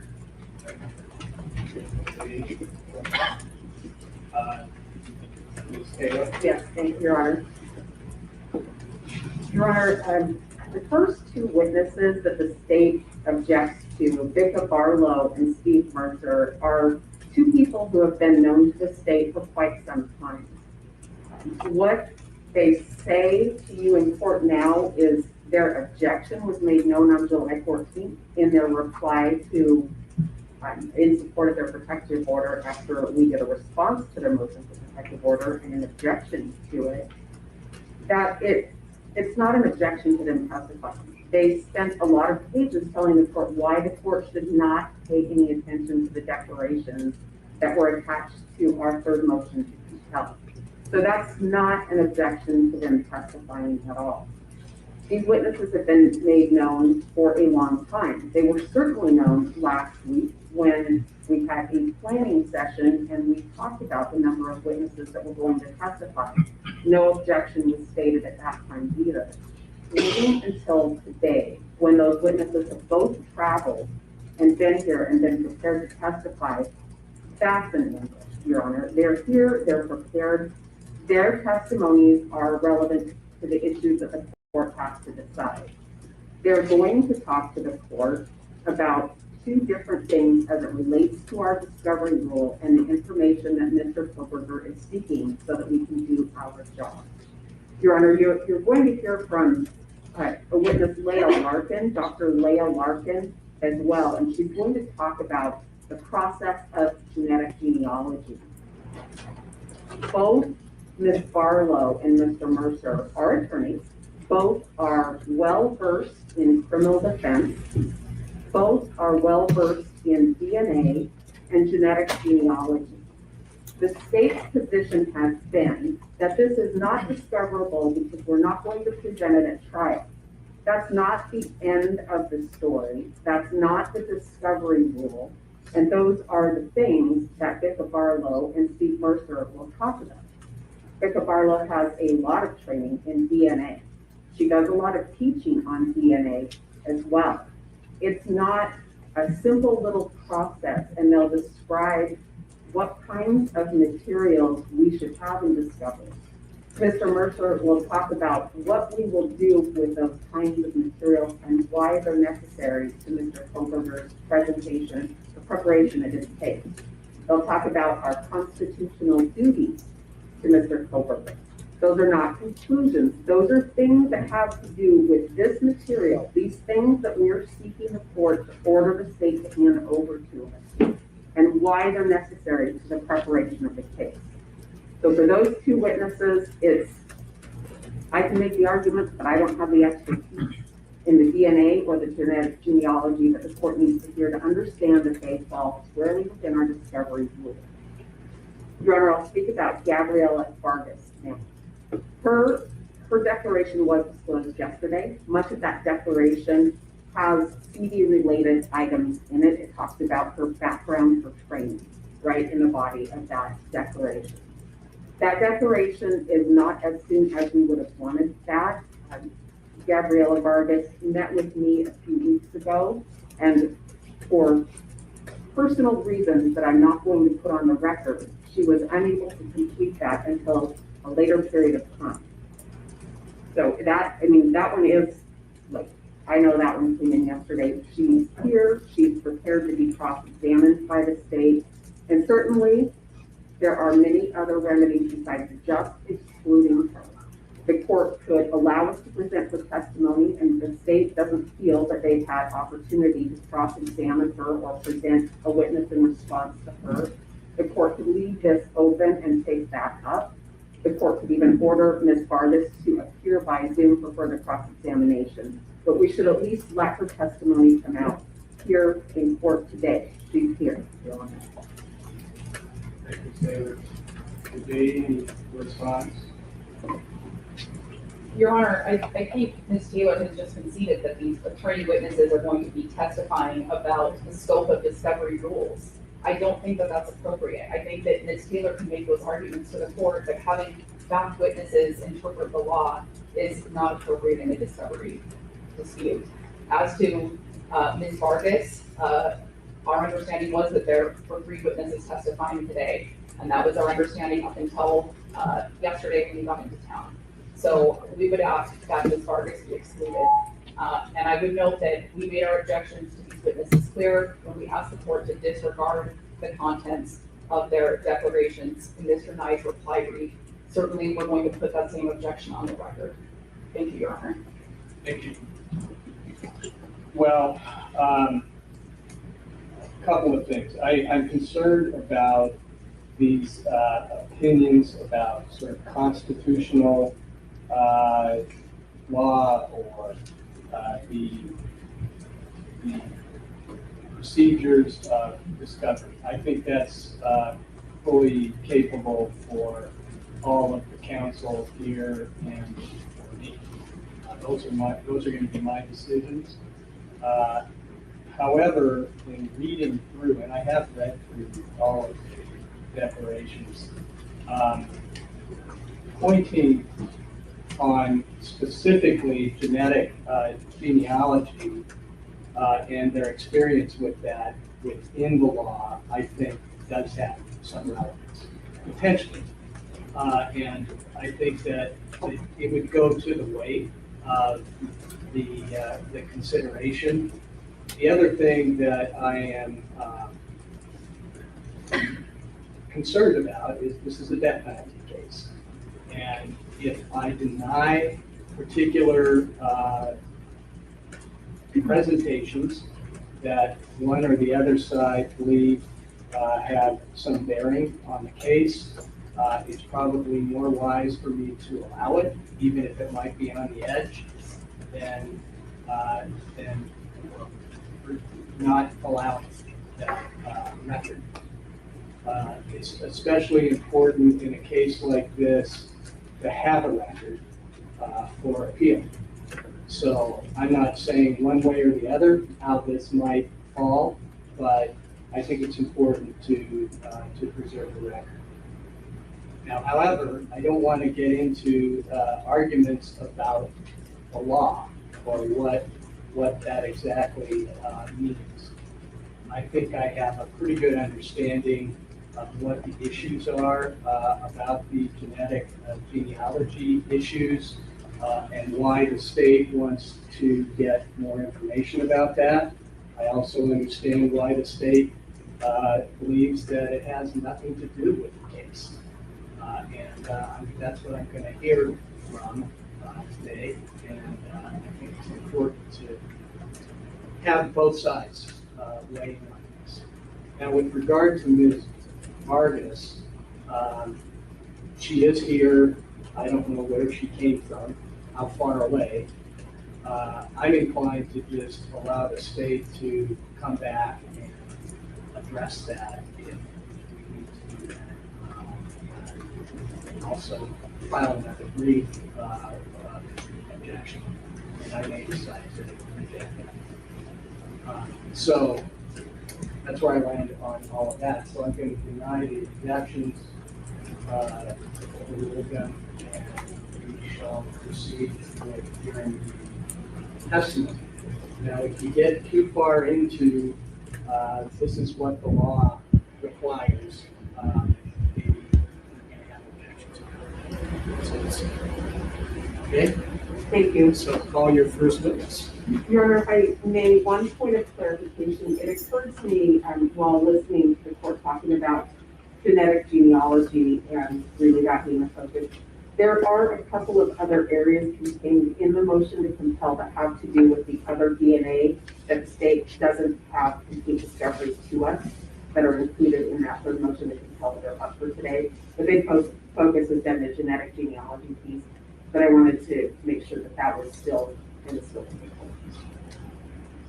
Well, my understanding was that the state did provide all the information about the laboratory, we'll say the laboratory DNA that was, that analysis was not related to the genealogy DNA. Am I mistaken about that? What are you saying that they didn't provide to you? Your Honor, in our third motion to compel, we had a section called standard lab discovery, and that has to do with other DNA profiles found at the scene. They have provided full discovery for the sheep, the DNA found on the knife sheep, but not the other 3 unidentified male DNA samples, 2 from within the house, 1 from outside of it. All right. So if I'm understanding your question there, or your assertion that we're talking about 3 potential analysis of DNA that was not provided to you, but that has no connection to Mr. Kobe. Correct. Okay, any response? Your Honor, we didn't realize this was going to be an issue today. We had given the defense everything that we received from the lab. They've asked for DNA workups on other people. To the extent that they don't have them, they weren't done. We can't produce something that doesn't exist. We've provided everything. There's one outstanding lab report that relates to the forensic examination by the lab personnel of the crime scene itself. We'll be receiving today. That's the only outstanding lab report. Everything else, along with all the notes, is what there is, and it's been provided to the defense. And if they're hoping that there's something else there, it's not there. Ms. Taylor? Well, Your Honor, it's part of our third motion to compel. It's still something that we don't have. We also don't have the unexpected corrective actions, unexpected results from the Idaho State Police Forensics Lab for the 6 months before and the 6 months after November 13th, 2022. We did get some, but it's a narrow scope, and we asked for the full year, 6 months before and 6 months after. That's also in our motion. Sure. I understand your responsibility is to turn over every rock, but you can't get things that don't exist as well. So, I mean, there has to be some level of trust in discovery. You're all sworn attorneys. And so Mr. Thompson is saying that there's one more lab report that is coming your way today, I heard you say. Maybe not today. We were waiting to receive it so that we can process it for discovery. It's supposed to be in any time. Okay, I misunderstood that. So it's coming soon. It has to come soon because we're 6 weeks away from the trial. So we're going to be very rushed about a lot of things, but I'm going to talk about that a little more later too. So what about the other claim, Mr. Thompson? Do you want to address that? The other mistakes? Corrective action log, unexpected result log. We have that in part, but not the full scope. I don't know what exists that we haven't received. We provided all the requests to the lab, and they've assured us that they have provided us with everything that they have within the scope of those requests. I'm not sure what else to say. I mean, we can make a supplemental inquiry to clarify that after we finish in court today. But I'm kind of sitting here saying, Judge, was giving me everything we know to exist. Well, that would be wise to check on that. We will. Because we don't want this to come back on the eve of trial. Yes, sir. Or, 4 years from now at an appeal. Yes, sir. So we want to make sure that we have combed through all the information that has any bearing or argument of bearing on this case. That's how I'm. Ms. James is making a note right now. We'll send the inquiry out later today. Okay. Thank you, sir. Your Honor, just for point of clarification, we also ask for all emails, text messages, electronic messages, or other messages. Some have been provided, but we don't have assurance that that's all. And so for the same reason, we want to make sure that we have the complete file. Okay, Mr. Thompson. We have told them, we have given them everything that we know to exist. We've asked the lab provided it to us, we sent it to them. At this point, all I'm hearing is speculation, is they think maybe or they wish something else was there. But as far as we know, it doesn't exist. I don't know what else we can say. You can't respond to something that isn't real. Sorry, Judge. I mean, we're just sorting it out. Yes, sir. Making sure that everything that there is shared. Except for the ones that you don't want to. Absolutely, yes, sir. And that's one of the reasons we're here. We'll make an additional inquiry to the lab to see if there's anything else in the form of emails that they haven't already provided to us. I would add, I mean, there are times, okay, in the world of the law, that sometimes people forget to do things, or sometimes things fall through the cracks. And so it's always healthy to make sure that it is done thoroughly. Absolutely. Thank you, Judge. Thank you. You're now ready to call Steve Mercer. Okay.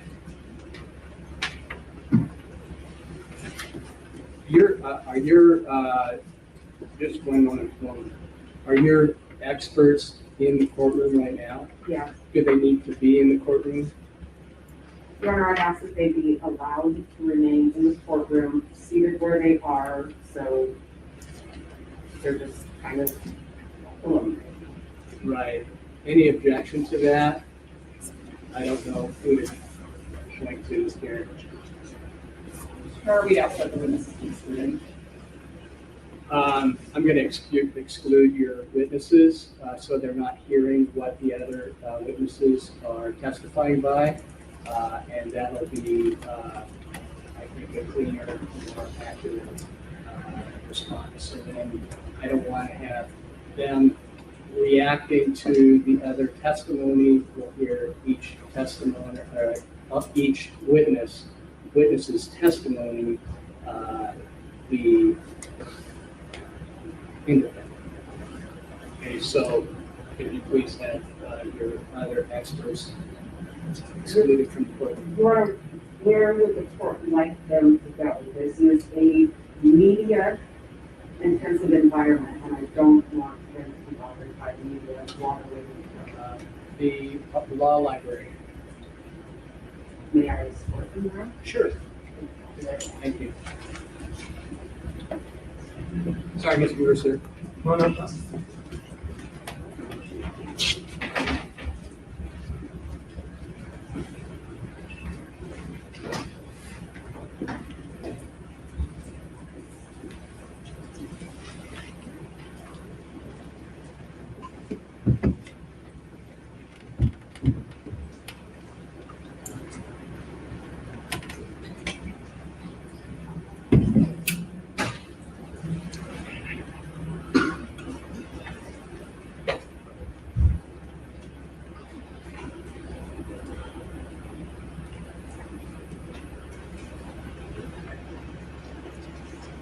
Thank you, Your Honor.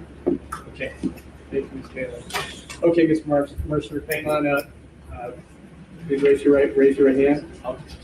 Hey, yeah, please. Do you solemnly swear that the testimony you give in this case shall be the truth, the whole truth, and nothing but the truth under penalty of perjury? I do. Thank you, Mr. Mercer. Go ahead, get some water there. I'll take care of that. And once you're seated, could you please state your name and spell your last? Yes, my name is Stephen with a PH Mercer, M-E-R-C-E-R. All right, thank you, sir. Okay, Ms. Taylor. Good morning, Mr. Mercer. Good morning. What city and state are you from? Rockville, Maryland. What do you do for work? I am a licensed attorney in Maryland in the District of Columbia in the field of criminal defense with an area of specialization in DNA and forensic litigation. How long have you been an attorney? I was licensed in the state of Maryland in 1995 and in the District of Columbia in 1997.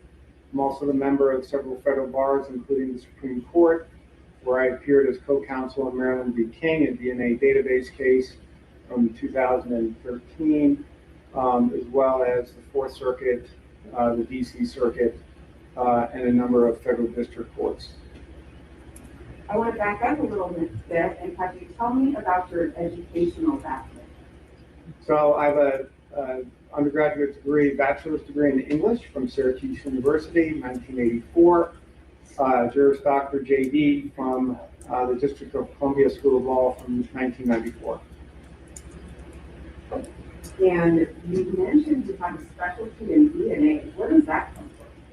So my experience with DNA began with the first constitutional challenge to Maryland's DNA database statute, and that started in 2002 in the case of State v. Raines, where it raised a Fourth Amendment challenge to the compelled collection of DNA from convicted offenders, prevailed on that case in the trial court. It was appealed to the Court of Appeals, which is now called the Maryland Supreme Court. The Maryland Supreme Court, in a sharply divided 4-3 decision, reversed, sent it back for trial, tried the case, and that was really the beginning of my experience with forensic DNA litigation. And then from that point, I continued in that field, attended training with the District of Columbia Public Defender Service.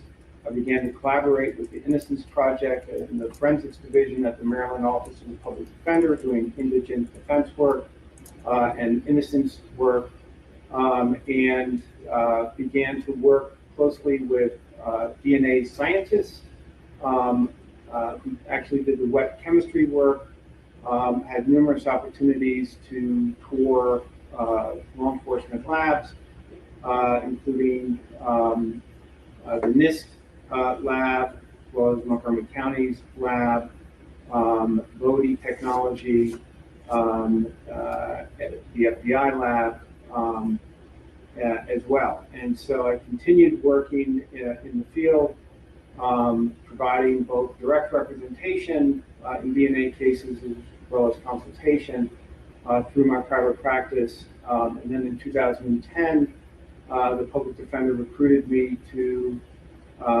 head up the forensics division at Maryland's Office of the Public Defender, which is a statewide public defender system. And then there, I really dived much deeper into the field of DNA forensic litigation at that time. And if there's some questions, I can explain that further. I may ask you some others about that in just a moment. Would you tell me about any publications, any articles that you Yes, so I published an article, co-authored an article in Maryland's DNA Databank back in the early 2000s following the State v. Raines decision. I also published an article in the NYU's Law Review about shadow DNA databanks with a co-author, Jessica Grable, and those are the principal articles with respect to forensic DNA. And I think you mentioned a couple of professional organizations that you belong to. Are there others? Yes, so I'm a member of the jurisprudential section of the American Academy of Forensic Sciences, and I've given presentations there. For example, in 2018, I gave a presentation on proposed regulation of the field of forensic genealogy. And then I'm also a member of the National Criminal Defense Attorneys Association and a number of local bar associations in Maryland, as well as the State Bar Association.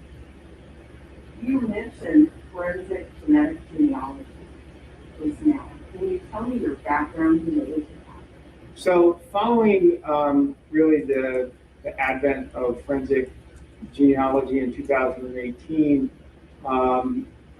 that is when I had the opportunity to litigate cases, criminal cases involving that technique, the testing and the investigation related to the testing, and to receive discovery of the testing and the interpretation of the test results that were obtained through searching of genetic databanks.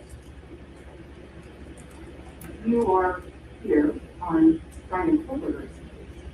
How did you become involved in this? Yeah, so the question was, what would a reasonable defense attorney do when confronted with DNA evidence that needs to be litigated? What are the minimum practice standards? So I'm not here to discuss Idaho's discovery rules or offer legal opinions about constitutional standards. Rather, my area of focus is based on my experience, training, and expertise in forensic DNA litigation, and what a minimum practice standard would be for a reasonably competent trial attorney who must comply with their duty to investigate a case on behalf of their client. And is that because of what you get when you get genetic genealogy materials?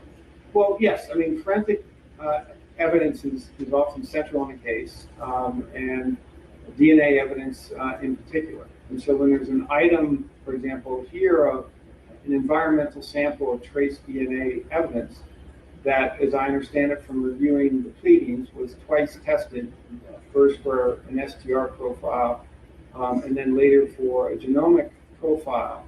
The question becomes, what is the minimum practice standard for an attorney to be effective in your representation of a client given that type of evidence? when you're talking about two samples happening, or two tests happening, why shouldn't it know about that?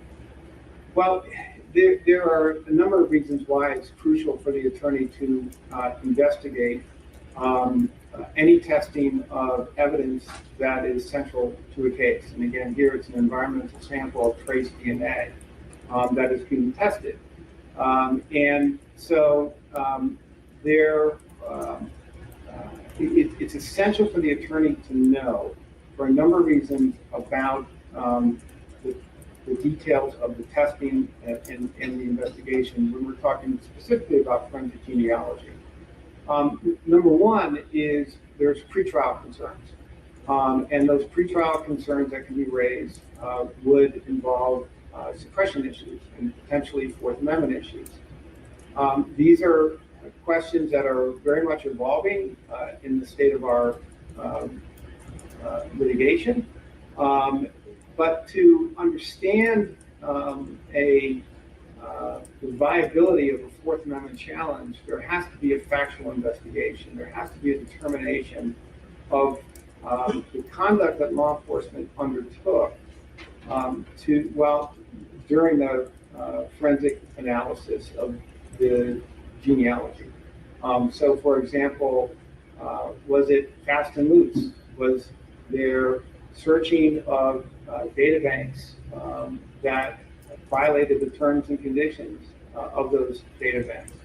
Was there surreptitious DNA collection from individuals, targeted individuals in family trees? So these are very fact-specific inquiries that the attorney must know in formulating a suppression challenge under the Fourth Amendment, because it's all about reasonable expectations of privacy. And what's really critical here to understand, and this is close to me from my litigation, early on, the government and law enforcement's argument was always there are minimal privacy interests at stake because forensic DNA profile is like a fingerprint. And it says nothing about who the person is. But now with forensic genealogy, we're talking about genomic profiles, potentially whole genomic profiles, or at the very least, a SNP profile, single nucleotide polymorphism profile. Single nucleotide polymorphism. An SNP profile that contains a vast amount of information that is very, very private. And so this is a real game changer in the privacy interests that are at stake, and that the attorney needs to understand in investigating the case to assess and to evaluate that suppression issue, that Fourth Amendment issue.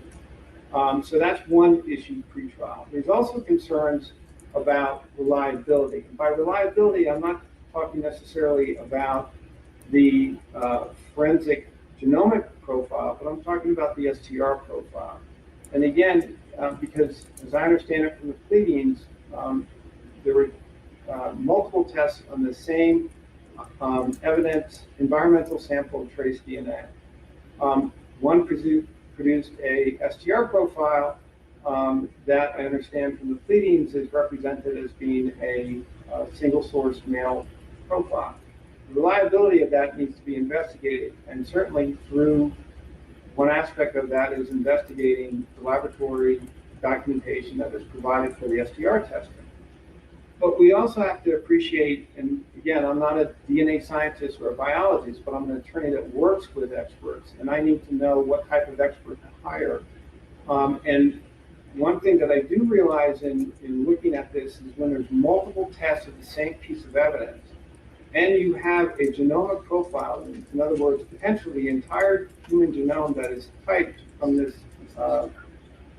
environmental sample of trace DNA, or at least an SNP profile, which is somewhere in the neighborhood of 700,000 locations of data. What does that tell us about the STR profile markers? So for example, the STR profile markers, which are typed, are 20 out of 30,000 STR markers overall. And so what I would be investigating with a qualified expert is, number one, and I don't know from the pleadings if there's a whole genome profile that's been developed for the forensic genealogy, but if there is, that should contain STR markers. What does that tell us about the reliability of the STR testing? Is there any potential for artifacts? Is there any potential for an undetected low-level mixture? Those types of questions that are potentially available to inquire and ask about, where you have multiple tests of the same piece of evidence and it's an environmental sample of trace DNA. Now, if it's just an SNP profile, I say just, but that's 700,000 locations of information that is like a probabilistic future diary of someone's health, medical, and all manner of conditions that are linked to genetics. That may not have the STR markers in it itself, but it will have information, SNP markers in the neighborhood of, so to speak, of STR markers that will also shed light potentially on those STR markers and the reliability of those STR markers. So these are, particularly in a capital case, crucial areas of inquiry that must be undertaken by the defense team in conjunction with experts that they retain. But they can't even decide what experts to retain without having the discovery. And that's the minimum practice standard. And that's a point that I've made in testimony before courts where I've been accepted as an expert in Maryland, DC, and Virginia, that the minimum practice standard is that the attorney must obtain discovery of the scientific testing of an evidence sample. And that, particularly so in a capital case, particularly where we're talking about an environmental sample of trace DNA, it's absolutely crucial to get that discovery, because then that informs the scope of the investigation, the experts to hire, and what have you. Now, also with respect to forensic genealogy, it's important not to separate this out into all these different components. It is, you have the SNP testing, and then you also have the development of these family trees and database searching. This is all part of the same testing and experiment. They go really hand in hand, and you can't unravel them. They really have to be considered together as a single core of different strands of the testing and experiment, because the attorney needs to know how these family trees have been developed, because we're talking now about trial issues, and the government is introducing the STR profile. They have to introduce statistics that explain the significance of any STR match that the government is identifying as central to its case. And so the defense must investigate ways to cross-examine those statistics and the rarity of that match that the government is attaching great significance to. And so an area to look into and to inquire about are the limits of the statistical tool that the government is using, or the state is using, which is based on the premise that sort of what's called the random person not excluded. And that's answering the question of the rarity of a profile in a population of unrelated people. But the key point there is unrelated. So we know there's no universe where a STR profile has no relatives.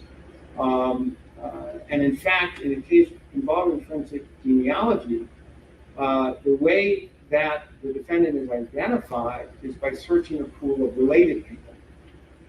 And so we need to be able to investigate and evaluate the rarity of a profile within a related population.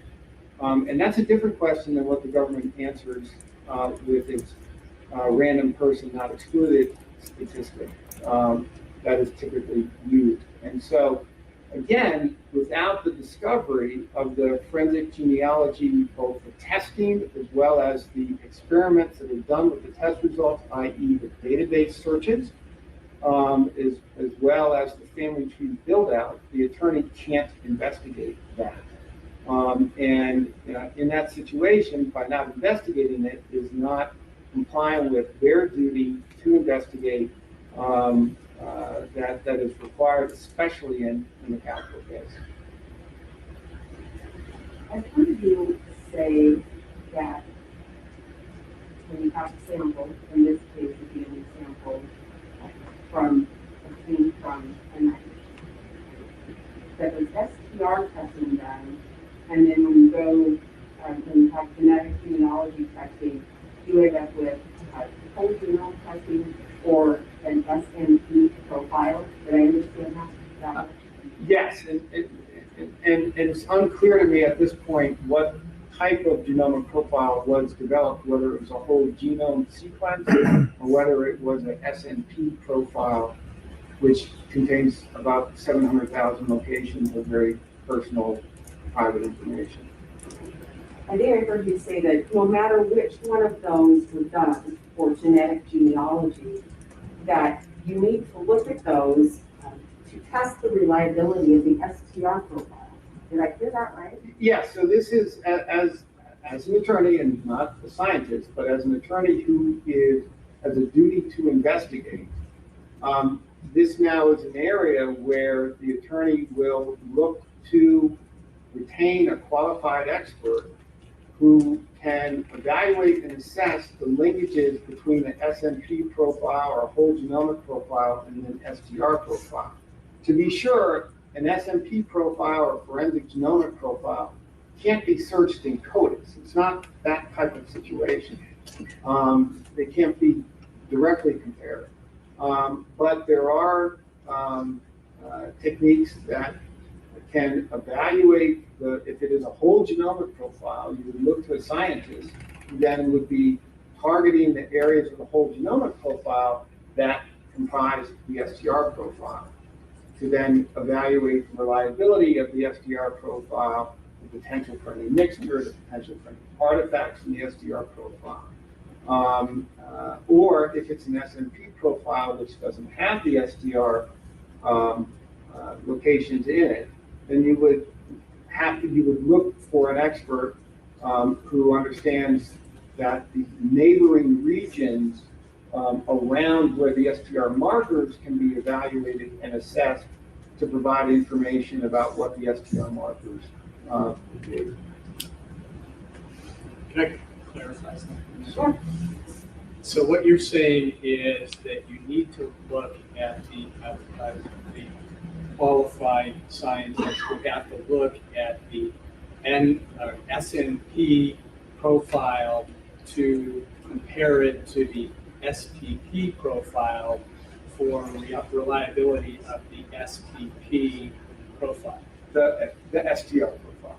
STR. Yes, so there could be clues, absolutely, that could be discerned from an analysis of the SNP or whole genomic profile. Because again, we're talking about two different tests of the same piece of evidence. And there have been, in peer-reviewed publication, I mean, one that comes to mind is Jae-Wah Kim, who published in the journal Cell about how an SNP profile can be linked to an STR profile. And that's by zeroing in on sort of the neighboring regions and examining those. So again, I'm not a biologist or a scientist, but I'm an attorney, who has a duty to investigate, and to investigate requires hiring experts that hasn't been released yet. And so that's why the minimum practice standard is to get that discovery so that the attorney can then assess that discovery and then retain a qualified scientist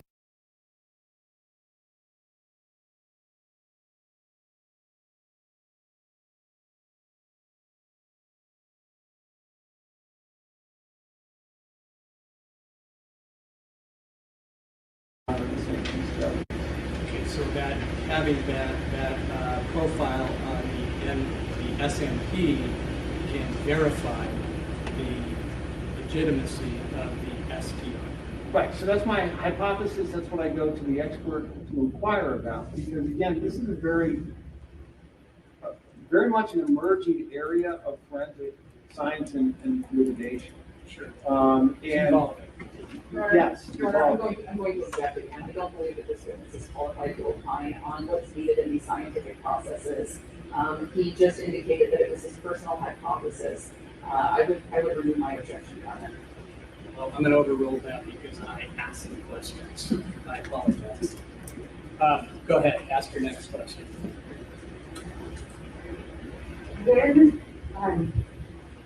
When I'm talking about either the whole genome or the SNP profile, am I looking for just like a sheet of paper that has a bunch of numbers on it, or is there a packet of information that I need to go to my expert? no, you need the raw data of the profile along with, it's similar to the sort of data that you obtain for the SDR testing. You get the raw data of the profile, you get the laboratory protocols, you get all the bench notes, how the profile was generated, but also you should get the discovery about how the profile was then searched in different databases and family trees constructed. That was going to be my next question. I heard you say that we can't look at this whole genome sequencing or the SNP in one category and then look at the building the tree to identify from the genetic genealogy piece, the genealogist piece, in its own separate area. They're not two separate lanes that they combine. Yes, they go hand in hand. You do one or the other. I mean, they go together. Why? I'm sorry? Can you tell me why? Can you explain why you say they go together, why I use both? Well, the SMP profile is what is searched in the ancestry database to then identify, potential relatives, and then family trees are built out. That's the object of the SNP testing. What's important to know from a defense perspective in terms of trial work and potential areas of cross-examination, the government is going to be introducing a statistic that is premised on the assumption of an unrelated universe of people. So what's the chance of finding a profile in a population where there's no relatedness between that profile and anyone in that universe? And so, as you know from talking about this whole concept of forensic genealogy, people who are related have similar DNA. And so the statistics change when you are talking about the chance of finding a profile within a related pool or related universe of individuals. And that's a legitimate area of inquiry on cross-examination for the defense to demonstrate the limitations of the statistical questions that the state is presenting to its expert witness. And to do that, you need to know, for example, who the population of related people are, who is often, from my work on the forensic genealogy, what I've seen is that when a match is found, when the STR match is found, then all building out, all further testing stops on the forensic genealogy side. And so it's important to know who hasn't been tested on the related person side in terms of developing cross-examination about the limitations of the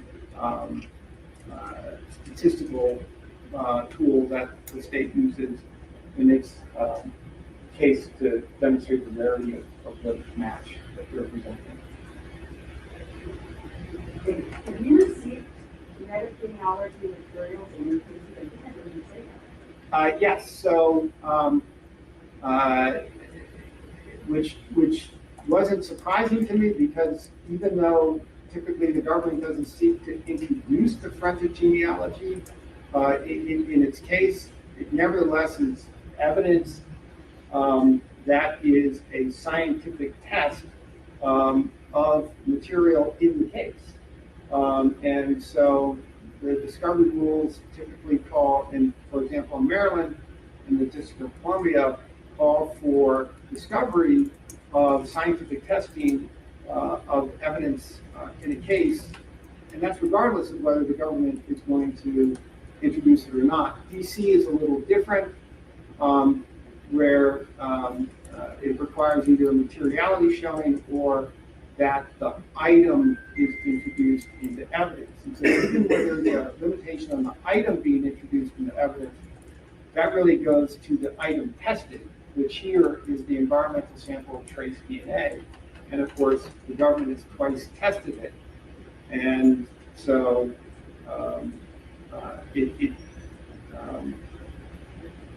for the attorney to be able to fulfill their duty to investigate and satisfy the minimum practice standards, they should have access to the scientific testing of that item of evidence, which is central to the case. Isn't just 1 minute? Thank you.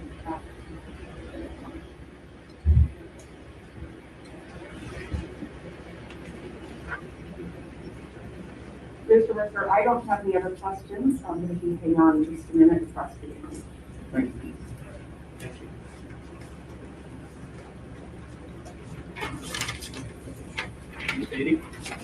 Your Honor, I have no questions for this witness. Mr. and I will be making other arguments. Okay, thank you.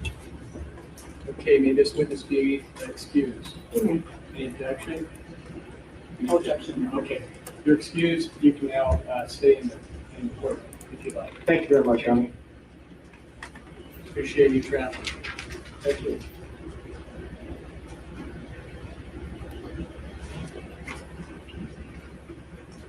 It's been about an hour. Maybe I need to give the court reporter a break. How about just a short one, 5 minutes, 10 minutes, maybe 10 minutes. Yeah. Your Honor, that will give me time to have our next witness set up. Okay, great. Okay, 10 minutes, and we are off the record.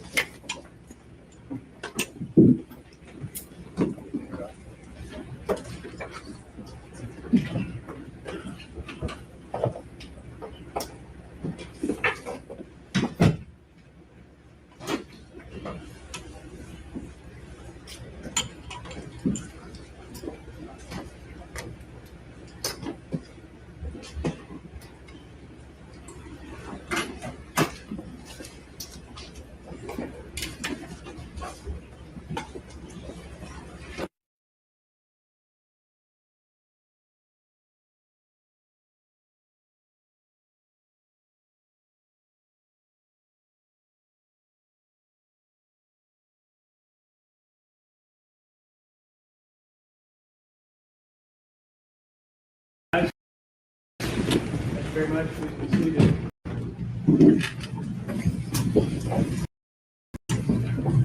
Okay, record please. Okay, we are back on the record. State over case number CR 29222805. Everybody identified previously. Still in the courtroom. And Mr. Larkin, Dr. Larkin is going to be sitting in the witness box, and you are under oath. So go ahead. Well, first, a couple of things. Number one, I'm going to overrule the objection about her foundation being expert. And then you were given the opportunity to look at the PowerPoint, and so where are we? Your Honor, we began to review the PowerPoint, and it was immediately apparent to us that we would need to consult with one of our own experts. There's a lot of scientific terms, charts, graphs, etc. We simply are not prepared with this late notice to respond right now. So what we would ask the court to do, so we don't hold things up today, would be to just give us the same opportunity to reserve cross for a later time, like the other witness who was just disclosed yesterday. Okay, ready to. Okay, so we need to come back again to have a more informed cross-examination. But go ahead. All right. Dr. Larkin, I think we are prepared to start with your PowerPoint now. That just means we might have to come back another day and there might be more questions. Are you ready? Yes. All right. I can screen share.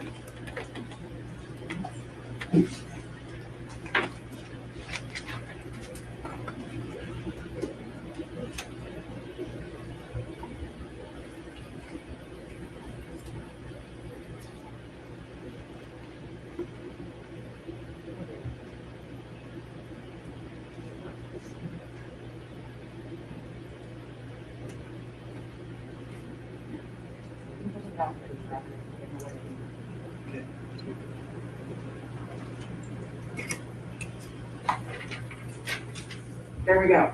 Okay.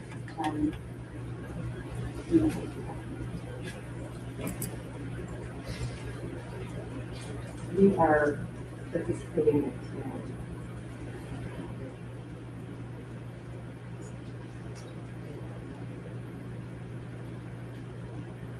All right. Dr. Larkin, we are going to be talking about genetic genealogy first and how it works. So I'm going to get us to the first slide with that and ask you a question. I think you need to hit play. If I hit play, then Show presentation.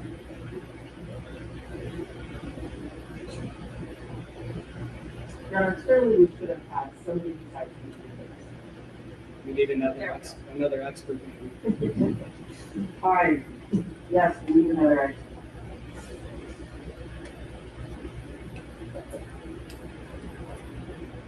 I think we're ready now. Yes. Now, are we going to talk about how genetic genealogy works? I think I do it. Yes.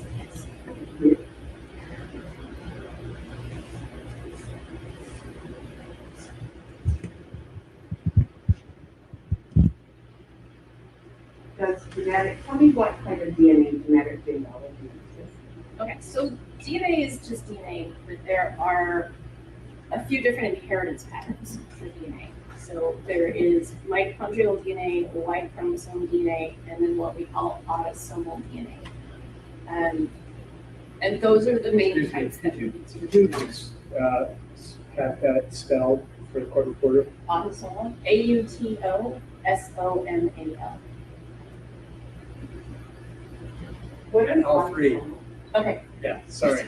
Mitochondrial, MITOCHONDRIAL,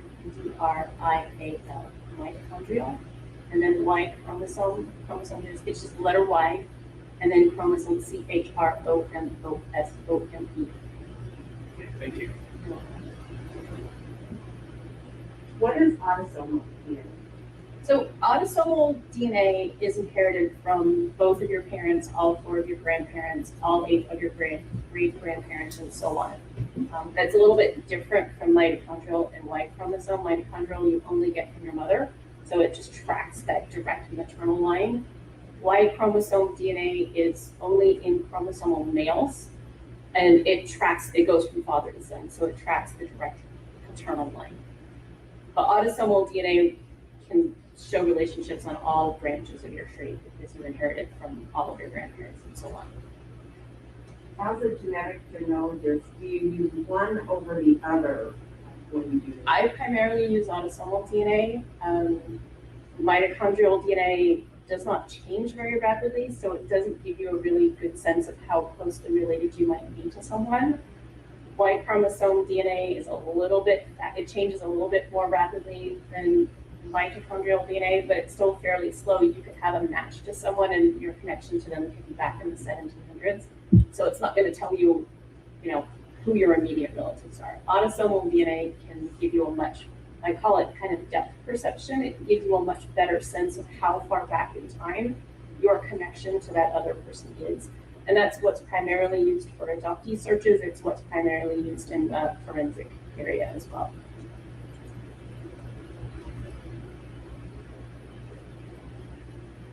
So that's just showing the inheritance patterns of the DNA. Does the autosomal DNA, does that provide more matches so that you can do your work easier? Yes. How does this happen? How do you get to do your work? So if you're just a regular old genealogist, you will purchase a DNA kit from one of the main testing companies.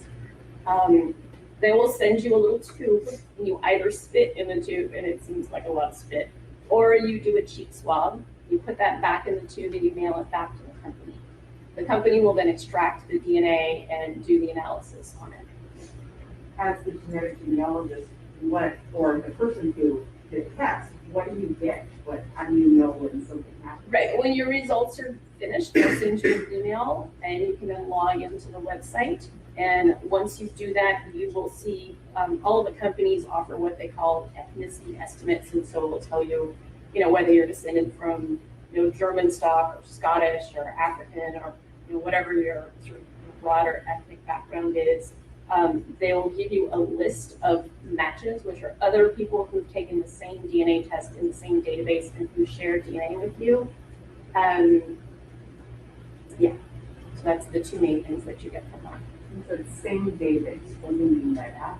So there are multiple companies that offer these services. So the two biggest ones are Ancestry DNA and 23andMe. So for example, if I tested Ancestry and my sister tested 23andMe, we won't get matched to one another because we're not in the same database. Where you test is specific to where you're going to find who you're related to. Right. Okay. All right. You, as a genetic genealogist, did cases referred to you? Yes. Okay. And so how do you get into these databases? So at Ancestry DNA, there is a sharing system. So the person who's taken the test can essentially authorize me or invite me to view their DNA results, and then I can view that in my own account. I never have to log into their account. At the other services, with the exception of GEDmatch, which we haven't gotten to yet, I would have to log into their accounts to see their DNA matches. You mentioned that, you're backing up a little bit, but you mentioned that you can find out a lot about your ancestry, meaning kind of where you come from. What other kinds of information can you find out? So, for example, at 23andMe, they offer health reports and trait reports based on your DNA that can tell you if you have a higher than average likelihood of developing certain cancers or certain diseases. They can tell you things that are kind of silly, like do you like cilantro, or if you're prone to drinking more caffeine than the average or less. But they can tell all of those things from the DNA test that they've done. And that's only one of the databases that offer that much information? 23andMe does, and then there's a third-party site called Prometheus that you can take your data file and upload it there, and it will run these reports on you. Prometheus, Promethease. And if I got that wrong, it's not because I'm lying.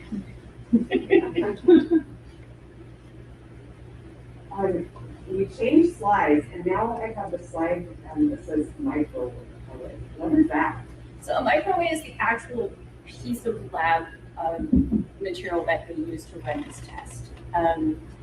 It was designed, so microarrays were designed for biomedical research. They're designed for scientific research. And unlike the STRs that you use for POTUS, microarrays pretty much scan your entire genome.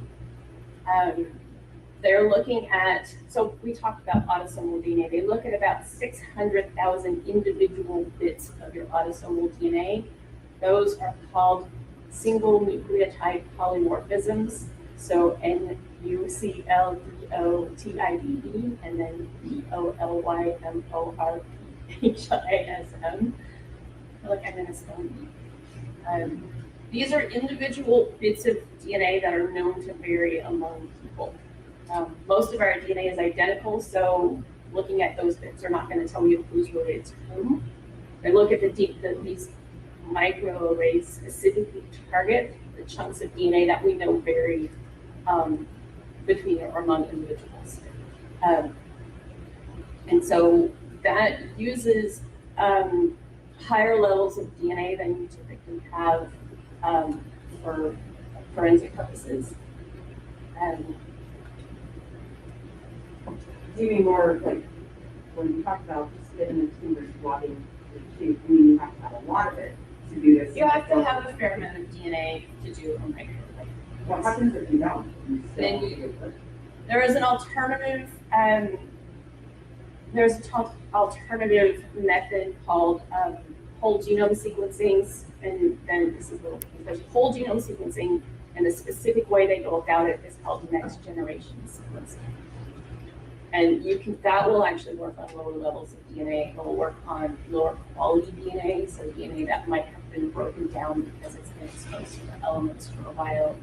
That will work better on DNA that's contaminated. So it might have bacterial DNA in it or fungal DNA in it. So that is an alternative approach to microarrays, but it's more labor intensive and it's more expensive. So you need a microarray or this other way that's more expensive and sounds like more issues with to get to something that you can put in the computer and find out who you're going to. Yes.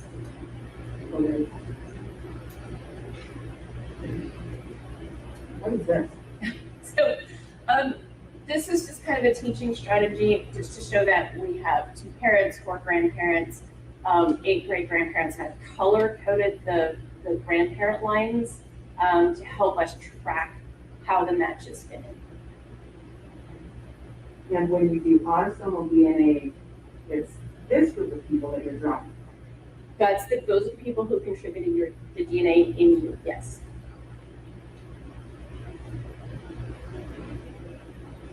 What do we have here? So this is an outline showing how some of your DNA matches might fit into your tree. So you may have some second cousins or first cousins once removed or second cousins once removed who also took the DNA test and are in the same database as you. And they would share DNA with you and would be listed in your matches. And you can see that in this diagram, I'm only showing 2 great-grandparent lines. There are actually 4 if the diagram gets too messy if I try to add more. So the thing is, when you get these matches, the DNA company doesn't actually know how you're related to them. It just knows how much DNA you share with them. And so the DNA company is not going to tell you, this is your second cousin. It's just going to say this person shares so much DNA with you, and they could be your second cousin, but they could be something else. And then it's up to the genealogist to essentially reverse engineer the tree based on the DNA matches. Do you do that when you have to find out who this person is based on these various matches in different places? Right. Do you have experience as a genetic genealogist doing that, where you don't know who this person is, you got to identify this person based on their kit? Yes. So what do you do? So you will get a list of DNA matches from your testing company, and they are sorted. That list is sorted by how much DNA they share with you. So it's not necessarily sorted by how closely related those people are to you. You get this list, and sometimes they use their real names, the people in the list. Sometimes they use an alias. Depending on the database, you may or may not be able to see their email address. And some of them will have their own family trees linked to their DNA results because they're doing the same thing you are. They're trying to research their family trees. A lot of them won't. And for the people who don't, you have to try to figure out who they are, who their parents are, who their grandparents are, and build trees for them. Time-consuming process? It is time-consuming.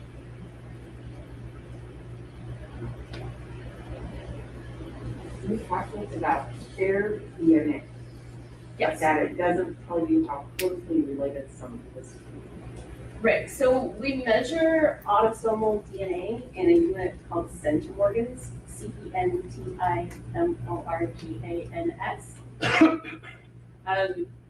The more centimorgans you share with someone on average, the more closely you are related, but it's possible, for example, there's a range for most of these relationships. So it's actually possible that you could have a full first cousin who shares less DNA with you than a half first cousin. And that's one of the things that complicates the work of a genetic genealogist. We only have an approximate relationship from the centromorgan amount, not a hard and fast, this is definitely so-and-so relationship.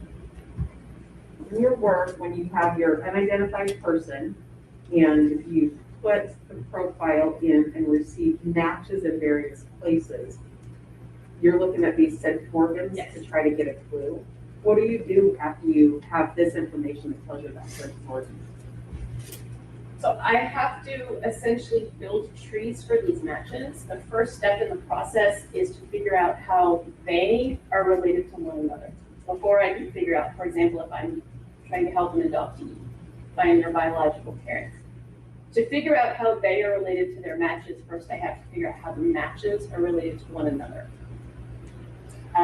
And then I kind of reverse engineer where my adoptee will fit into that family tree based on the DNA results.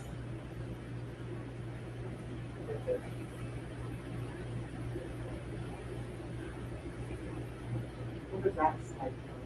So we mentioned earlier one of the tools that I helped to develop for analyzing DNA results. This is a set of screenshots from this shared centromorgan tool. It's also sometimes called the shared centromorgan project tool. That's too many syllables. So what you do is you will type in the centromorgan amount for one of your matches. On the previous slide, the top match was 72 centromorgans. So if I were working that case, I would type in 72 centromorgans into this tool, and you get the diagram there where the possible relationships are highlighted. So your person of interest is your adoptee. In this tool, I'll highlight the possible relationships for a 72 centromorgan match. And if you count up all of the little highlighted boxes on there, there are 30 or 35 possible relationships for somebody who shares 72 centromorgans.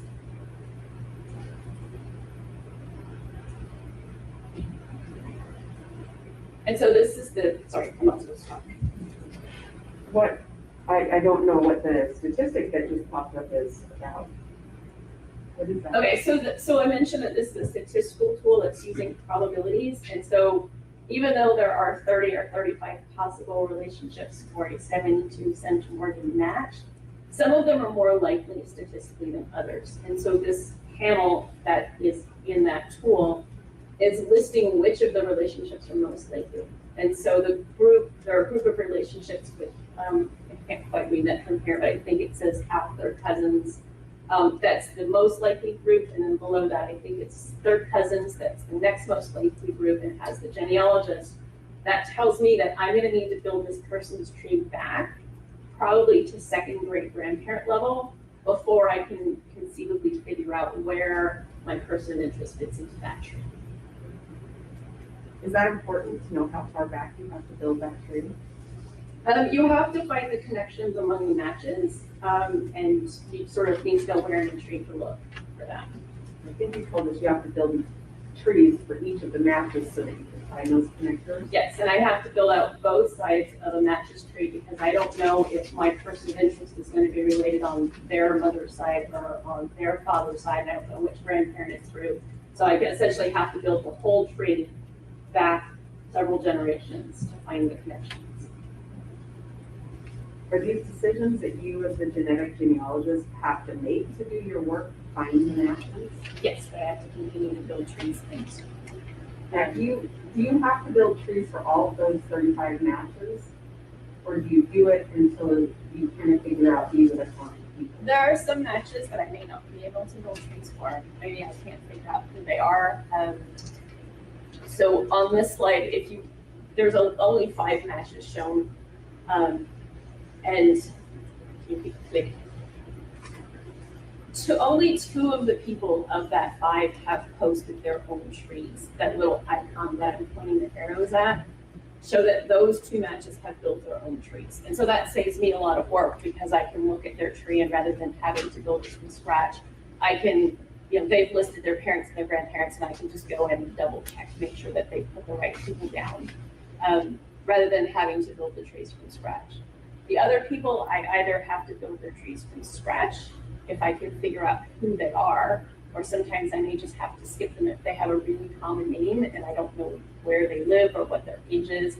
I may, if it's a John Smith, I may never be able to figure out who they are and build out a tree for them because there are thousands of John Smiths.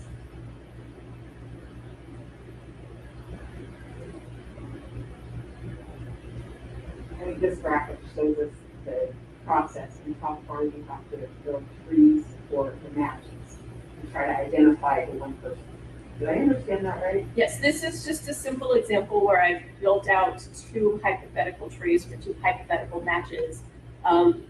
In which case, in this examples, I've gone out to the first great grandparents. What are you looking for? I'm looking for connections between match. So match 1 is on the left, match 2 is on the right. I'm looking for commonalities between their 2 trees. I want to see how match 1 and match 2 are related to one another. And so in this case, I've identified, and this is hypothetical, of course, that John Smith and Mary Jones married and had children, and they were the great grandparents of the person on the left tree. And John Smith and Mary Jones were also the great grandparents of the match on the right. So now I know that match 1 and match 2 are second cousins to one another. That's kind of the first hook that I have into trying to figure out how my person of interest fits into that tree.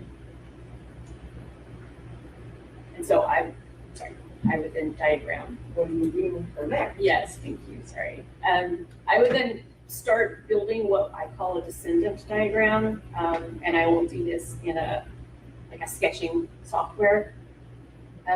So I have John Smith and Mary Jones, and I've listed their 2 children and their grandchildren. Then I put the DNA matches in there so I can see how the matches are related to one another.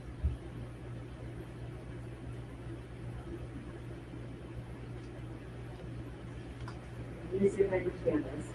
It matches to your unknown person and then build their trees out and found great grandparents or the same great grandparents to both these other matches to be unknown. Is that right? Yes. Okay. And then you took that match and started figuring out who their kids were, and then using their kids had kids. Is that what we're seeing here? Right, and so what I'm looking for now, so I found these 2, match 1 and match 2, who are second cousins to one another. What I'm looking for now are ways to integrate more DNA matches, okay, into that tree that I've just got my hook on. Why do you want to do that? Because the more DNA matches I have, the stronger my statistical analysis for where my person of interest fits into that tree. How do you? So if I'm working an adoptee case, my goal is to get my adoptee into as many databases as possible. I always call them tested ancestry because that's the biggest database. Then 23andMe because it's the second biggest. And then my heritage is the next in size. And so I want to get them into all of these databases because I can do this. I can build this tree using some matches from Ancestry and some matches from 23 and some from my heritage. And again, I'm doing this so that I have as much statistical data as possible when I try to place my person of interest into that tree. And that's when you have somebody who's doing their own DNA testing and then sharing their profile with you so you can build a tree out and try to identify who their biological is. Okay, I think I got it. We'll go to the next slide. It looks like you replaced the people, the matches, with numbers. What's going on here? Those may be hard to see, but in this case, I'm showing an example listing the central organ amounts to the various DNA matches that I've managed to place into this tree. In this one, you have a whole new red line we didn't have before. How did you figure it out? So this is a hypothesis. It's an educated guess about where my person of interest might fit into that tree based on how much DNA they share with those 5 matches that I could document. And it might be right, it might be wrong, it's just an educated guess, it's a way to guide my next step in the research. What is it? My next step in the research, at this point, might need to dig into another database and see if I can find more matches. I would run the what are the odds analysis tool to see what other hypotheses might fit. You want to tell me about the what are the odds tool now? Sure, I can. That's a different slide. So this is the what are the odds tool. You basically build the descendant diagram that was on the previous slide, but into this tool. You enter the centimorgan amounts, so that's the measure of shared DNA. You enter the centimorgan amounts into the WATO tool. Sorry, we call it WATO for short, W-A-T-O. So you enter the centimorgan amounts where those individual DNA matches fit into the tree, and then you can ask the tool to suggest possible hypotheses for you. And that's what those teal boxes are. Those teal boxes are places where the tool is saying your person of interest could fit into this tree in this spot, based on the DNA matches. This tool tells you kind of where to look. Yes. In that line. What do you do from there? So from here, there are several hypotheses there. If you could go back to the previous slide. Thank you. There are several hypotheses there, so what I want to do, and each one of them is going to have a score. And so what I want to do is focus on the hypotheses that have the highest scores, because those are the ones that are most likely. And I might investigate whether, if I'm looking for a birth father, was he in the right place at the time of conception, or was he serving overseas? If he was serving overseas, then I rule him out. I might reach out to members of his family and ask them to do a DNA test for me, because then I can add their DNA match to this analysis and sort of slowly over time focus in on my most likely candidate, for example, if it's the birth father. Does that mean you reach out to the regular people that haven't chosen to do this and see if they voluntarily want to put their DNA in to help build a family tree? Yes, at times I will do that. I think we're ready for this slide. Yeah. I'm kind of going through that. Okay, so this is just it's the same tree, but I'm showing a different scenario in which the DNA matches were lower. They shared less DNA. This is just another hypothetical example to show how the probabilities and the suggested hypotheses will change depending on how much DNA those matches shared with you in the first place. Does that make your work more complicated? It does. The lower the DNA matches, the harder it is to actually find what you're looking for.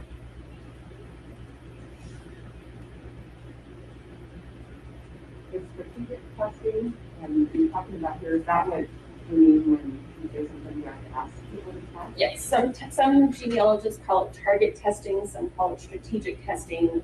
You're essentially reaching out to people who haven't tested yet and ask them, hey, I want to do a genealogy test for me. And you're doing that to help narrow down the connections.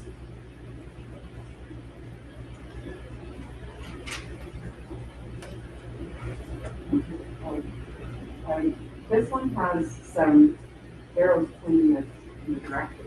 What's going on? Right, I'm afraid you can't see the scores on that tree because it's kind of small.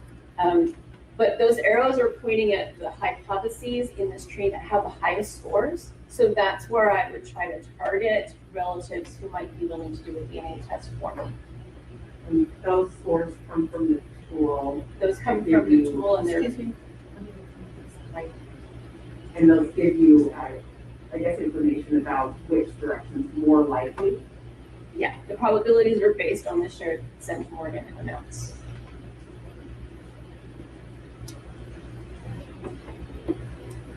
We're going to shift and talk about forensic genetic genealogy. Tell us what you mean by that. So forensic is basically pertinent to any sort of legal proceeding or court case. I'm not a lawyer, so if I got that wrong, But in this case, sometimes so the Department of Justice calls this work forensic genetic genealogy. A lot of practitioners call it investigative genetic genealogy, but it's the same thing. Does that mean it's work that's done for law enforcement? It's work that's done for law enforcement, and it's also done, oftentimes I think the client might actually be a medical examiner if you're dealing with an unknown human remains. Do you do that kind of work? I do not. Have you been taught about that? I have learned a bit about it, yes. How have you learned it? I've learned about it by communicating with practitioners who do it, and also by attending conferences and watching recorded videos. Did you do it if you wanted to? Yes. There's no other qualifications you need other than what you have right now? No, not at the moment. The slide talks about the kind and quality of DNA. What kind of DNA is needed for forensic DNA? What kind of DNA? So you can use any type of DNA the same as you would use for regular genealogy.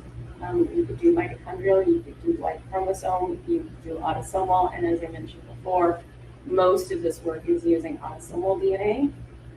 And the difference is that if somebody's spitting in a tube, they're providing a lot of DNA, and they're providing clean DNA, and they're providing DNA that gets preserved with the fluid to keep it from breaking down.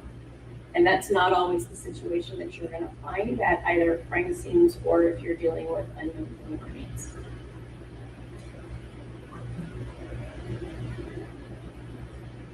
I know we talked about the microarray a while ago, and that there was another way to get this profile to do your work. Yes. Is that where we're going? That's where we're going. Tell me about that. Okay, Exactly. so next generation genome sequencing is a technique that you can use to analyze the entire human genome. You're not just focusing on the 600 or 700,000 bits that the genealogy company uses. You're trying to sequence the whole thing. And that can sometimes work when there's not enough DNA for a microarray. How is that done? It's hard to explain. So I'm using this graphic to try to explain it. So imagine that the solid red line at the top is the entire genome that we're trying to analyze. Next genome sequencing actually focuses on little subsets, and it's kind of like skimming a document. So if you skim a document, you're not reading every single word. Next generation sequencing is not trying to read every single little bit of DNA along the way. Instead, it's skimming little bits, and it's missing a lot on the first skim. And then it skims it again, and it will miss some on the second skim, but it might pick up bits it didn't pick up the first time. And so it keeps skimming the DNA, and after the analysis is done, you can kind of reconstruct from the little snippets that you skimmed along the way, and you can post the next gap. So these are the portions in gray that were skimmed in the multiple episodes, and those are called reads in the next generation sequencing process. The more reads you do, the more of the genome you can reconstruct, and the more confident you can be that you did it correctly. Because sometimes if you're skimming a word, you might, the word might be there and you read there because you were reading too fast, right? So the more times you skim an individual piece of DNA, the more confident you can be that it was called accurately. Is there a number of times that's practiced skim? So for medical research, for biomedical research, the companies who sell this equipment recommend that you do 30 times. They call it a 30 times coverage to get a confident read. Oftentimes in forensic work, they're not able to get 30x reads, and so they're working with fewer skimming. And that skimming is not a technical term. I'm just using the analogy to teach this.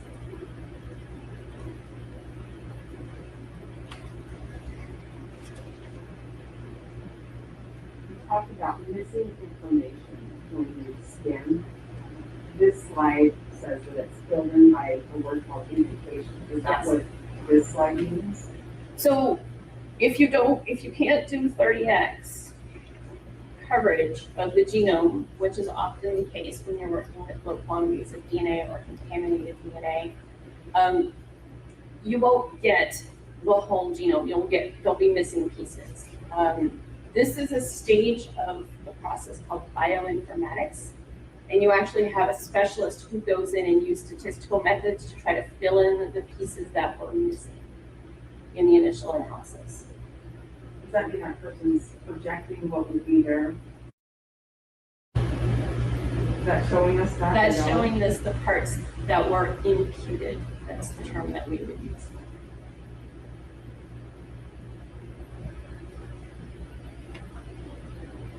All right, once you have this information after bioinformatics has added their details, then what happens? So recall that the next generation sequencing is analyzing the entire genome. But the genealogy companies, the matching databases, are not interested in the entire genome. They're not going to analyze the whole genome. They only want the SNPs, so the SNPs, that were analyzed by the microarray. So now the bioinformatician has to go in and essentially delete a whole bunch of the whole genome data so that they're only left with the portions that would have been on a microarray had they done microarray in the first place. This happens after they're filled in to make a whole, then they're stripped back to make it usable. Yes. Genetic genealogy database. How do you know if you're not just left with all of those filled in things? I'm sorry, I don't understand the question. So when these are stripped back out so that they're usable, so they become an SNP, it's usable. This is after the imputation. Right. How do you know what is left? How do you know which parts were imputed and which parts were from the next generation sequencing? Yeah.